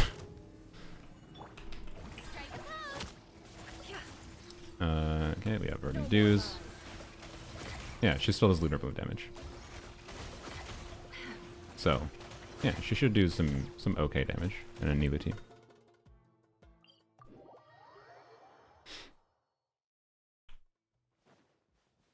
She's OP because she can use the Xbox wings. She is the character I think that looks the best with the Xbox wings, but I still think the Sumeru wings look better. Alright, here, we'll do it again. There's Sumeru wings.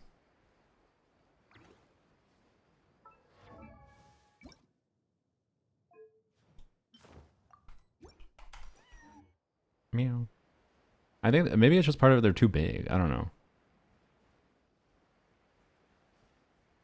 It just doesn't have the right balance in the same way with the color balance. The dark green, it doesn't look bad. I don't know. It's really hard for me to explain specifically why. I really feel like these look better, but I can't really nail down why.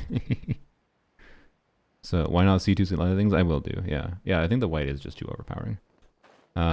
Candace's new voice. Oh, I haven't even listened to it yet. Oh boy. Oh boy.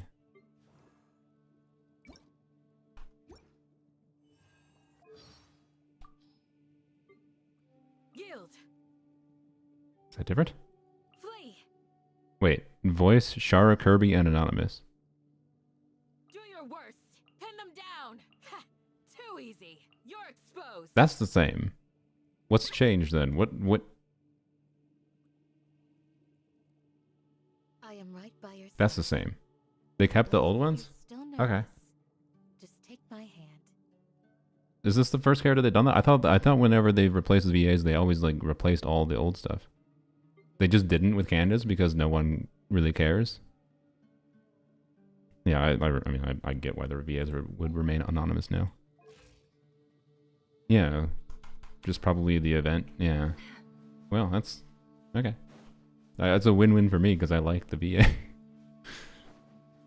I like. Okay, cool. Is that the first instance that's happened though? Because like, boy, I would have preferred that circumstance for like Soldier 11 in Zenless. Like the new Soldier 11 isn't terrible. I've gotten used to it. It doesn't like annoy me anymore or anything.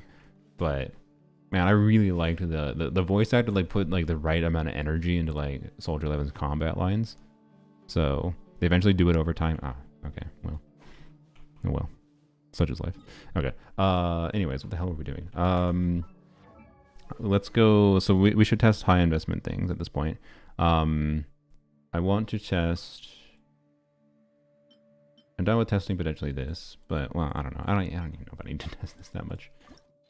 But first, I just want to level her sig, get the last level up here. That is part of why I bought the stupid battle pass, was so I could go do this. Sucrose is also still old. They eventually replaced Kenichi's combat lines. Okay. So yeah. Anyways, we're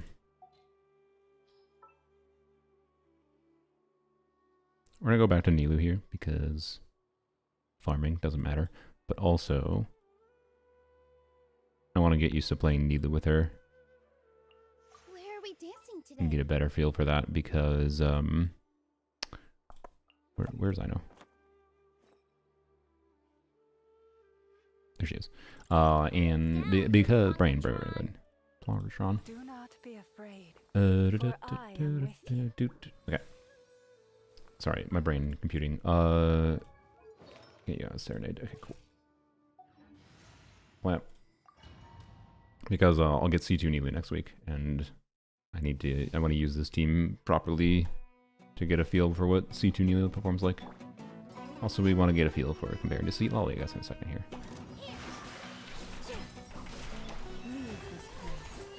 Very necessary to do all proper setups here in this domain. Yep. Can't hide the truth. Very necessary. Very necessary. No more lies. Please use Diona in the main team. Yeah, so Diona from a min-max perspective isn't necessarily good, but from like an Abyss perspective and from a just casual usage perspective, she should be really a really nice option. So I am down. I did forget about Diona. I should have done Diona before. We can check Diona. We need a shit ton more than that. Okay. Never thought of using domains for I mean, I'm not actually testing, but they can still help you. I still like using teams I actually use like normal in domains because they can help you get why are you over here? They can get you. They can help you get used to like the general feel of how to like rotate through things and whatever.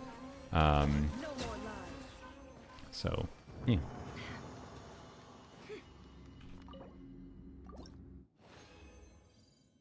Wow, what a rarity. She feels way better than Cookie to me. Cool. I suppose we users take a little bit.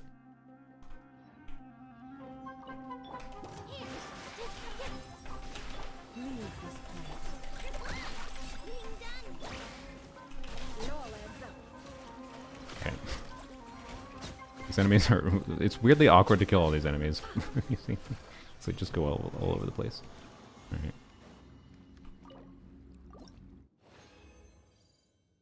Okay, I can grab 6, that's 3. Okay, I need to do like probably 1 or 2 more. Alright.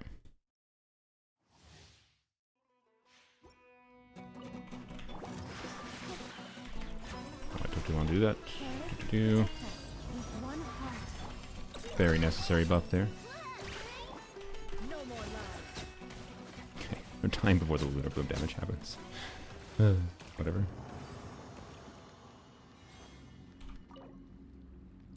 That. Really? That seems really low. Okay. 10, 14. I need, wait, 5 times 3 is 15. Okay, as long as we get a dupe, that should be enough. Surely I'll hit them dupes enough that we're good there. Okay, claim.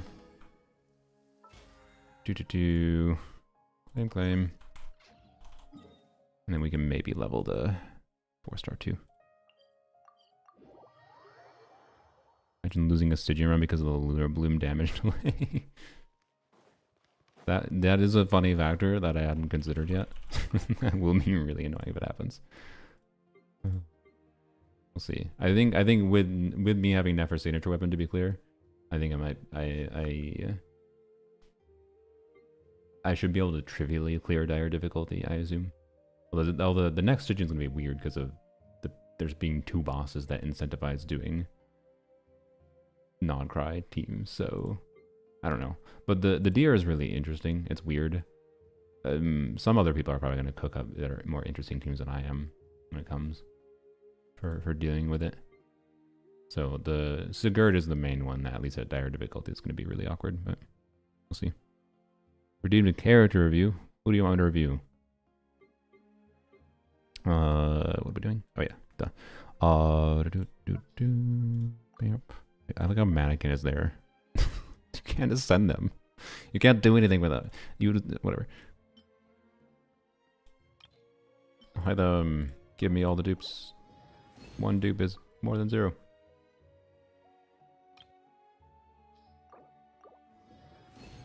Bro. Well, I'll hate them. I'm gonna be pissed off if you don't dupe this. Because you are wasting my resin if you don't dupe this. Bro! I should have used Mona. I really should have used Mona. If I did the math properly, I only needed Mona to like refund like... Oh my god, bro. Bro. You cringe. And this is why Alhaitham has never seen the light of day.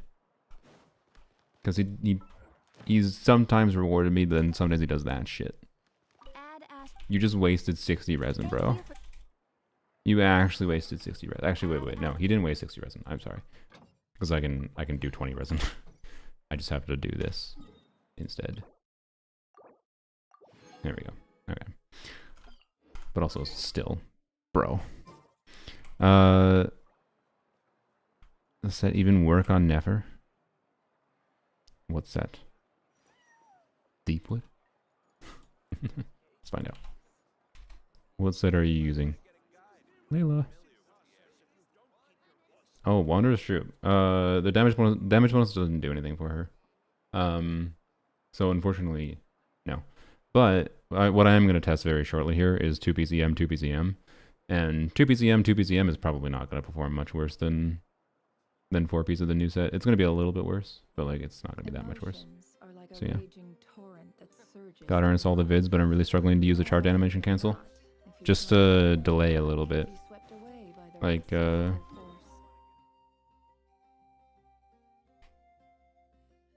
need better enemies, but to damage them, yeah. But, yeah, I don't know. All my advice is just delay a little bit, but like as soon as you see, so let me demonstrate doing it the wrong way, right? So if I E, you can see as soon as the charge attack animation starts, it's too fast, right? I was doing it very fast there. And you can also tell if you're doing it wrong because, one, you don't see the shades come out, but you also don't, you know, use any verdant dews, which is good. But you can delay very slightly. So if you get good at like trying to input it really quick, where you purposely you try to like honestly try to on purpose not use verdant dews. See, because try to see how doing it really fast is doing it wrong, and then delay that slightly is maybe my tip. But also just wait a little bit for like her to contact kind of thing is maybe my vibe. So you can like slow down the footage on YouTube. You can do 0.25 speed or whatever.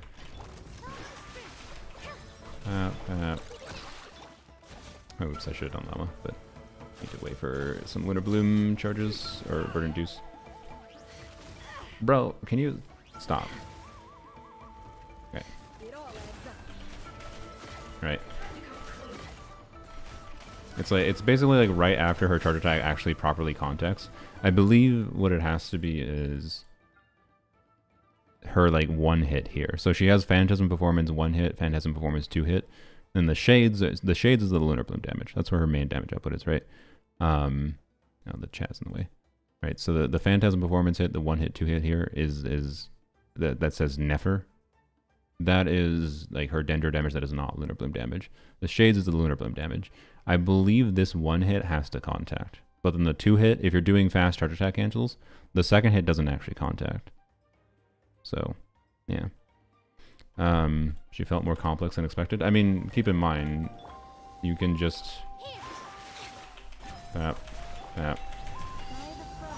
You can just hold charge attack. Why did I do that? I don't know why I did that. Whatever. Just hold charge attack. All I'm doing is holding 1 button. Press E, hold 1 button again.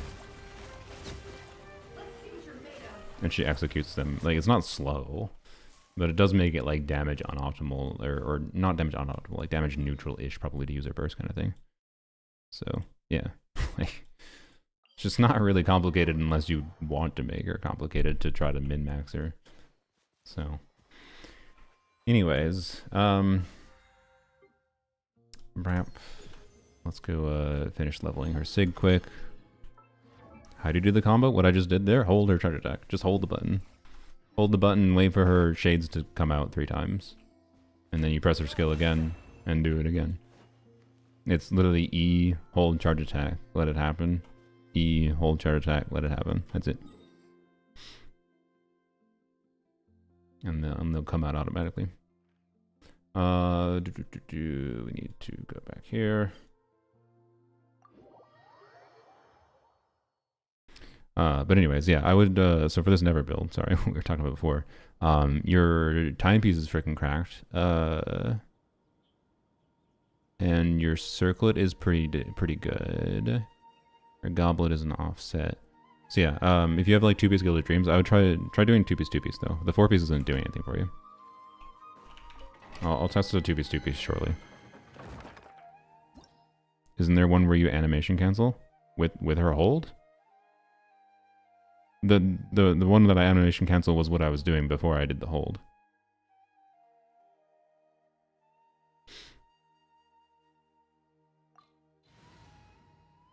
Bro. What's up, bro?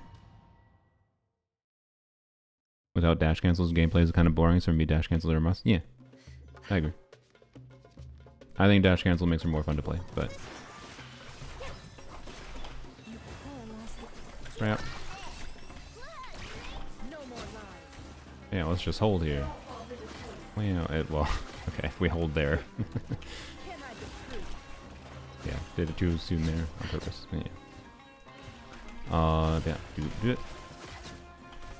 Do it. We didn't have any buffs going. Oops. What am I doing? Die, please. There you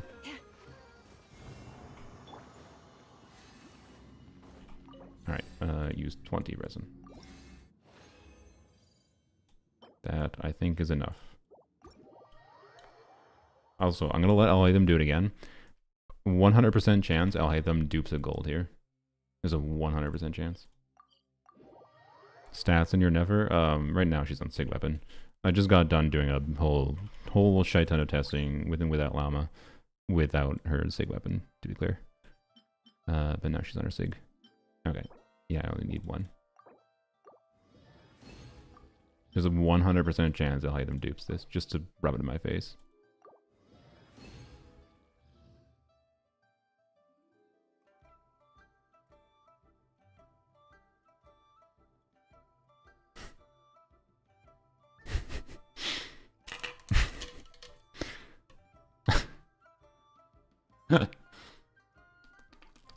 Mm-hmm. Yep. Thanks, Alhaitham. You'd really doubled that at the time I needed it. Thanks for just costing me 20 resin. Oh, god damn it. I'm not gonna do Stardust, I refuse. We take those? I mean, yeah, except I needed them when I crafted 4 of them before. I'd crafted 10 whites. I crafted 10 whites. He had to only duplicate either one of the golds, one of the 4 golds, or one of the 10 whites. And he didn't duplicate any of them. So I had to spend an extra 20 resin.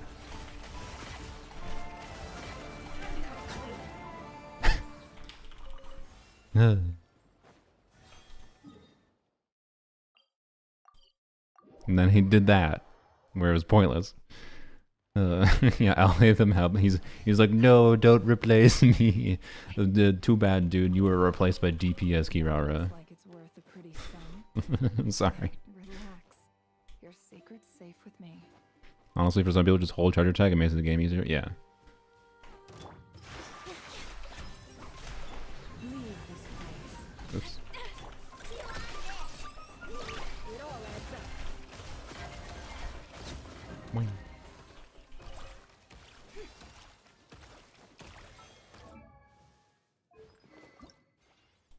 How many do I need? 17. Okay. I'm probably gonna need to do the full route. That's a weird spot. Okay. Why is Llama almost dead?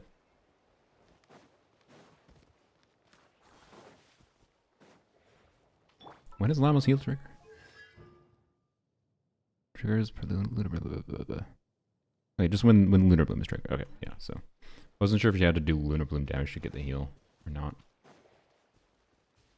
Anyways. Why do you look like a pretty princess?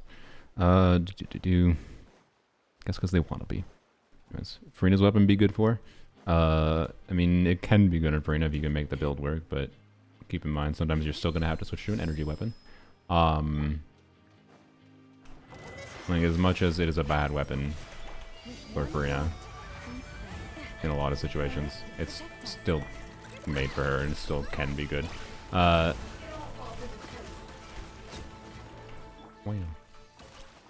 Why are you still 0 health?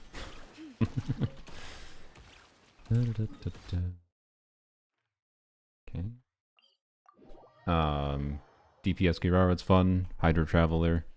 Otherwise, it's kind of just bad stat stick for a lot of characters. Maybe Columbine is an HP scaler and a sword character. Maybe.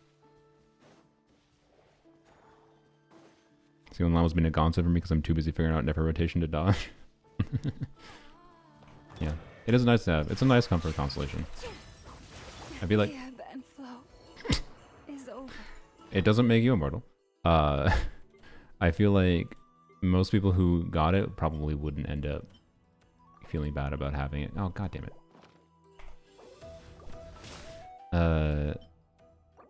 But I don't know. I'm happy having it because I didn't try to get it. I got it for free. Oh, camera. Hello, camera.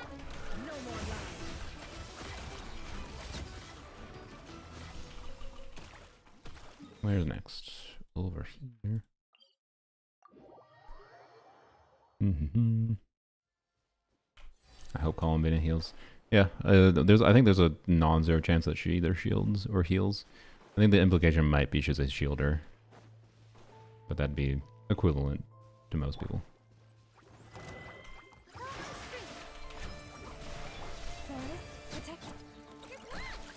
Yep.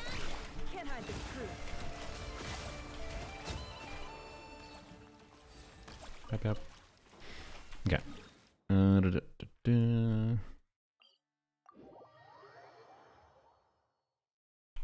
Bit biased because I have C2 Farina, quite like R1 her. Well, I have C2 Farina and I don't really care to use her blue stick on her. So I can counter your bias. Oh, I didn't realize the crab things were one of these beasties. What was it saying? Yeah, I don't know. Farina's weapon is fine. Like, most people, if you have Farina's weapon, you probably use that on Farina, right? It's not a good weapon as far as the level of is it worth it to get, but it's not like it's bad to use if you can still meet energy needs without having Fab on her for the whole team, not just her, right? And in Stygian Onslaught, though, it kind of like, in Stygian Onslaught, the Fab is so good. So it's just a weird Stygian Onslaught problem, largely that, in my opinion, has particularly made her weapon a lot worse. Because Stygian Onslaught's also the context where you might care the most about min-maxing damage, but it's also the context where you might feel the most value from having not Fab on her. By the way, I should probably be doing Burst on Ino and then Skill, because that'll be better for Instructor's uptime, but whatever. Wait, is that it? I know. I'm over here. No, that's a boss. Never mind. That is it. Okay. Do not trigger the Archon quest by accident. Do.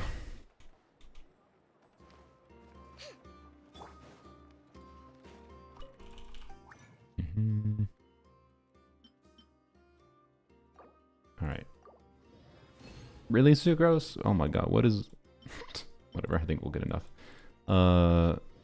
There we go, 2 bonus from Sucrose. Talents... No, not talents. Weapons. Bam. Send. And bam. All my ore gone. 921,000 more.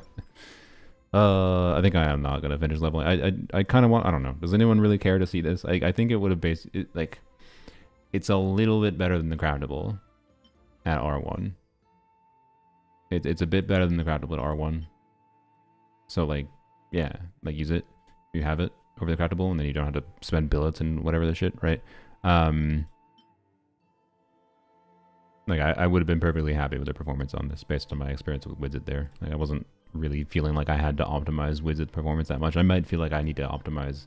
You can definitely optimize around Wizard's RNG if you want to, like, it's going to be one of the main things you can try to do with, like, C0, no signature weapon, Llama dire clears, for example. Might optimize around Wizard RNG for sure. Don't discount the possibility of that to min-max your potential in whatever context, but I would probably be using this on her if I didn't get her sig weapon, is my point. I do want to test it, but I don't think it's that big a deal to test with how it's just going to be slightly better than Wizard for consistency. So yeah. Yes, it is nice looking. I do like the look of it. I wanted that weapon in general to test on other characters too. Like, I think it's interesting on a bunch of characters, although I definitely, like, because I have so many, you know, options, I kind of probably really didn't need it, but, you know, I wanted it as an option. And I'll finish leveling it eventually. But yeah, should we do the reroll from the stupid battle pass I bought? I think we rerolled this for a very small chance that it gets me, because my monkey brain would like 3% more crit damage. And the ways I get that is by, like, probably, I mean, I could get an onset goblin. I could craft an onset goblin. But the ways I get that is probably by re-rolling this piece, which I'm probably going to do. But I'm going to get 3 feathers from Stygian Onslaught and another one from Battle Pass later. So I'm not too concerned about being able to re-roll this. And the piece I want to re-roll for a Nefer later. So I think I can use the one re-roll on this thing. So yeah. Frick it. We need, like, perfect rolls. But frick it.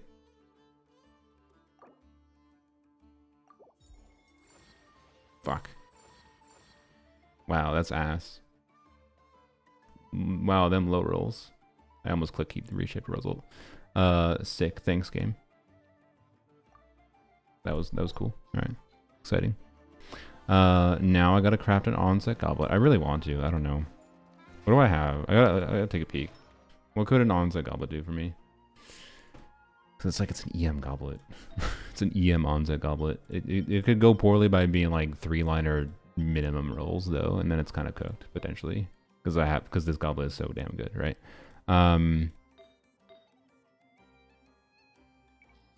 But first of all, check circlets, I guess. So, well, first of all, circlets. If I use an off-piece crit rate circlet,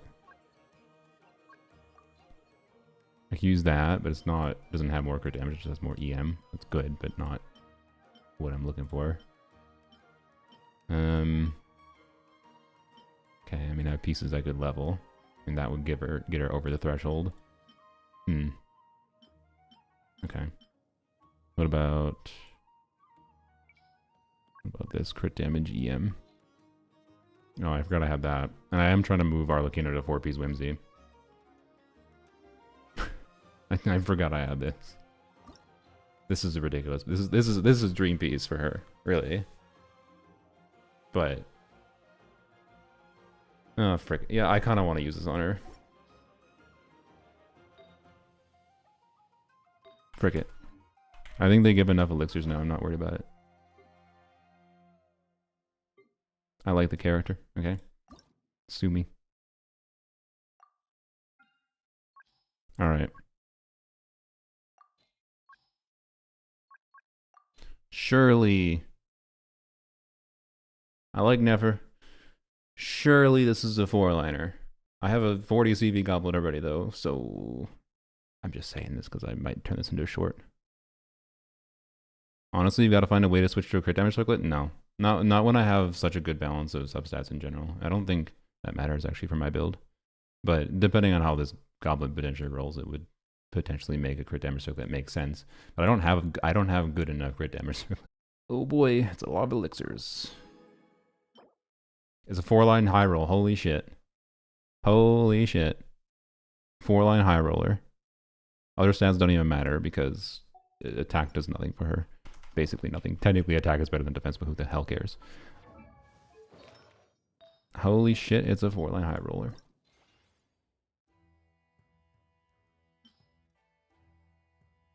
I don't have XP. Oh shit, I didn't think about that. Crap. Well, no, I think I have enough XP with the bottles. All right. Fuck you. All right. Well, I guess I found a reroll piece. Thanks, game. I love it. Are you actually serious?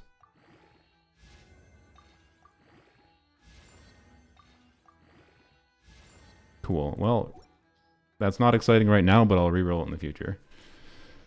Okay. That's annoying as shit. Particularly because I want to reroll this, but oh well. I guess we know what I'm rerolling. It's fine.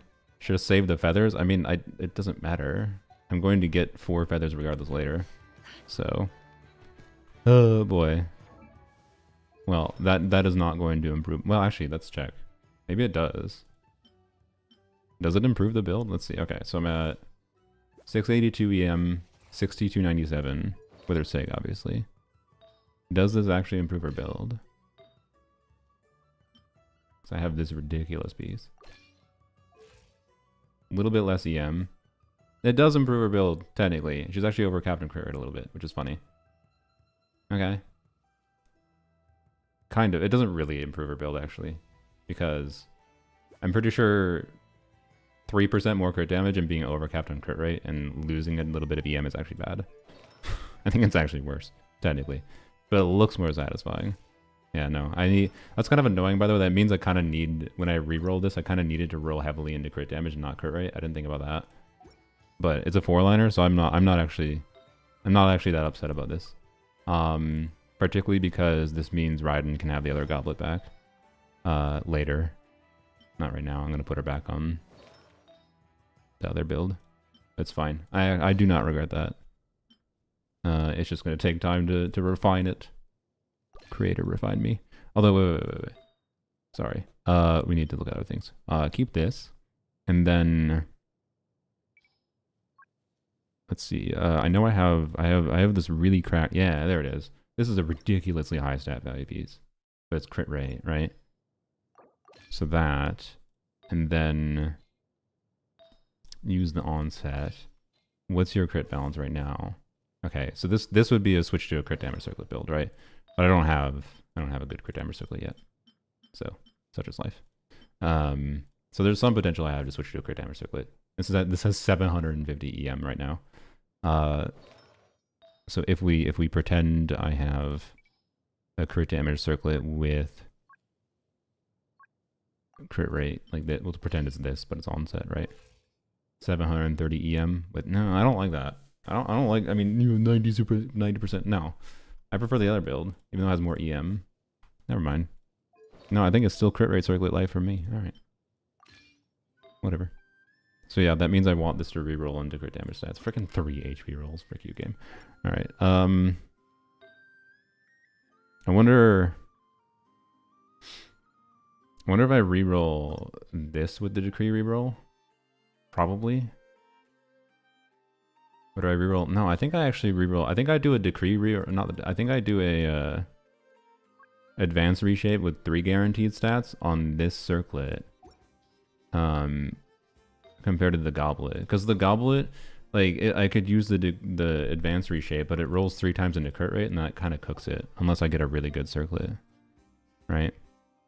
Llama gives 10 crit rate, yeah, but 90% crit rate with 305 crit damage is worse than 100% crit rate and 300 crit damage. A lot worse. So, yeah.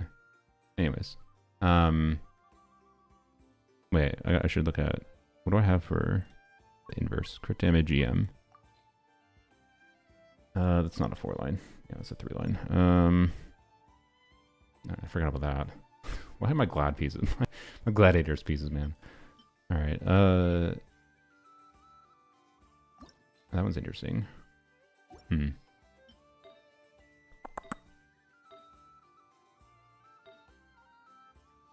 Oops. Okay. What does that look like? That is a lot more EM. So this build has like 100 more EM than I had before, but less crit damage. Interesting. But yeah, I think for now I'm going to stick to what I had before. So close to an upgrade, but it's going to take time. Such is life. That means my Arlecchino can still have her flower for a while. I mean, this piece is still really good for her. Like, this piece is a really good piece. So, anyways, but this piece is, you know, yeah. It's just this piece is going to require the goblet rule in a pretty particular way. So, anyways, back to that. Map. There we go. So I don't know. I'm happy about that. A bit. I'm happy about that because rerollers exist. So for now, though, not quite at 300 crit damage, alas. How do you feel about Nefer so far? Well, I liked her enough to use four elixirs on her. The biggest surprise is that she feels better than I thought she would feel when I'm not playing her with Llama. And I'm happy about that. So I was definitely thinking she was going to feel worse than she did. End up feeling. I always have heart attacks about the amount of CV builds have these days. I mean, yeah. Nefer is an example of character that gets, with her best team, she gets so much free crit. Yeah, with this weapon and 88 crit, like, it's just silly, yeah. So anyways, very close to an almost perfected Nefer build. Reroll this and it goes well. Reroll this. Sorry, this and it goes well, and I'm happy. There we go. And then Arlecchino will be on 4-piece Whimsy eventually, and I can yoink that flower. But yeah, I like Nefer a lot. I like her charge attack cancel gameplay. I kind of don't really dislike anything about her right now. She's kind of an ideal main DPS in my mind. For how I enjoy playing the game. Other than her team restrictiveness. That's all. Like, her team restrictiveness is a downside, but I don't know. She has surprising amount of nuance to swapping around to different Hydra units and like minor different like quality of life feel aspects to using different characters with her. Right? Like, Ino doesn't feel as good with her as I thought she would. But she doesn't feel bad. And I've been using Ino most of the time. Because I prefer that. She's C0 R1? She is now, yes. I did all my testing before with C0 with Widzith, R5 Widzith. I haven't actually done any testing with her sig yet. Why did I come here? Oh yeah, I was gonna do a Strongbox dump with the glad pieces I got from farming. How funny it would be if I got an onset goblet. So close. Should I log that? Sorry. I don't think I will. I don't think I'm ever gonna need that. I have a really good offset, like physical goblet for any physical DPS. So yeah.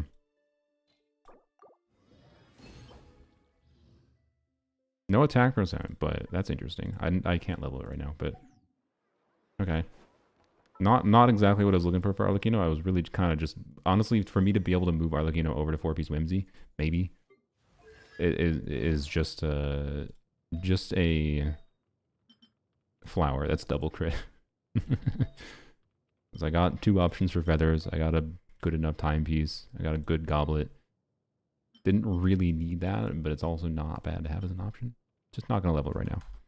So, it's really fun for Overworld. You just drive by a charge attack dash and they die behind you. Yeah. So yeah. Let's go and finish testing some other things. What name card did I unlock? Oh, it was the stupid battle pass one. Yeah. The sins committed. Stupid feathers. Stupid rerollers. The rerollers have actively maybe... Oh my god, I just triggered the Archon quest. No. No, can I escape?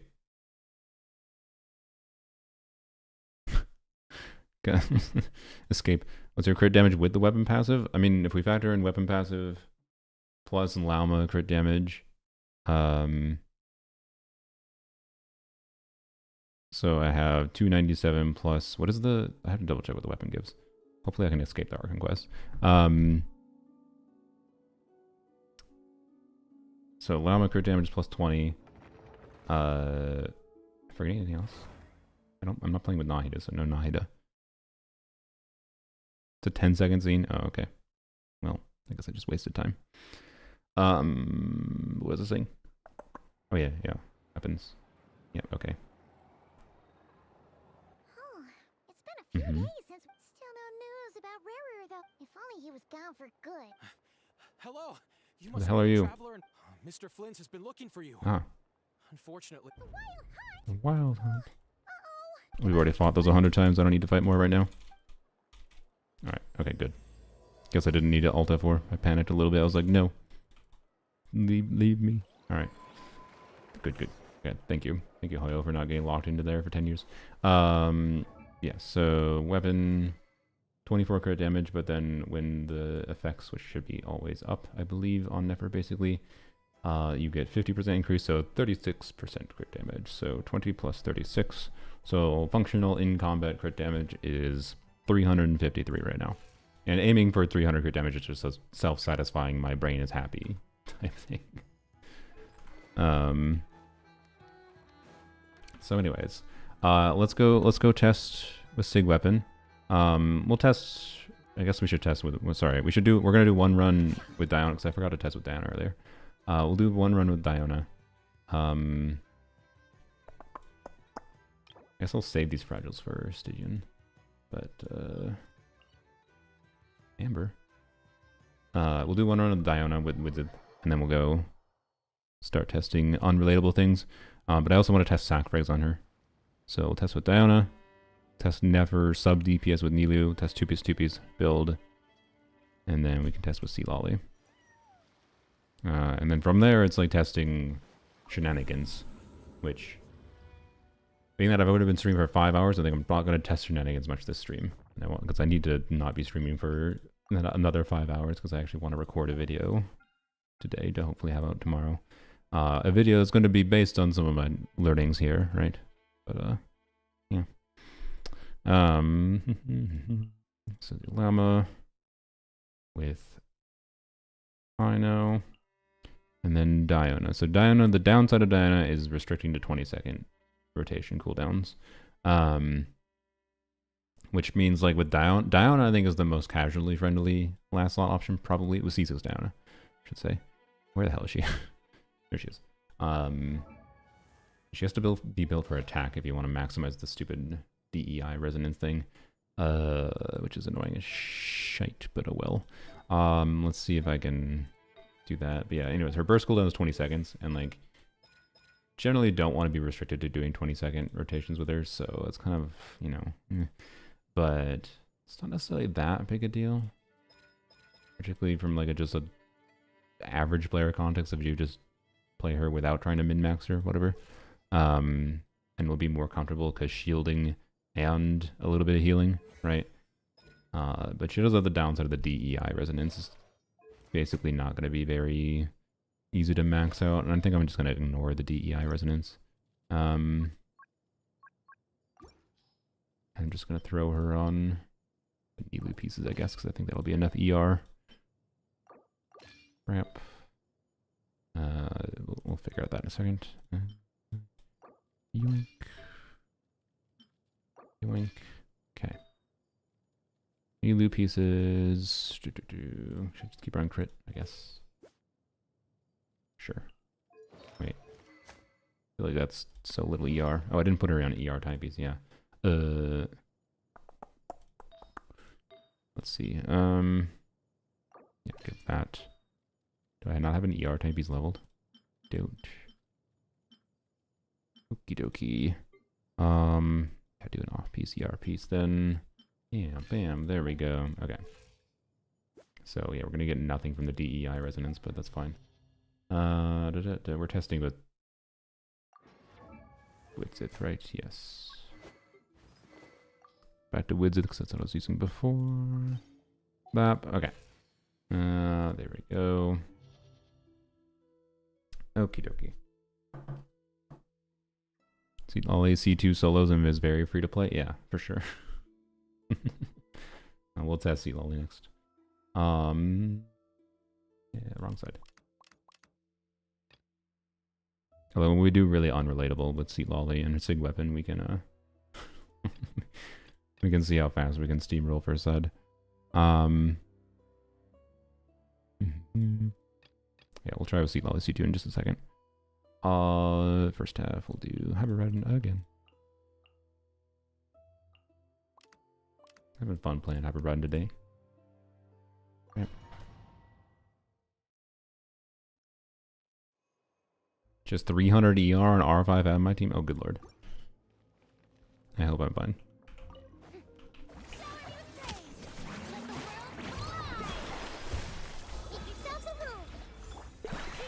Yep. What a suit lolly flat damage apply to Lunar Blim? Yeah. It does apply to her other damage though.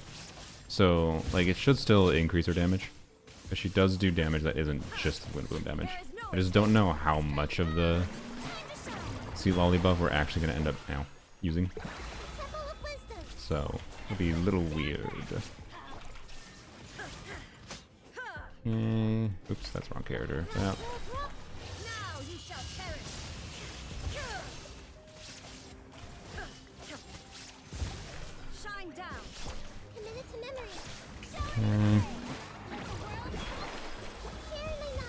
Are there only 10k Flints out of 140 ER on Akasha? Because everyone's doing lower ER builds?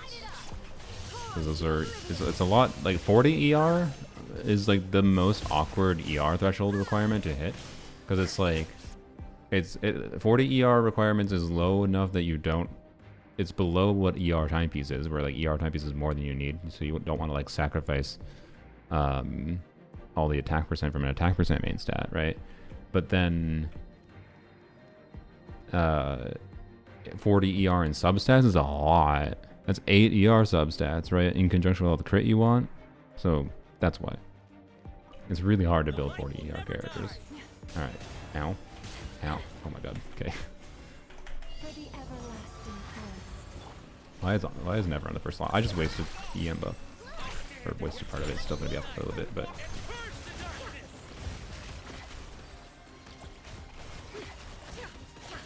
waiting for I know. Okay, so we'll do this. Actually, maybe I should have just done a setup rotation where I didn't do that. Ow. Can you not? Yeah. Okay. Now let's wreck you. All right. Should have done this first.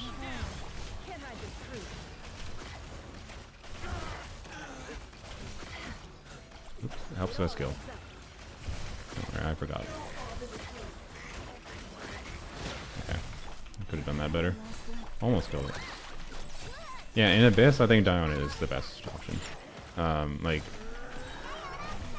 Because in Abyss, that extra front-loaded damage that Diona can allow you, plus the comfort, is just way more valuable. I think Diona C6 is probably what most people will end up preferring in Abyss context. Stygian's a little bit different. I mean, depends on what level of Stygian you're talking about. Because, like, realistically, Llama Nefer at a baseline is going to clear Stygian Fearless difficulty easily, and, like, the minor nuances of min-maxing rotations and, like, the minor downtime of extending rotation time with Diona is not really a problem, right? Although, you're going to need a lot of ER.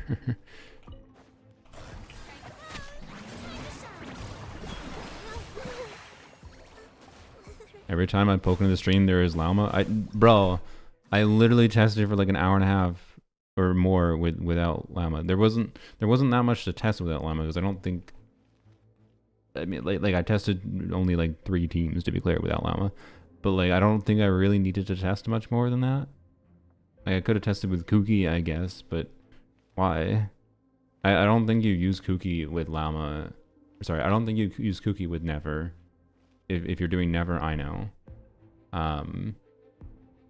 Because I think the smart play to do is to add more damage from another offfielder. So, I don't know. I literally have. You just have popped it in the wrong time. Don't blame me. Anyways. Stop. You done Quicken Never? No, I'm probably not going to do that many shenanigans. I mean, I did Quicken Never by having in the team, having Electra in the team. So functionally, yes. But not only Quicken Never. God damn it, bro. I assure you, only Quicken Never will be bad. Like, quite bad. But I'll probably mess around with it at some point. Oh my god, stop. I actually like that this enemy kills you, by the way. It's fine. Oh my god.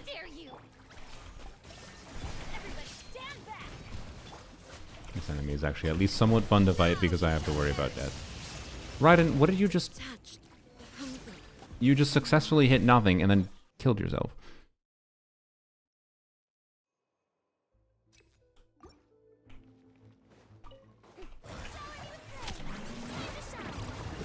Bishop isn't... Oh my god. Oh my god. Alright, it's fine. Stop it. Dodge that with that. Fucking bell. Stop it. Stop it. Bad Bishop. Oh my god, I almost died.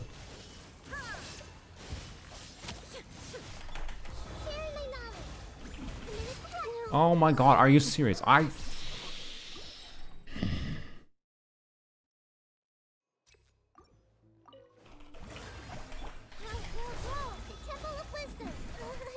Let me switch.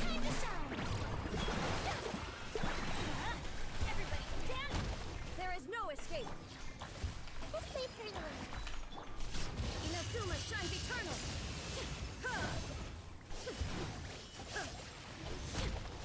Shine down. Alright. Don't do it.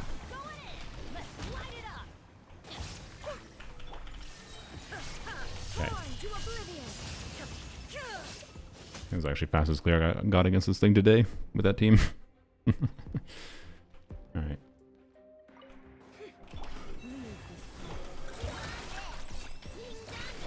Oh boy. Well, we are just not gonna have, that's fine. Sometimes I think that's what you just do in the down here.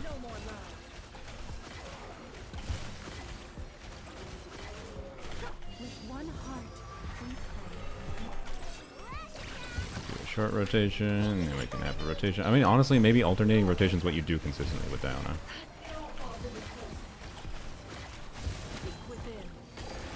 You alternate doing longer rotations and shorter rotations.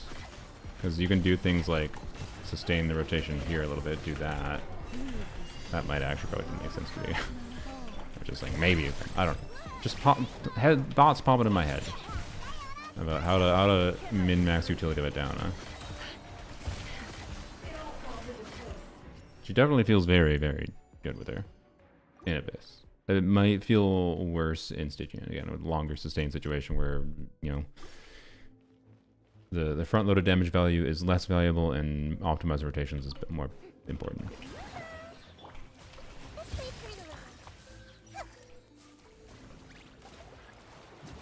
I know on instructors, yes.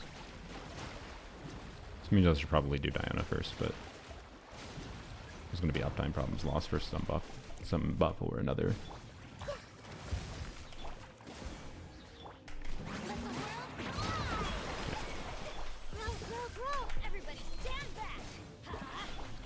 Okay.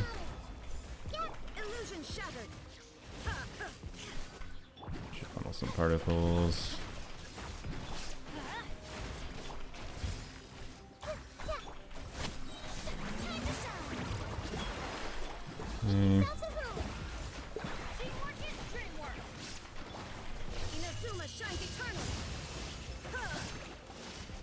Targeting. Wow, good job, Raiden, targeting the screen. Yeah. You're gonna get a shield. I know you are. I meant to switch to Bennett. You're gonna go shield phase now, aren't you? Ah, if only I had my Raiden energy, it would have been fine. Okay, whatever.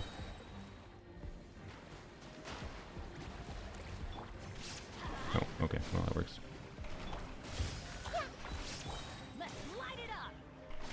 Yep.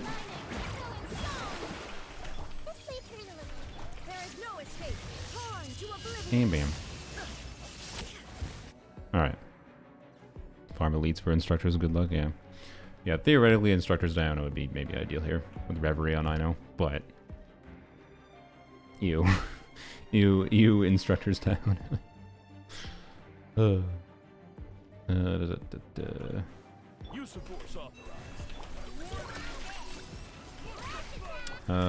Should we burst here? I think we do, yes. I'm gonna do this.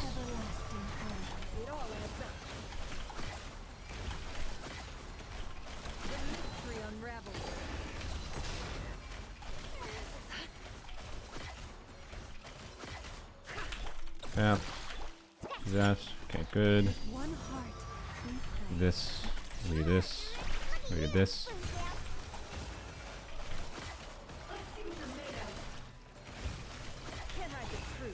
We're kind of waiting for verdant do soon. Not ideal. Let's do this. That.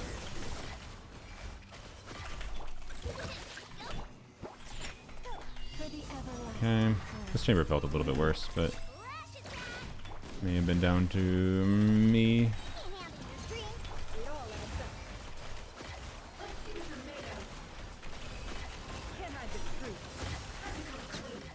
Still felt good.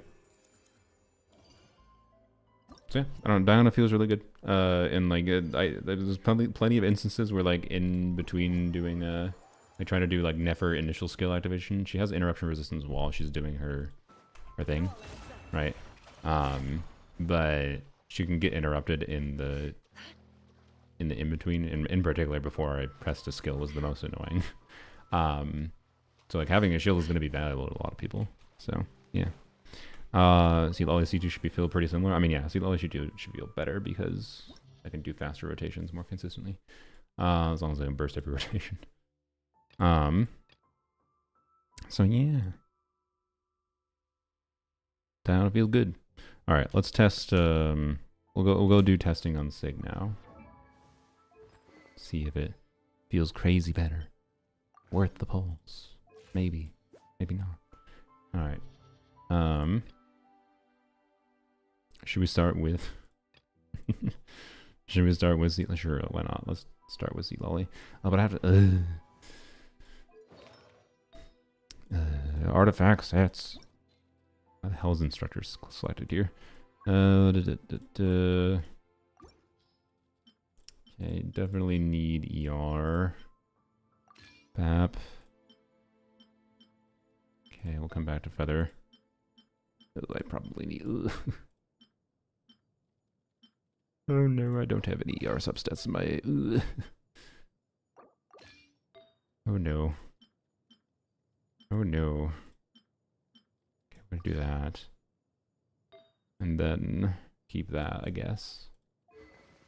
Sig weapon doesn't even make sense, does it? I mean, it does if we can burst consistently. Oh boy, 188 ER is not going to be enough. You know what, we're gonna just do sack frags. We're just gonna do sack frags. Alright. And I don't have to burst on her at all, actually. I guess that means I should do a... Well, yeah, I guess we should. I'm gonna do sack frags. Do an EM timepiece.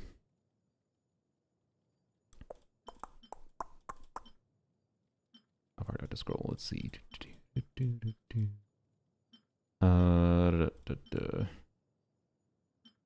Sure.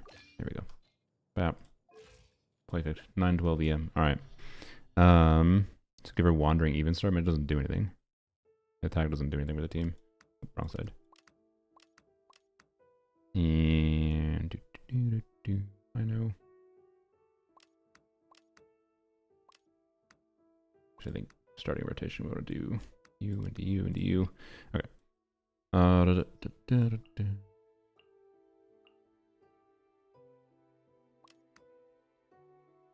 that's fine. Alright. Unrelatable Nefer time. Let's go. Why do you need to burst? You don't. That's what I realized. You don't.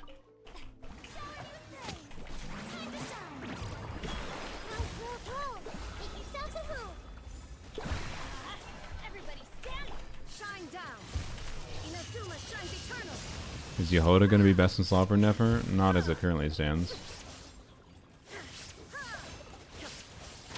She'd need to buff a lot more. She's going to be an okay comfort option. Like some people will prefer it over over options like Kuki, I would say. It's certainly a consideration. But right now her C6 doesn't even work with Nefer. From what I heard, at least. Yeah. Not that her C6 is the only component of what is valuable for Nefer, but C6 is what could make her best in slot with Nefer, potentially. But it doesn't even work at all, so, yeah.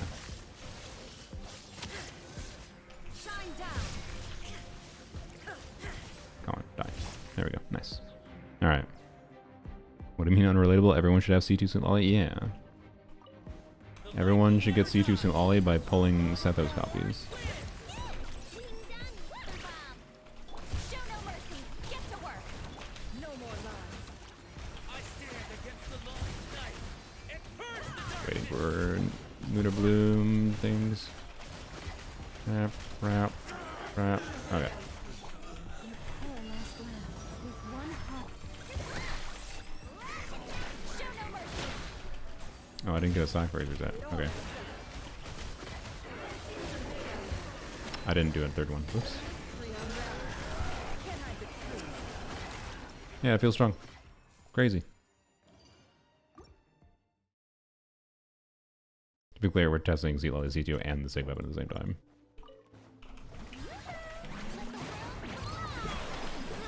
Yeah. Temple of Wisdom.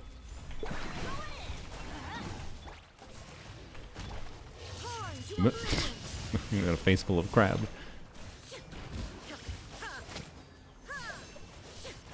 Illusion shattered. Let's wait for the Oops. Crab burst. Forgot to burst. Crap. Okay.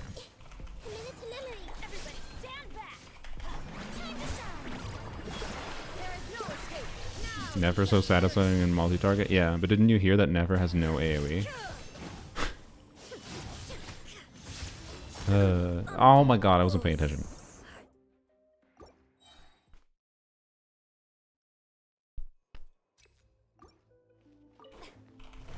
Hello, why did she just do so much damage then, OMG?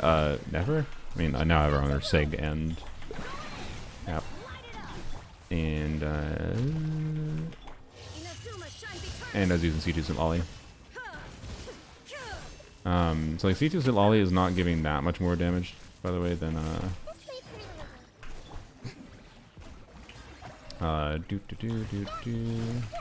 Okay. What? Oh, I was just trying to burst before it sucked. Oh, well. C2 Synth Ollie is not giving that much more damage than, Diona for EM buffing. commit it to memory. But I didn't test with Diona with the SIG web, right? So this is not a proper comparison to Diona, is my point.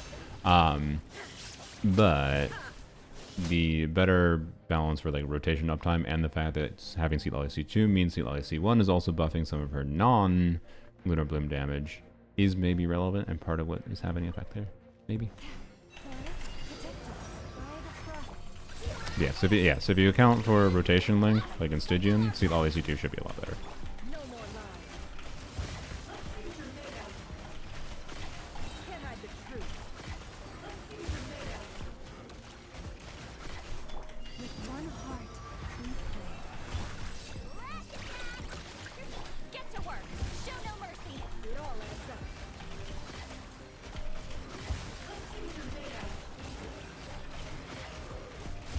Yeah, like that was some of the fastest we went through that chamber.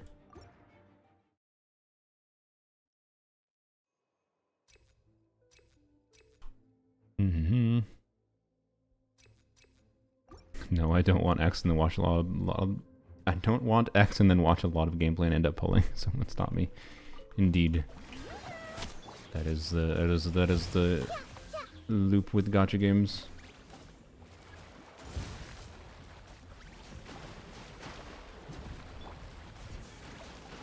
Adventure time. Okay, that didn't really. Roll. Yeah. Alright. Let's wait for the make yourselves at home. Everybody stand back. There is no escape. Energy, there we go. Okay.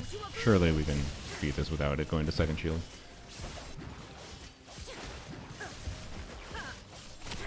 Shine down. Okay. Yep. Commit it to memory. Temple of Wisdom. There is no escape. Now you shall perish.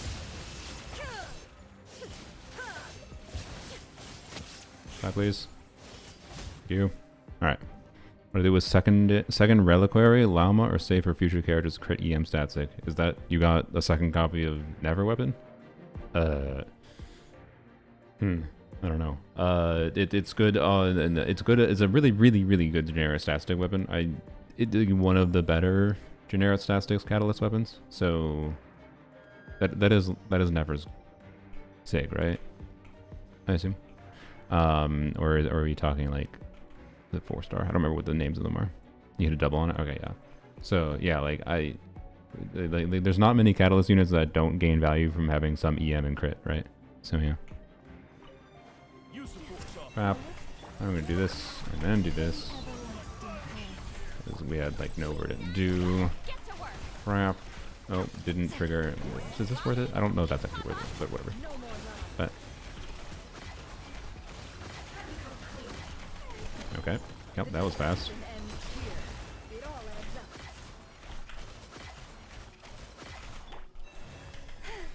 Oops, what did I do? I did deer form by accident. Show no mercy. Fulfill our pact. Can't hide this truth. No more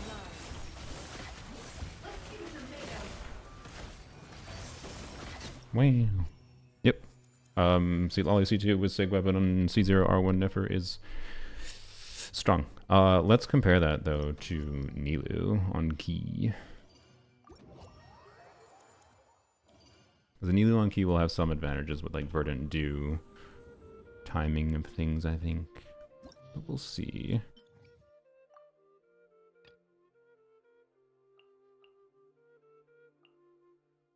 This will be the last unrelatable thing I do before I get into testing some weirdness.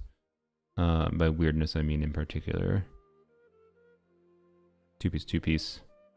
And then sack frags. Then we can maybe do the sub DPS Nilu thing. Oh, Nefer steps on me. Well, she's fictional, so that you might have to build a robot. I don't know.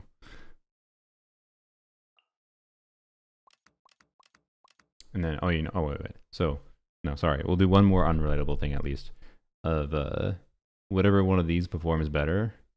Like if I feel like Nilu performs better here, I will use whatever team performs better and see what we can do on the first half. I already used this team once, but without Never's signature on the first half, so we'll see. Bap. Bap. Bap. Bap. Set a seat Lollion. She was on 4P. Oh, frick. She was on Serenade. I also need to go put you back on Serenade. Yep. Oopsies. Back to that. Back to that. Honestly, do I want to keep this piece? Should I just feed it? It's like, I don't think I want to reroll this piece. I don't know. The only reason I'd regret throwing this piece away is if Columbina ends up wanting it. But like, I have other HP double crit time pieces already. I have this piece. I don't know, this piece has ER, which is good. But, I don't know. I should put Nilo on that, yeah, like this piece or something. For now, we're doing the lazy option. That, like, I already have a good onset goblet for her. Like, surely I can get away with throwing away this piece. I don't really want to have more pieces to reroll. So you know what? Screw it. There's a chance this becomes a damage piece anyways. It did not. Wow, okay. That was special. Ignore what happened. Double me XP. Nope. Hey, I got flat HP and crit rolls. It's okay. Sick, more HP. Nilu min-maxing, let's go. It's not a bad piece. We take those. And then I just need to level one of these HP percent pieces in the future. Maybe I can get her up to like 68k HP. Anyway, there we go. Whatever. Alright, yeah, back on Serenade. Map.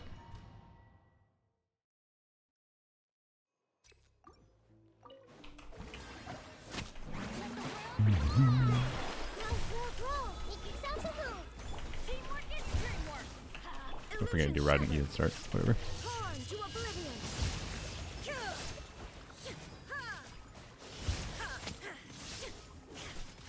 I feel like there's a good chance Columbine ends up getting a different artifact set. I kind of don't want that to happen, but I don't know. We'll see. Like, you would think she should be on either on the like support Nogcry set a lot of the time, which will be my preference, I think. But Inazuma shines eternal. I don't know. We'll see. Oh my god! Why did it run away from me? I didn't even put Night on. Oh my god, brain. Teamwork is dreamwork. Make yourself a home. There is no escape. Now you shall perish. When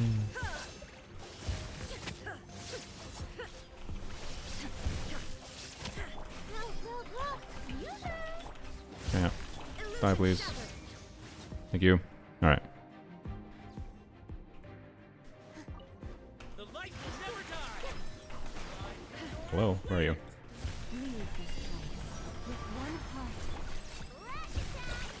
I stand against the long night and purge the dark. Ow. The mystery unravels. Protect us. Yeah. Can I be truth?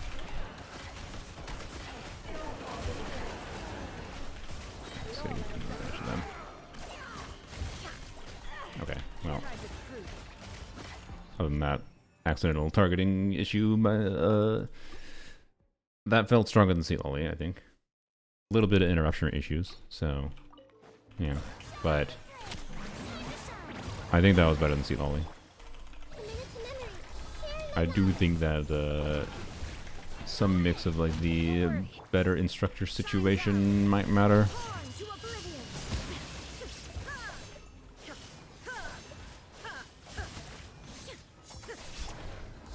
Okay. Yeah, you try to attack me when I'm. Okay.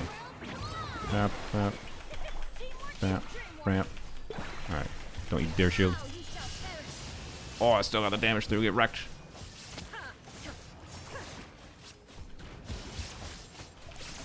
Illusion shattered. There we go. Alright. Blooms register and elemental shields? No. They don't apply any element, unfortunately. Oh, what did I get? Oh, nice. Wow, Braver Gems. Ooh, level 20. Ooh. All the things. Mono materials. Yep, there we go. Remind me to do the standard wish. Do.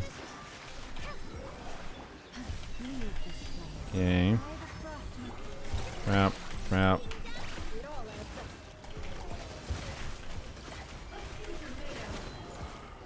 Okay.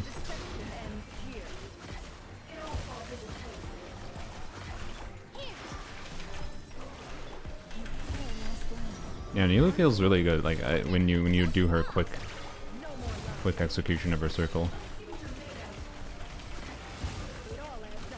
So again, Nilo key. This is a C1 Nilo key. But like as long as you have key for Nilo, I really like Nilo as an option. But sustain becomes a problem. So like you probably would use Kokomi instead of Ino here. I think most people would be fine with that, right?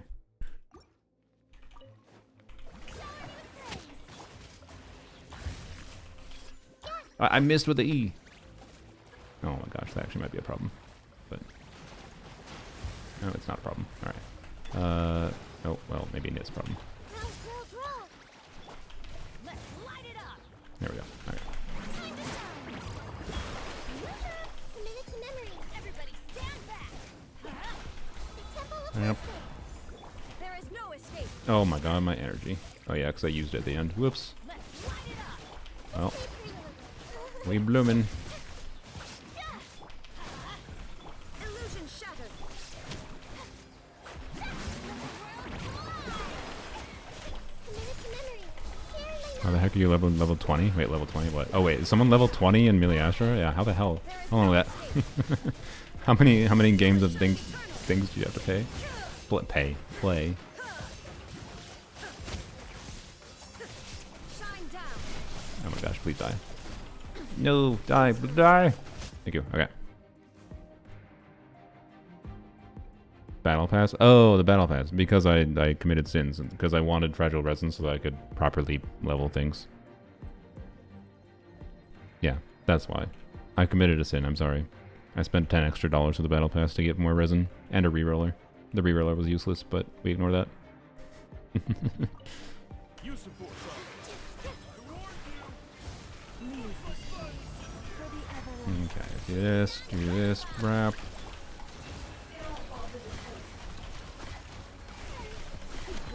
No. I am waiting a little bit for that. Wrap.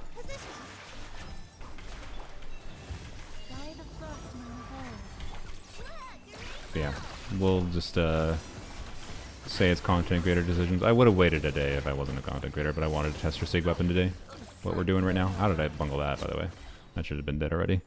Yeah, I think Nilu with Key feels stronger than Seal C2 there. That's my vibe. I always get the premium pass. You don't have a content creator excuse. Anyways. But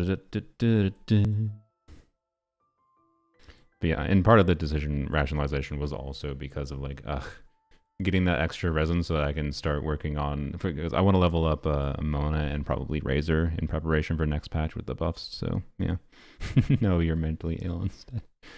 So yeah, okay, let's see what Sig Weapon first half does for us. Let's shred the first half. Let's do the shield side. Let's see how it be. Why am I brain? Neither. And I know. Oh wait. You know what? I forgot. Sure, let's do it. Let's Forest Regalia it. Get that leaf. Let's do leaf gameplay. Get ready. Exciting leaf gameplay. And second side, what do we do on second side now that we're free to do what we want? How about Dia?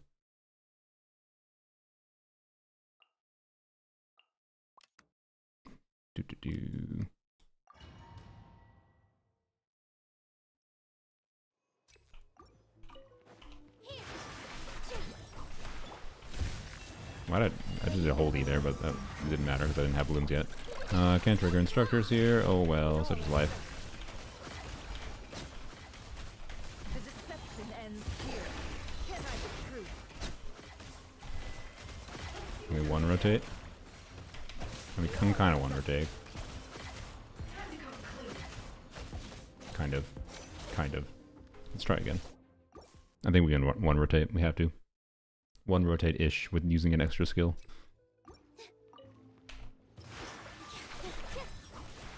I think what we gotta do is switch to Ino in between though.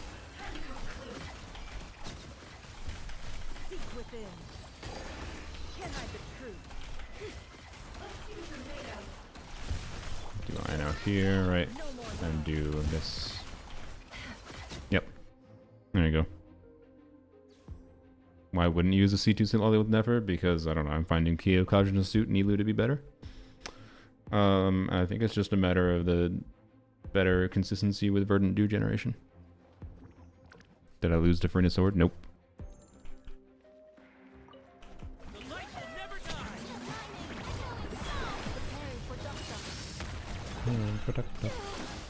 Oop. Sir. Hello. Alright.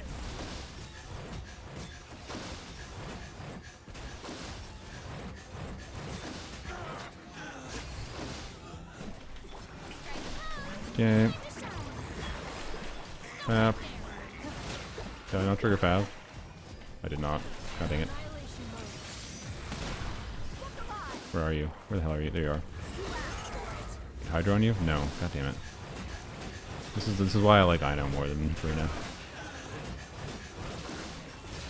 Inconsistency with Freena's application, particularly in the AoE situation here, I think was the problem, but... yeah.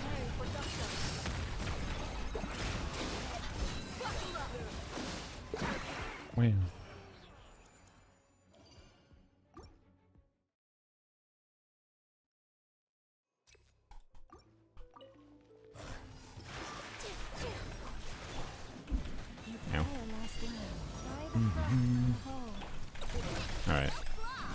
Gotta be able to kill this thing before it shield up, right? Oh yeah. No, you actual oh well, okay, we can kill it before shield is done at least.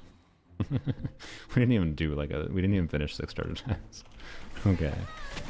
Can you understand why I was not testing on the second, or I was testing on the first side this sorry, bleh, right. Why I was not testing on the first side this whole time.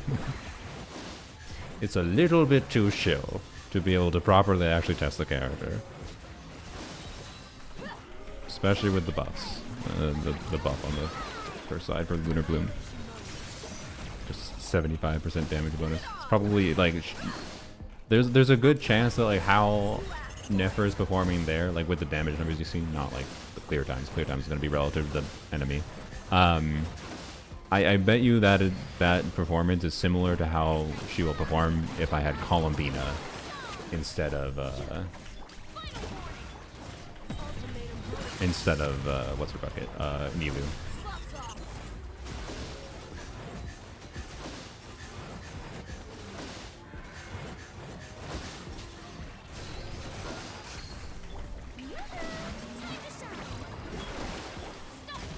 Oh, oh.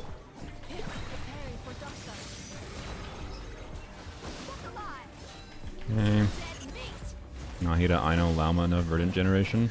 Yes.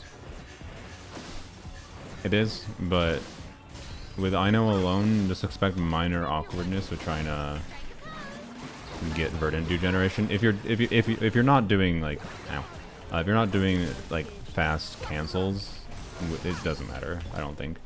But if you are like min-maxing your gameplay doing fast cancels, you can do charge attacks faster than you can get verdant do, and I do think Nilu helps with that. There's still a set limit on how much verdant do you can get though, to be clear. So anyways, alright, let's see how much we can murder the freaking crab. Wait, why did I do that?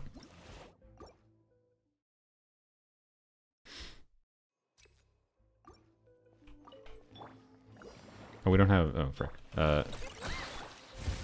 We didn't have the ability to do a holdie until we did that. Alright. Oh, I don't have my burst up. Ah, crap. That's gonna really hurt my ability to, Here we go. Okay, do that.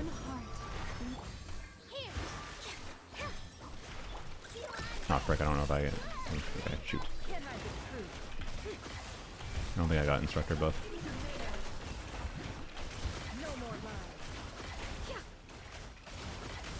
Okay. Let's see if we can get sub 30. I was able to get 31 seconds with Widzith. Thanks for all the testing. Saves hours. Thanks, Daglighter. Thanks for the $5 reduce. Glad my testing can help you. Dude. Get particles. Yeah, there we go. Okay. I can do this. Oh, frick. Wait, no, that does not work. What can we do? We can funnel particles from okay. Crap. Wait, why? Brain, stop it. Oh, I don't have Aino and Fab anymore. Oh, frick. I blame not having Fab.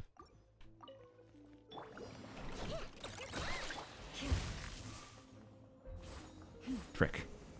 That's really annoying. Okay. Do this.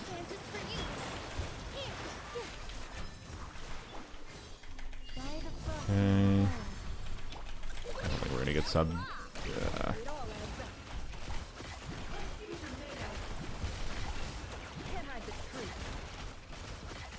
Oh, I got 30. All right. Well, I match Widzith, and with less total attacks than Widzith. The difference is, well no I said I had 30. I matched. I beat my Widzith clear when I was optimizing around with Widzith RNG with the same team context. So you know what? I'm happy with that. I need energy.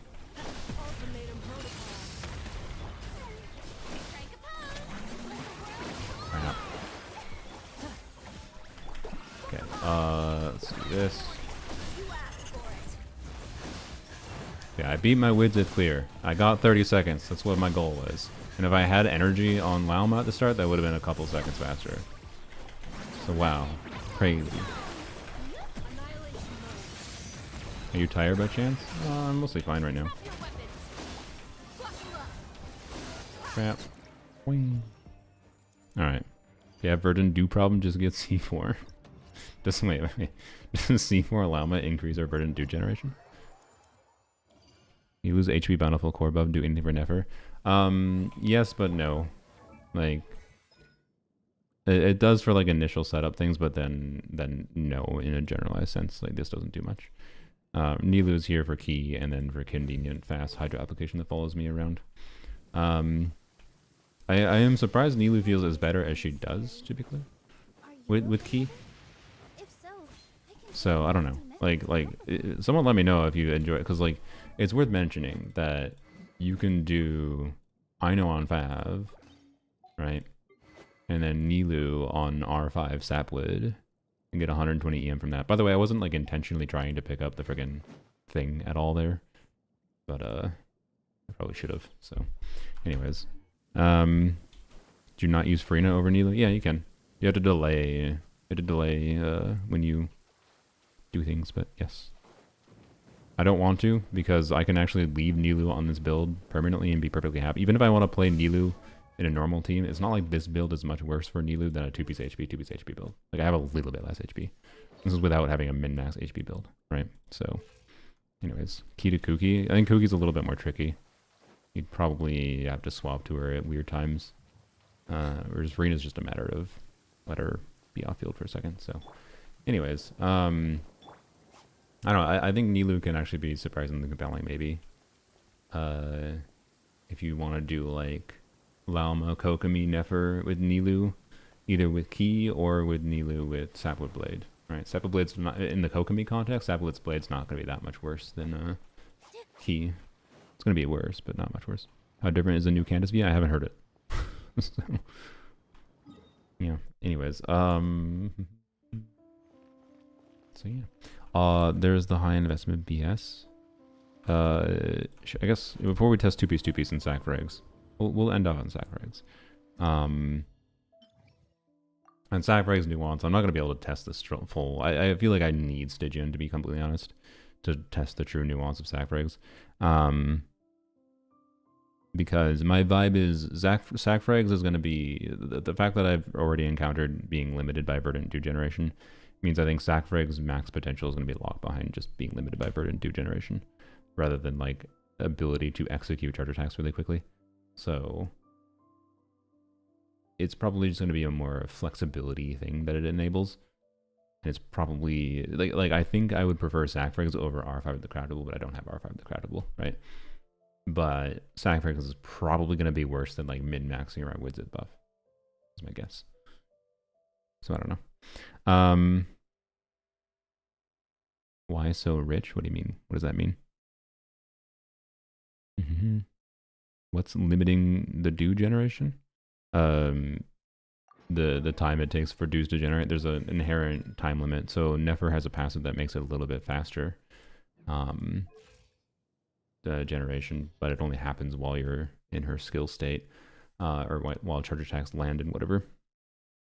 So it doesn't make it so much faster that you just have infinite verdant dews. So yeah, there's just a hard limit on how fast verdant dew can generate.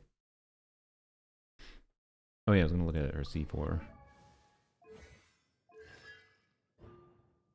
You gain verdant dew 25% faster. Yeah, okay. This constellation actually might be kind of interesting from a... So, wow, she has a gameplay-changing constellation. Sick. Cool. It's like, I think it looks underwhelming at a dance, but... I don't know. That has gameplay-changing implications.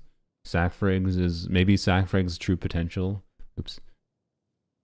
Maybe Sackfrag's true potential is locked behind Constellation 4. No, that does not tempt me. I don't care. Anyways. What are we gonna do? Oh, Nefer sub DPS Nilu. Like using... Oh, we can test two-piece at the same time because the 4-piece won't work if we do So the idea would be Nilu with Nefer. I know the original person said it in place of Nahida, but I don't know, that would just mean like do like Dender Traveler. If you're putting Ino in the team or Llama in the team, then it becomes a hyper carry team like we were just doing. It's not a Nilu team. It becomes a hyper carry Nefer team. But if you don't have 2 Nogcry units, it can still be a Nilu team. So let's try it. We'll do St. Joe.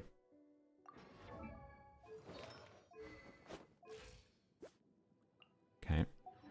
He's fine. Nilu can stay on whatever set. You're on Deepwood, and you need to go to Tubies. And then we'll test Tubies in normal team. Should I keep this on? Yeah, I'll keep that on.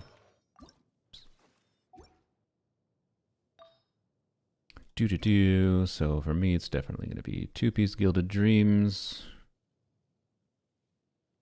And where's Wanderer's Troop? Wanderer's Troop, there it is. Bam. Okay. Let's see. Can I make...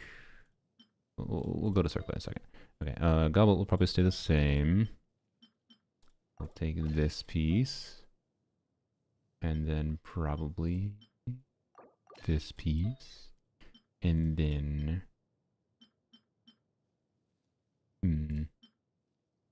We'll cook this piece for now. Okay, and then either crit rate circlet or crit damage circlet. What's the crit damage circlet look like first? That is... I think we'll use a crit rate circlet. I think it'll be a little better. 80 to 90. That is so much more crit than I would have expected. Yeah, whatever. For the Nilu shenanigans, that's why not.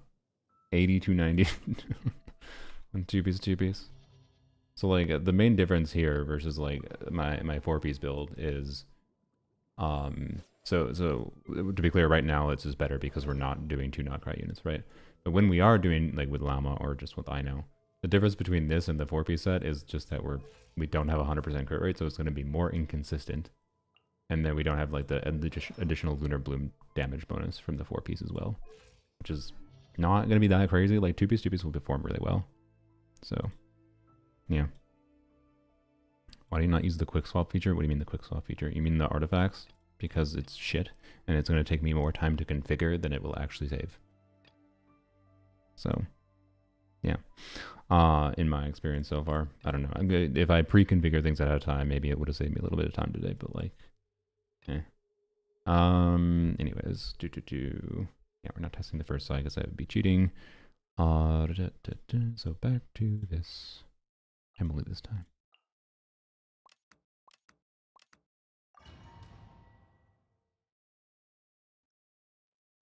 I prefer being at half health with Frina personally.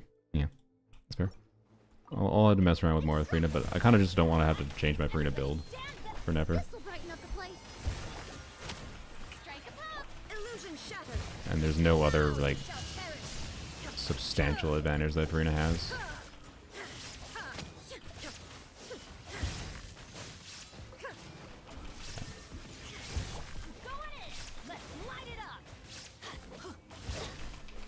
Come on. Get to, there we go. Did it actually get max? I don't know if it did. Count. There is no escape. Everybody stand back. Inazuma shines eternal.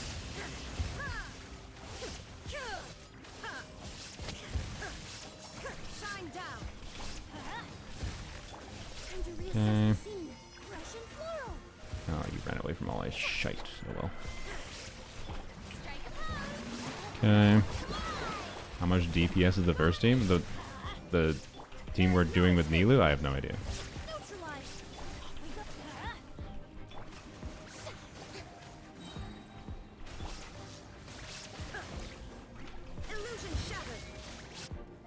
We'll see how good it is right now.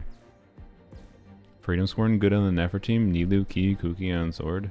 Freedom Sworn just gives plunging damage bonus, or plunging, yeah, isn't it? Yeah, it's just plunging damage bonus and attack. So it's useless. Oh, hybrid riding? Oh, I also have no idea. Sorry. The light will never die. Do. Temple of Wisdom. Positions. I just realized Saint is gonna be a little weird here, Let me lead you on. but whatever. More love. I stand against the long night and purge the darkness. The deception ends here.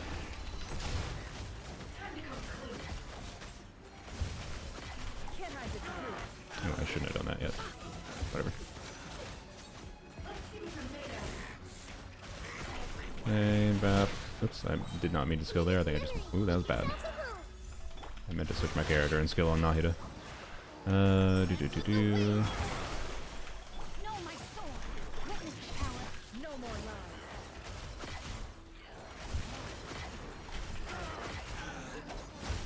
Do this. Within. Can't hide the truth.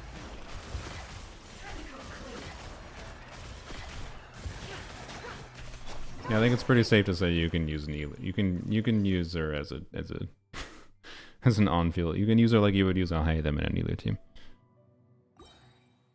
and she still feels like she gets meaningful damage on a damage build. Extract. Let's light it up. You get max. There we go. Ambiance. Time to shine. Showing you everybody stand back. Now you shall perish. I'm not good. Yeah, this team, I think when it's going optimally, like I think I can do really well damage-wise, but it's kind of hard to get Emily to work optimally with Farina in general, is my experience. So it's not like something I can strongly recommend. Like if I didn't have Emily's signature weapon, it'd be really, really bad, generally speaking. The fact that I do have Emily's signature weapon makes it very usable. Bye, please. Really? That was an adversary. I didn't mean me.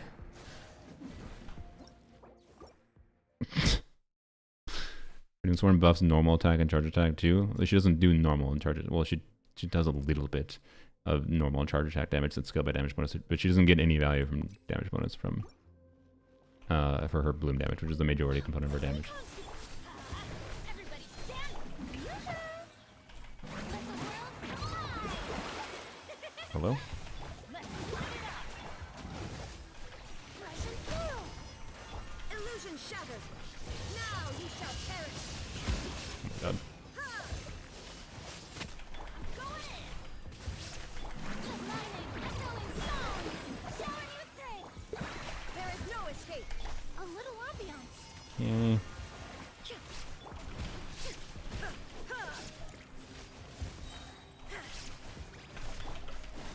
Teamwork is dreamwork.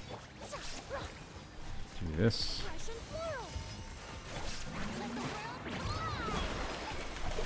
Inazuma shines eternal.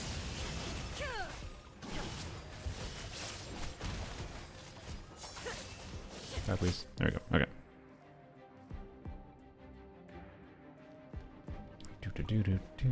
Okay. Doot.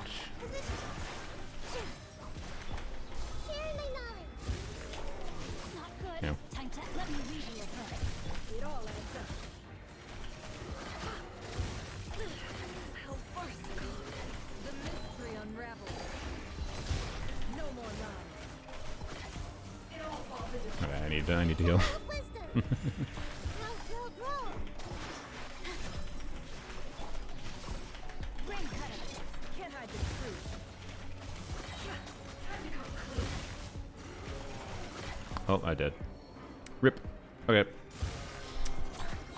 Yeah, you might want to play more than... I'm trying to get away with just Saint defensive utility, and when I'm not playing an on-field Dender unit that wants to hug enemies, it's very not hard to survive in my experience. Like if I'm playing... who was I playing? Oh, Llama. Like if I'm playing Llama there instead of Nefer, it's not hard to survive at all. And that was before, to be clear, before I activated C1 Llama. So, yeah. You look good with Never? I think she's much better than I expected. But I think you kind of need Key for it to really be relevant, but it's not a terrible choice for various reasons, I think. Erase all threats. Less butthole. Ramp. Okay, really, there we go. Okay. Oh. Get that. Don't do it. Don't do it. Oh.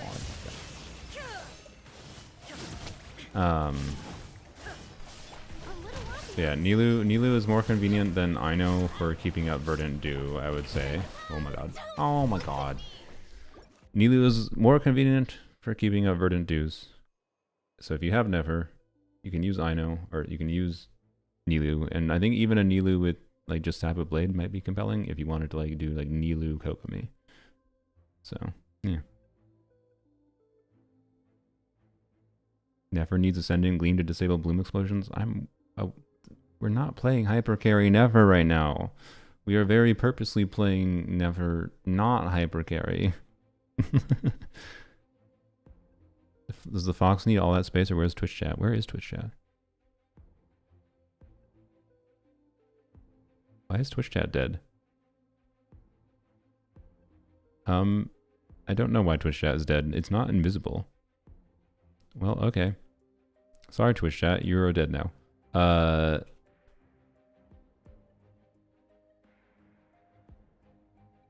I don't know what happened.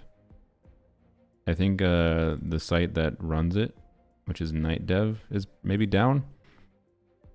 So no Twitch chat. Would you mind coming with me to Extract? Come on. And do this. Do this. Teamwork is dreamwork. Let's light it up. Illusion shattered. Inazuma shines eternal. Touch. Frick you! Did AWS go down again? I don't know. I can read Twitch chat, they can still chat, but Night Dev, the site that did the interface with my stream, might be dead, I don't know. Okay, just stop getting one shot by this asshole. Alright. Brighten up the place. Time to shine. Go in it. Now he shall perish.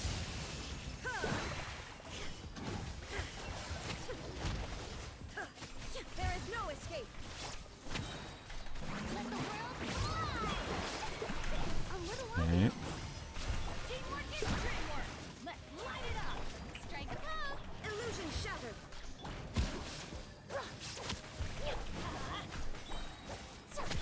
Torn to oblivion.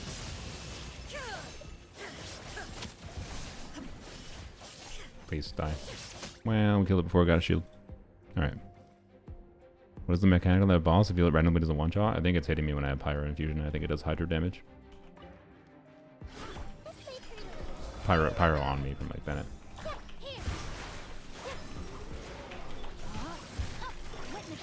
Alright, we need to be better this time about living by avoiding that damage that I did not avoid. Chill.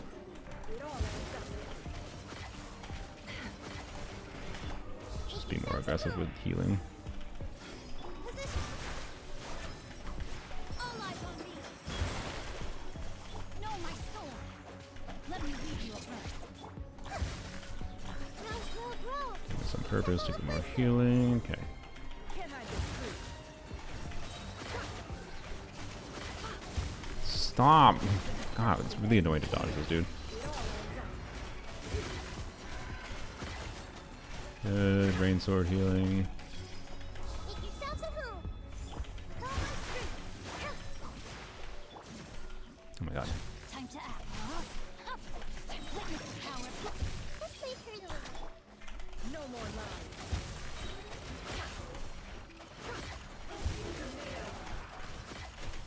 Seek within. Can't hide the truth. Oh my god. Don't die. Grow, grow, grow. Temple of wisdom. Yeah. Here. This Okay. is for you. Rain outlines your fate. Let me lead you. Commit to memory. Looking a little bit coy, because I want to heal again. Okay. It all adds up. Oh boy.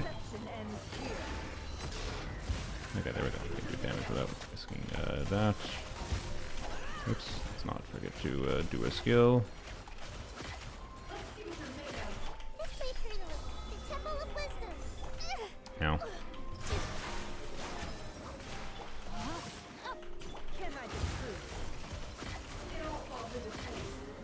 God damn it. I died too. Oh my god. Okay. So to be clear, we need like fucking 80k DPS. This is a non-Llama Nilu team. And it needs like 80k DPS to deal with these twats. I don't really know if I want to. Like I definitely have the damage to clear the Fatui after this. So I don't know. Do you guys really need to see me beat this?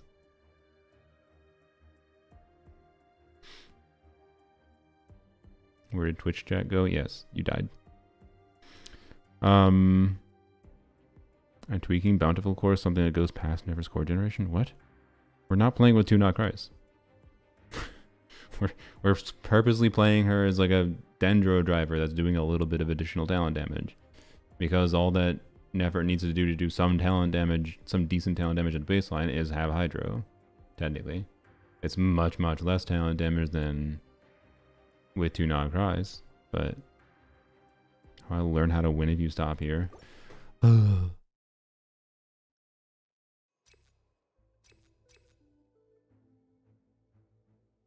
choosing, well, this is not even going to have effect because we're always below 50% HP. Or we'll try it.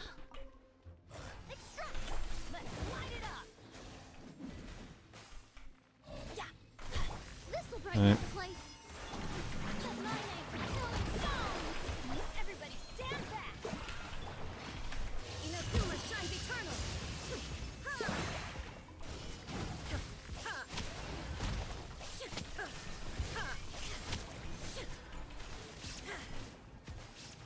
Mm-hmm.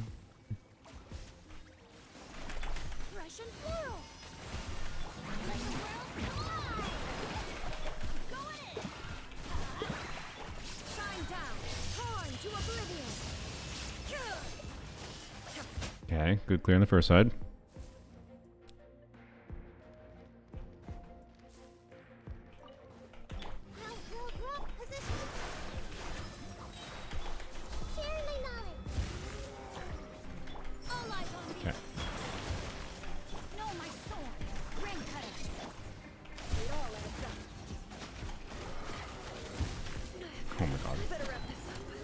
Enemies hit too hard for this team.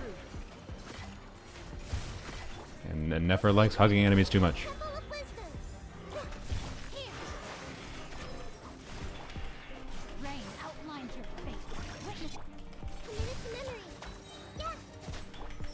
Yes.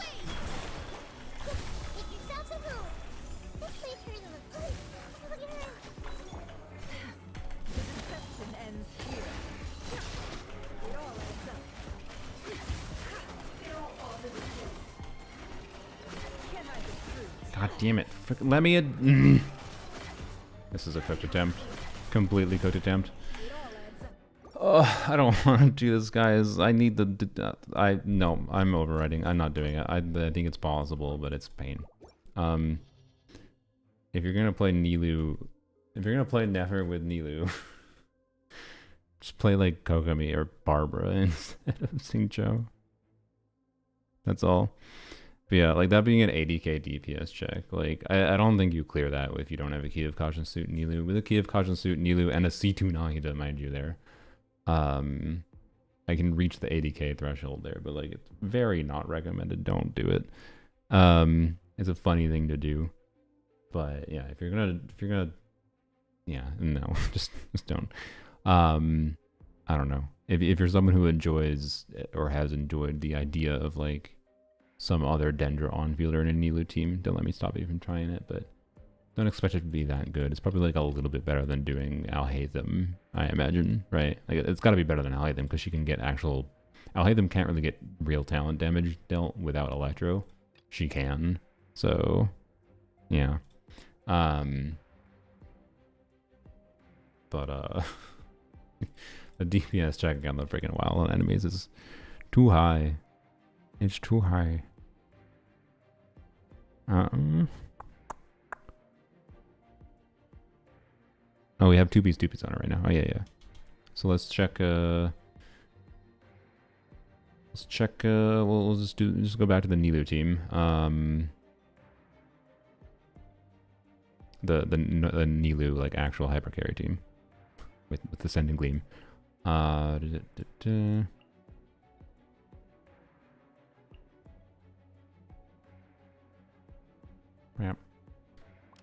And then we'll see how much better this feels.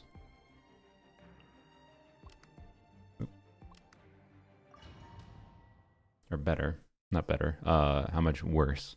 Like it should be worse. My 4P's build on the new set is too good for this to be better, but it probably is going to feel extremely similar. There is no escape. Everybody stand. Ha! Inazuma shines eternal. Ha! Ha! Committed to memory. Make yourselves at home.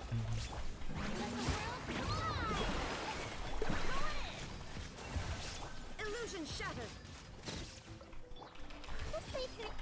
Alright. On to oblivion. What the? Raiden, target. There is no escape. Grow, grow, grow. The Alright. temple of wisdom. Teamwork is dreamwork. Come on, fire Diva. There you go. Shine down. Oh, dang it. Inazuma shines eternal. Not bad. No.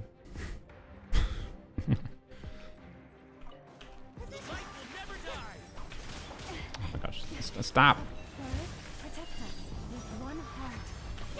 Oh my god. Stop it. Okay.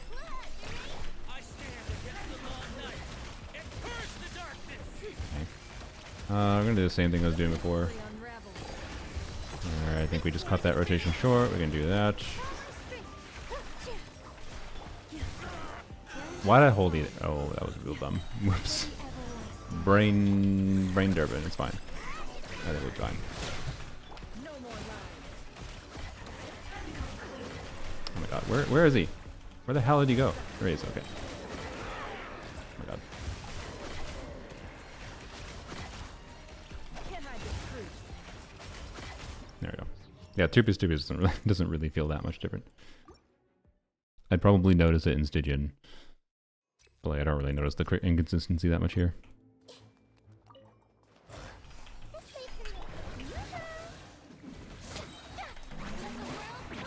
Crap. Make yourselves at home. Everybody stand back. Let's light it up. Don't have any energy. Let me try, please. There we go. Now you shall perish. Oh, what? Come on.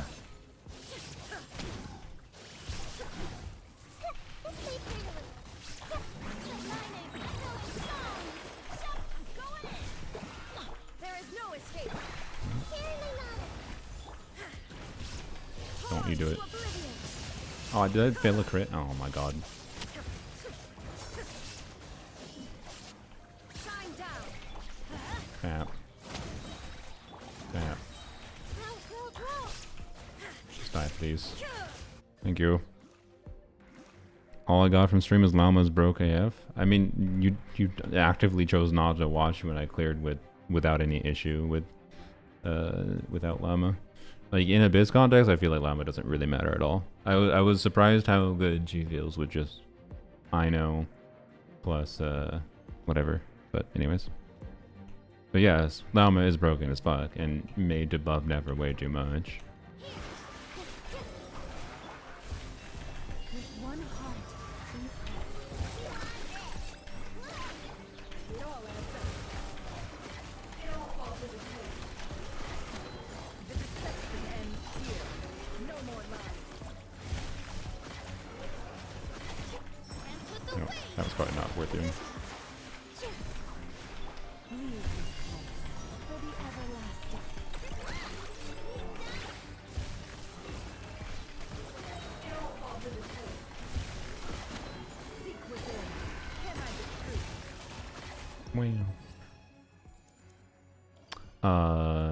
Yeah, 2-piece doesn't feel that much worse. In fact, it feels basically the same. I don't know what else to say about it.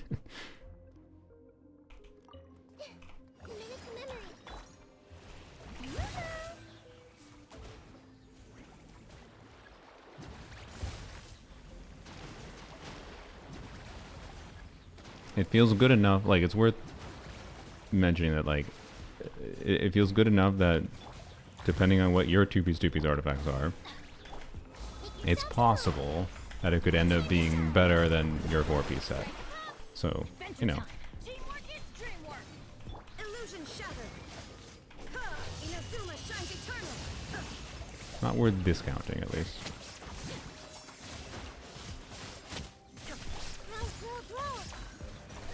Ow. Temple of wisdom. Ow.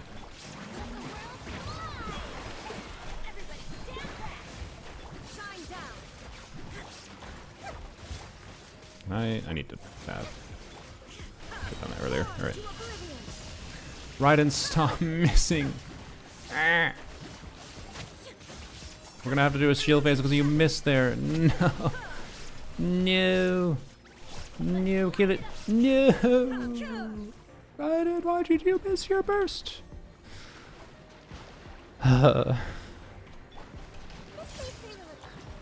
Thanks, Raiden. Appreciate you. It's not Raiden's fault. It's Hoyo refusing to make a better targeting system for this game. What? Did I just fail to knock it down? Alright. Grandma letting Dimension get the best of it, yeah.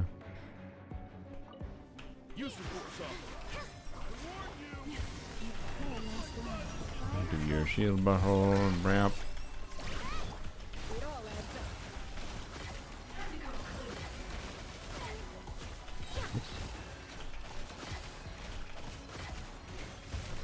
All eyes on me.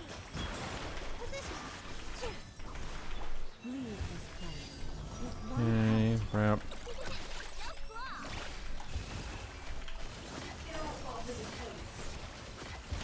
No more lies. Really? I didn't think I had to do another charge check. Okay, there you go. Yep, 2-piece, 2-piece. You tell me what the difference between those were. I mean, the difference is that I miss some crits sometimes. But notably, like, I think my damage numbers might have been actually a little bit higher with my 2-piece build. Because I have a bit more EM than I had before. Like, that's one of the notable things. More EM, but I didn't have, you know, the crit. And I didn't have the lunar damage bonus. So, like, I think they're similar, but, like, yeah, anyways, 2-piece is really good. So, like, yeah, don't be afraid of using 2-piece. That's I think all I can say. The crit rate sets are something that has an over bias on paper compared to in practice. I've very consistently found this with at least really invested builds, where on paper the 4-piece sets are like a lot better for giving, because they give crit rate, and like that significantly like changes the spreadsheet calculation. But in practice, you don't necessarily need to crit 100% of the time to have basically exactly the same experience. And that makes it so 2-piece builds that just have better substat quality can beat out or be very similar in like worst case scenarios. Like, I don't know. You guys tell me what the hell the difference was between those two results. Because they basically were the same to me. Anyways, last thing to check. Let's check sack frags. I just want to. I haven't tested it all with it. Let's see what it'd do. So the main things I'm gonna be watching for here. I'm just gonna go through with Nilu again. So the main things I'm gonna be watching for here is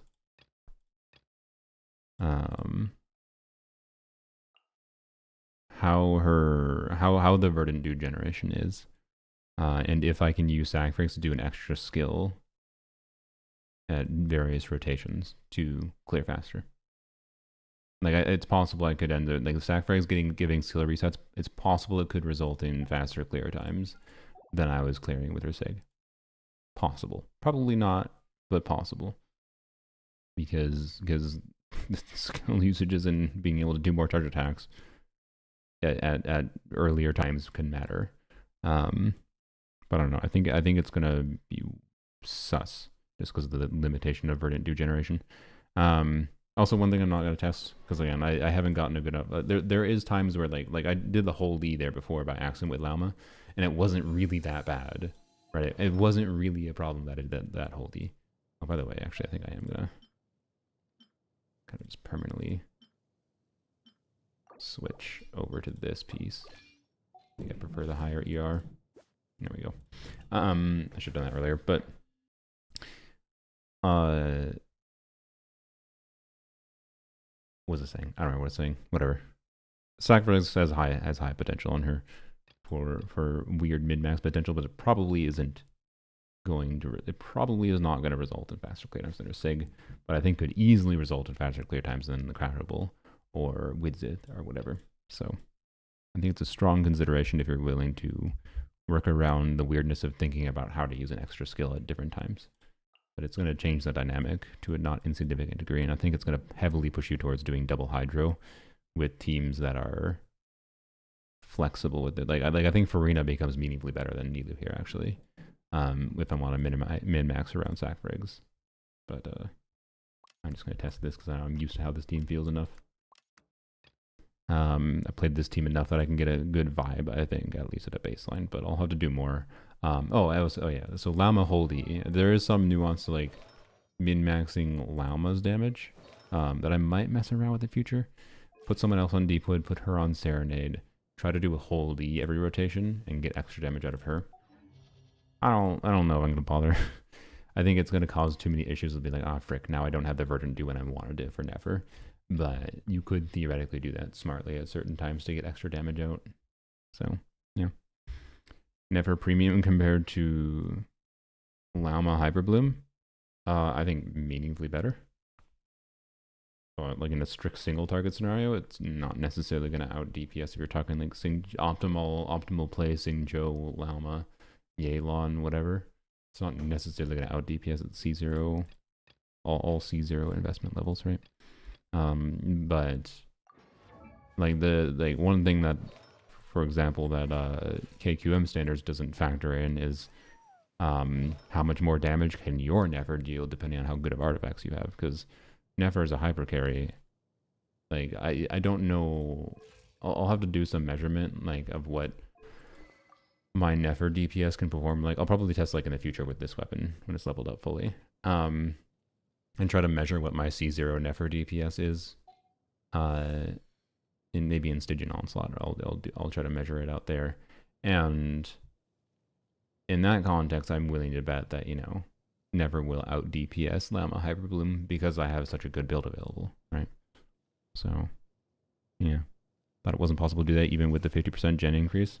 I mean, I just used Llama Holdy there before and I didn't really have much problem with doing Nefer stuff. Like, if it caused any problems there, it was really minor, right?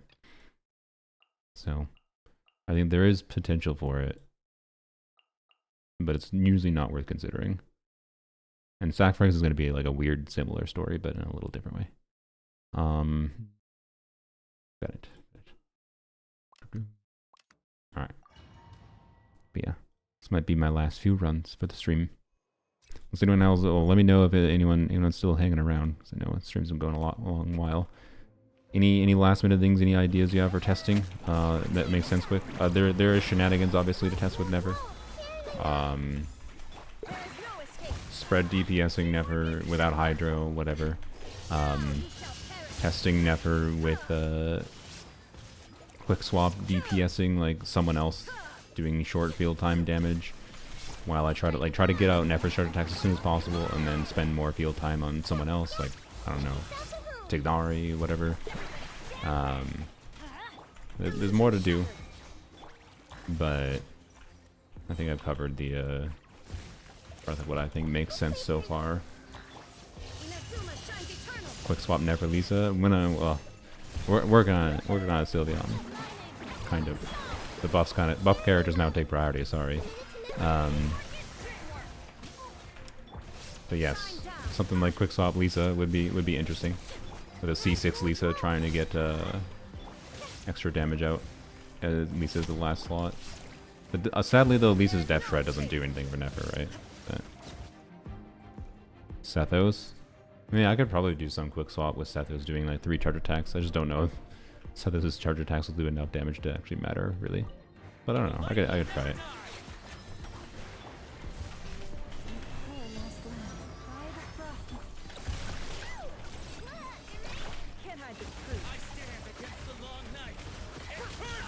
Yeah. Okay. So next rotation is where I'm... Oh, frick me. God damn it. That's bad. Whatever. I was going to say next rotation is where... Okay, I'm going to redo. I was going to do the initial rotation like I was doing before, where I cut it short, and then next rotation see if I can utilize the sack breaks reset. I don't know if it'll matter, but I don't know. Do that a little bit differently though, next time.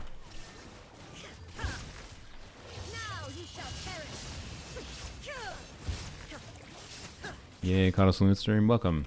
I'll probably be ending soon, I apologize, but if you want to rewind, there's a whole bunch of Nefer testing where I've been yapping the whole time if you want to catch it. Illusion shattered. Torn to oblivion. Probably should not have done that.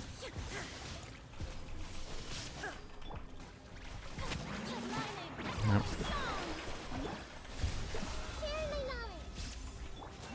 God, stop jumping backward. The amount of times I missed my skill today on this dude. There is no escape. Now you shall perish.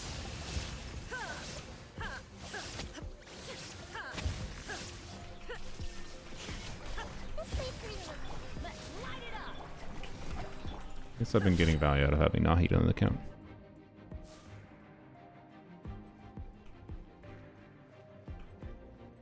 Want to never, but I know I'm so bitter. I got her at max hard pity, almost 180 wishes.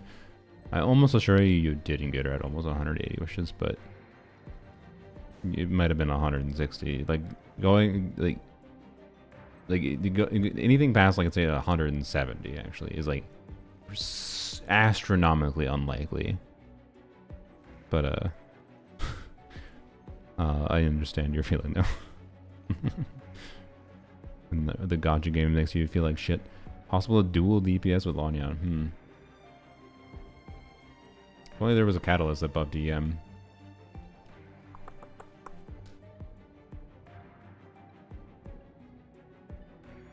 I might try something with it. Because all the EM buffing going on in these teams, right? And the EM buffing from instructors and whatever Song of Days Past. Lanya might do okay damage. And having a grouper is kind of interesting. So, yeah.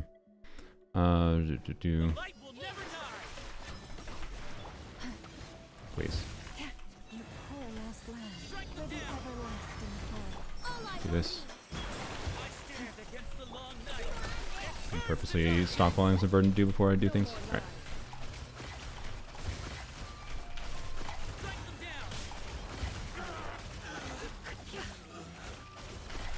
Reverse.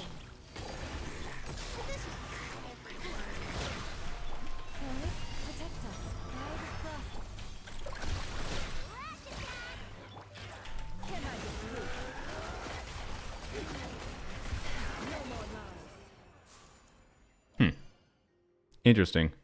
I think I need Stygian to test properly, but like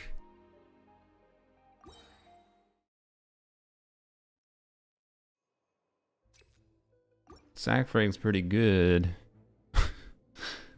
Sackfrag's is pretty good. I didn't even get to like do 2 more. Like what I would have wanted to do in a sustained situation is do 2 more skills after those. But yeah. Anyways, do you know how the odds change to 74 pity? I do, yes. I'm at 160 because hard pity is 80. I mean, hard pity is not 80, but like so pity starts at 74, and then it like jumps. It starts at 5% chance for a 5-star at 74, and then goes up by like 7% increments essentially, which makes it very likely that you get a character by like 80, and then going past like 83 is like extremely unlikely.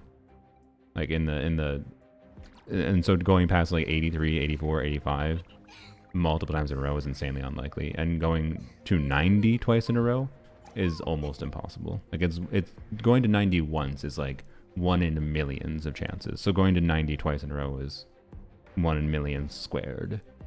So anyways, but 84th is like, yeah, unlucky.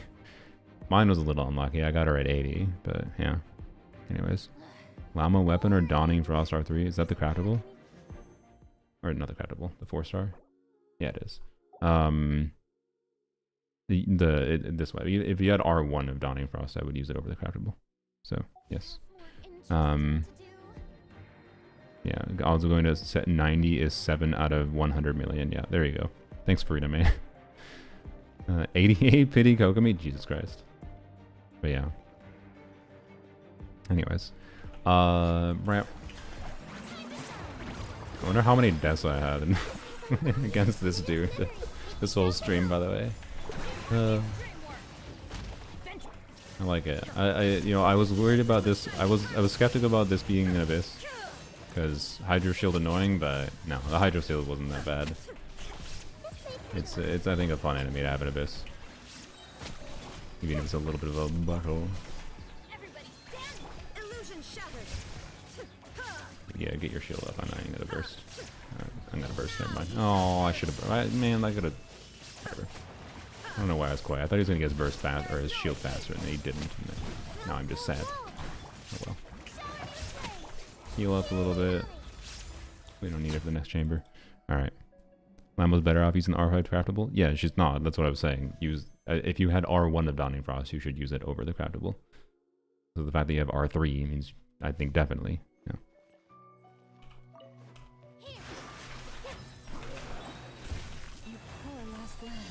Okay. Now.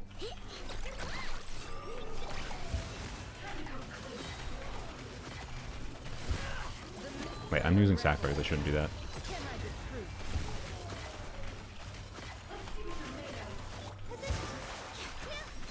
Okay.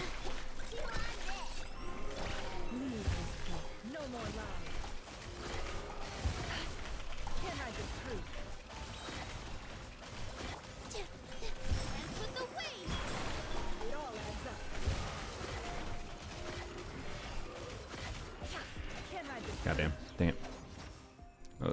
That was very fast.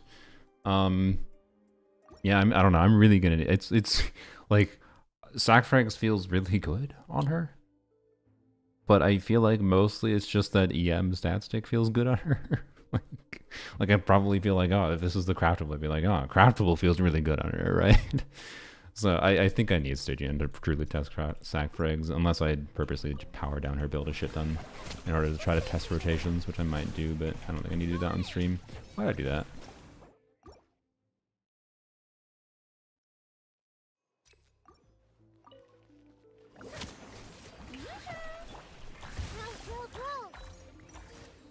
Oh, frick, she's underlying Hydro. God damn it.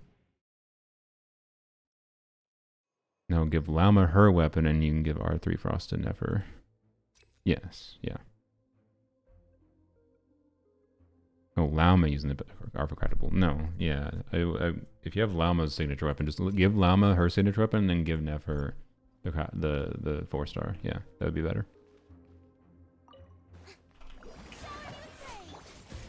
How did I do that again? Okay, there we go. Fine.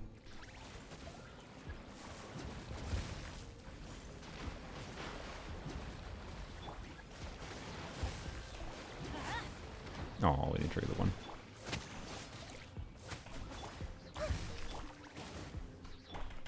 So crit rate with sac frags, because there was a crit card in the first chamber of the Abyss, I have 100%.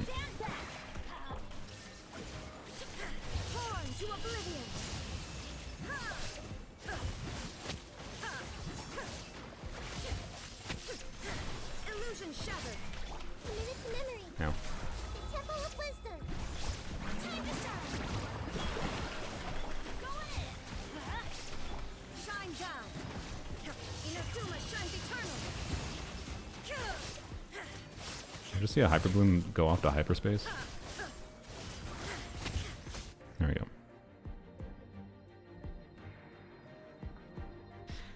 Mm-hmm.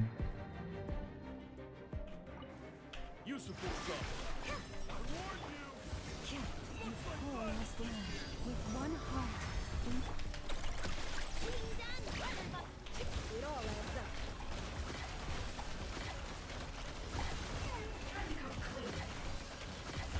This, waiting for verdant dew generation. Oh, I didn't. Oops. Whoops. Protect us. I don't know. I think sacrifice is really hard to utilize. It all adds up. Oops. Like we can do that there. We keep on going. So like there we just use sacrifice. And we could do another skill there. But like, I think, yeah, I really think what sacrifice needs. Oops, not that. What am I doing? Sorry, my brain got distracted yapping. I really think what sacrifice needs is very good sustained Hydra application that doesn't require me switching. Like if I can have rotations where so Freena, I gotta test more with Freena basically. But like unironically something like the ideal might be something like Farina Columbina, assuming Columbina also has like sustained off-field hydro, where I don't have to switch to them except for like every 30 seconds or whatever. And then all I need to do is just switch to Llama to refresh Llama every 20-ish seconds, 15, 20 seconds. And then, but then the Hydras in the team are just going without a problem, mostly. But then it does cause problems with like Instructor buff uptime. So, I don't know. It's weird. It's weird. Kuki or Nefer as 4th slot in Nefer team? I mean, if you're not using Nefer anywhere else, then Nefer would be better than Kuki. So, yeah. So anyways, in conclusion, I like Nefer a lot. I like her charge attack gameplay. I like her charge attack, or I like her animation cancels. It feels really good to execute her charge cancels. I personally do not find them hard to do or clunky at all. If you try to do them way too fucking fast, right, then you will not get them out properly. But if you have issues with it, you can still just play her the easy way of just hold her charge attack. I don't have any burden to do, so I can't do that right now. Haven't tested like really bad things with her yet. I haven't tested like if I play her as a really bad spread DPS. I suspect it will be bad, but I will play it anyways. And yeah, Llama makes a big difference for her. But honestly, like for Abyss context, doesn't really matter. Not right now, at least. Will it matter in next year's Abyss cycle, where Abyss HP is a little bit even higher threshold, and the requirement to clear is have Snezhnaya DPSs or do double the damage? Then yeah, you might start to notice Llama-less Nefer in Abyss next year. That's my prediction. So Llama-less Nefer I think matters for Stygian Onslaught potentially, but I don't even know that it'll matter for the current Stygian Onslaught at Fearless difficulty. It will for Dire, duh. But for like Fearless difficulty, I don't know, we'll see.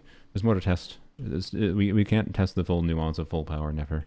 I don't know, this is the first Dender DPS that is released that I strongly enjoy the playstyle of in pretty much every level. And she gives me vibes of because she's like so freeform with not necessarily doing the same consistent. She does do mostly consistent rotations, right? But she can be really freeform, and that's some stuff that I haven't tested. I haven't tested. LOL put Skirk in the last slot of her team and do a burst on Skirk every rotation, or every whatever Skirk's burst timing is. I think every 15 seconds she can do it. I haven't tested that. That'd be funny. I don't know. Well, actually, I don't know. You have to trigger a freeze, don't you? Just might be a little weird. Whatever. Anyways, there's weird flexibility in the who you put in the last slot that allows some shenanigan potential. Like I do enjoy Kinich for what it's worth, right? He's satisfying to do good gameplay on him, but quite hard to execute. And he also is like actively really frustrating to play with Kinich movement jankery. And she has a spectrum of like teammate options and gameplay options for whether or not you do charge attack cancels, whether or not you care about doing shorter rotations, more dynamic rotations. You can just play Diona and have 20-second comfortable. Diona C6 is really good for total buffing potential and is comfortable to play as long as you can meet her ER needs. And I don't know, right? I don't know. She just feels good to play and has actually surprisingly flexible teammate options. Even with like Llama, if you have her, is kind of a given, but then you swap around her Hydra unit, you can swap around whatever. I know I played with Ino like the whole last time, but that's because I had Ino on Instructors and I didn't want to have to think about reconfiguring teams too much. I'll hit them Bloom Driver, Kanich, Green Physical. Nefer's like the only real Dendro DPS. Yeah, weirdly enough, in kind of a way, but I don't know. Like as far as like spread DPS goes, obviously I'll hit them as more of a Dendro DPS and whatever. But she's very much a hyper carry Dendro damage dealer, and the how much she like appreciates EM I think is really fun. In case you're not aware, like why EM stats are so good on her, it's because you basically have the EM increase from like the fact that she's doing reaction damage as her talent damage, but then also her talent damage is directly EM scaling. So you're double dipping in EM value. Like EM is barely worse than crit on her. And hence why like a build like this with obviously good crit stats in those pieces, but then like this piece is kind of an ideal piece. And why like two piece performs so dang well to some degree as well. So yeah, I don't know. And the biggest surprise was how I thought she would feel worse than she would than she did when I played her without Llama. But she felt good. Did I test every possible team without Llama? No, I just tested simple baseline of like, yeah, use Fischl, then use a healer, then use Ino, and yeah, and you can still play like her as a Dendro driver, like just do quick bloom, do Kuki, like you play Alhaitham, right? Do Kuki, either Singjo or whoever the hell, yada yada, I don't know. There's a surprisingly high, at this point now in the game, there's a surprisingly high amount of ways to buff EM. And thinking about how you buff EM, stuff like having the Sumeru craftables available, and the addition, and her getting so much value from EM and how worthwhile that it is to work around. I don't know, I think it's cool. I like this character quite a lot. I was very, very skeptical, and you can go back to my live streams. I was very, very skeptical when we originally heard that she would turn off the bloom reaction when you're doing her shik. And I was worried like just having her on the team would make it so you can't do the bloom reaction at all, right? You still can. Like you can play, like playing Nefer with Nilou without Ino or Llama on the team, to be clear, was a Nilou team, but with Nefer as an on-field driver, and I'm pretty sure that was better than Alhaitham, right? We were very close to clearing. We didn't because Wild Hunt enemies are cringe without 2 Notcries. And yeah, she has a can. What better reason is there to get her? I don't know. No, you don't have to get her. I don't think she's going to be for everyone, right? If you are someone who significantly prefers Flynn's style of gameplay with like the front-loaded damage and his animation styles, yada yada, I think it's very possible you would maybe not like Nefer, not like having to work around charge attack cancels to min-max her gameplay. I don't really think our charge attack cancels matter in Abyss context. I suspect we'll see them matter more in Stygian Onslaught. We'll see what it comes down to. So yeah, you need Dendro in your account, but you don't want Nefer. I don't think a Dendro main DPS is a thing you need on your account, actually, now that you bring it up. Level Yaoyo or Kale for this Abyss, you don't really need to have either of them leveled that much. They're just there to apply Dendro. You need level Yaoyo is going to be worse for Dendro application, I would say, for this Abyss cycle compared to Kale. But if you want healing, because healing is nice, then level Yaoyo instead. You really don't need to level that much to get their basically full utility. What was I saying? Oh yeah, you don't really need a Dendro main DPS, because Dendro DPSing, if there is an Abyss or enemies that are weak to Dendro DPSing, you can use Bloom, you can do Burgeon, Hyper Bloom, whatever, right? That's kind of what that's kind of been part of the problem with Dendro main DPSs in the past. To some degrees, you don't need them, and you still don't need them, because the content that is favorable to Dendro doesn't necessarily need an on-field Dendro unit. Like, I think Llama is a stronger character than Nefer. But if you're someone who likes main DPSs because, you know, main DPSs completely dictate the kind of playstyle you and like the feel of play, obviously. Yeah. So, anyways, it's relatively hard for them to get main DPSs that I just really, really like, and I like her quite a lot. And that's all there is to it. So yeah, that's cool. I don't know, of main DPSs they've released, she's probably up there in as far as my first impressions of her go. Because, you know, I know we did like 8 hours of testing at this point, but she's up there with Arlecchino. I think she's very similar to Arlecchino in that she can cover, like, she can still be played in Dendro team archetypes, even though I'm sure she's gonna be really bad if I play her with pure spread. But also Alhaitham's kind of pretty bad if you play him pure spread too. So like, but like I can play her. You can still play her without doing like her in the hyper carry playstyle, and she's going to feel fine. She's going to feel like just a perfectly okay in DPS, nothing crazy. When I don't hyper carry with Llama or Ino, and it's fine. I don't know. And it's similar to Arlecchino, where Arlecchino very clearly has teams where she is strongest in, and teams that I specifically end up preferring. But then Arlecchino's weird and so versatile that she can still be doing different things. So I actually feel she's kind of similar to Arlecchino in that sense. Not in the like animation cancel nuance. Like, she feels different to play than Arlecchino. Don't get me wrong. Doing different inputs for the combat, but I'm talking on like what kind of teams can I consider playing with her, and I don't know. And being freeform for quick swapping, like the fact that you can do 3 charge attacks so quickly and then you can swap out is something I didn't really truly test today, but I think it's something that gives her more fun utility, and I'm gonna have to mess around with it. So yeah, and I do think there's gonna be interesting things with like Duran. I unironically think like something like Duran, Emily, with maybe Farino. I don't. Well, I don't have a healer. I don't know. I want to mess around with things, right?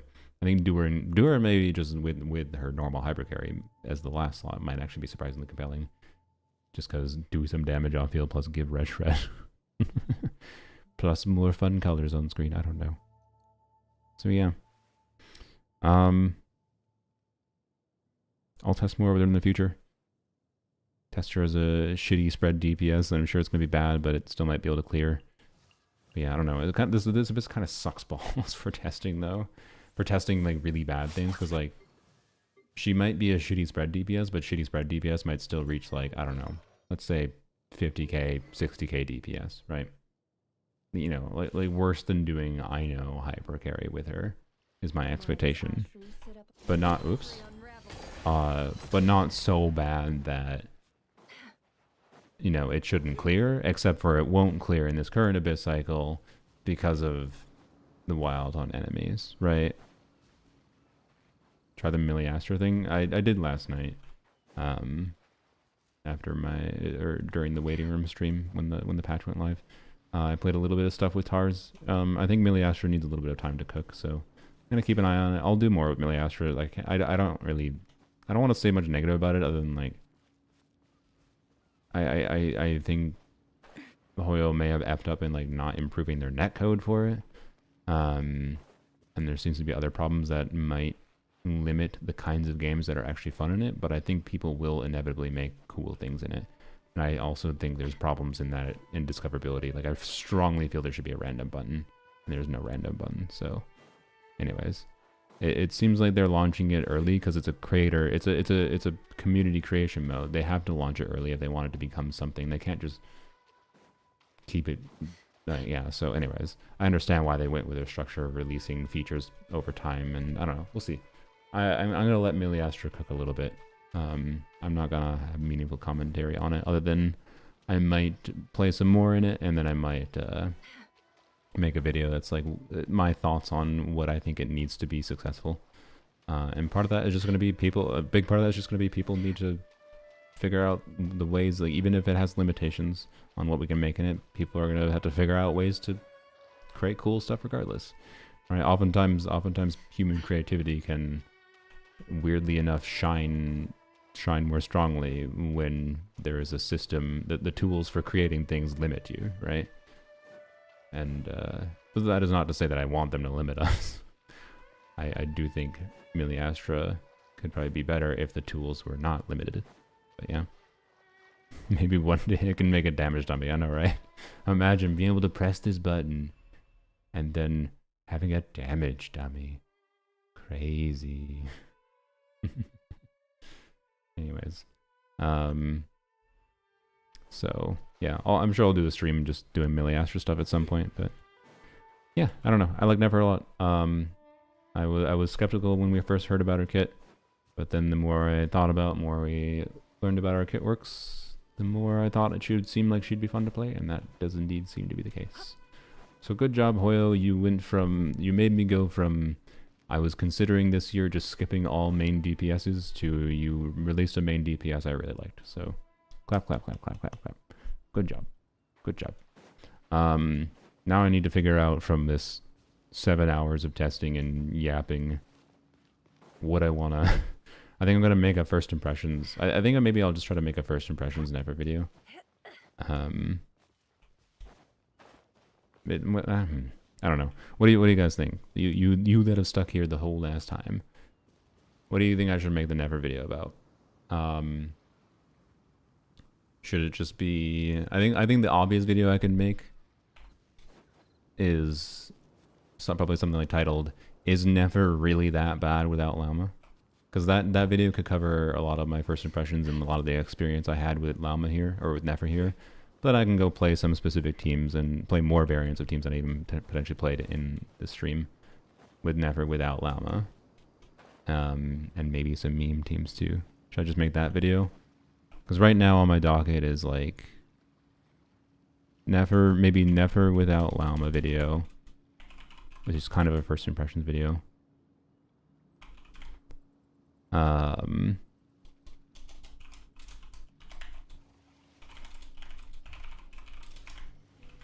And then what happens, what if you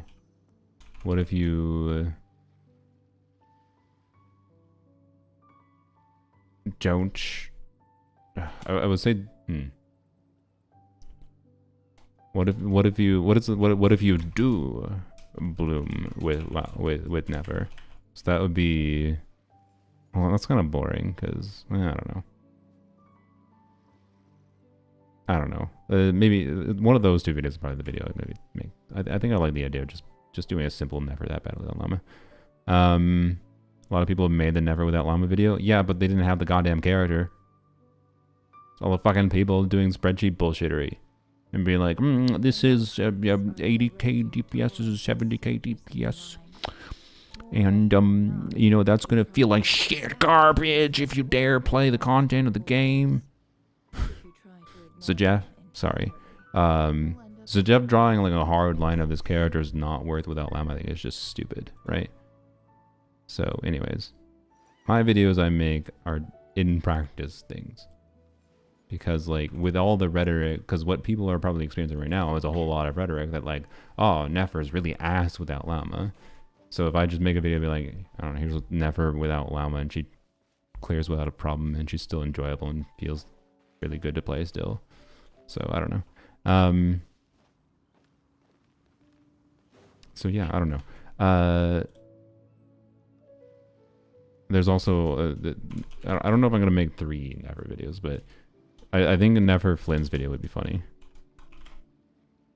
To showcase some, I think Nefer Flynn's would be funny, even if it doesn't work super well. I think it can be made to work decently well. Might not be with Ino, but with trying to showcase like her flexibility for, you know, you can swap out to Flynn's, do a burst, either a mini burst or a big burst, whatever's available, and then swap back to Nefer to continue doing her charge attacks, right?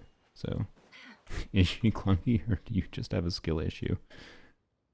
It's probably not going to title the video. Well, I don't know, maybe. I'll jot it down as a maybe in the thumbnail.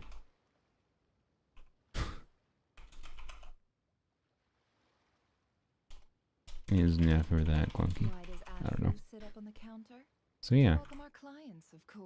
But anyways, I think the Nefer without llama video is a pretty easy video to make, and I just have to go take a break here to think about what kind of things I want to say or show in the video. Maybe record that and hopefully have it out tomorrow or Friday. We'll see. Anyways, got plans. Character's enjoyable. We'll make at least a couple videos on her. Mess around with some other things I find out. We'll use her in Stygian Onslaught, see how it goes. Stygian's going to be weird because of the new boss. Sigurd's in it. The new boss, Nefer's boss, is in it. And then a Fatui lady that is Bond of Life Shielding, which is basically Arlecchino. Being that I have C1 Arlecchino, I have Nefer. And the one boss that is weird has theoretically ways around it. I think I should be able to clear dire difficulty again, but I'm probably going to focus the Stygian stream on Fearless. Unless I might try dire difficulty in it, but if I don't have an obvious way to clear it easily, I'm not going to spend too long focusing on dire difficulty.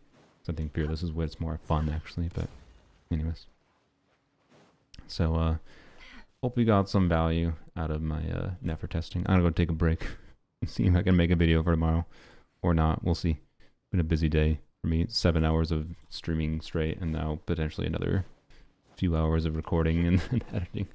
Busy day for me. Oh well. We'll see how Melee Astro goes in the future. Thanks for watching. Actually, we'll go raid someone on Twitch, but bye-bye YouTube.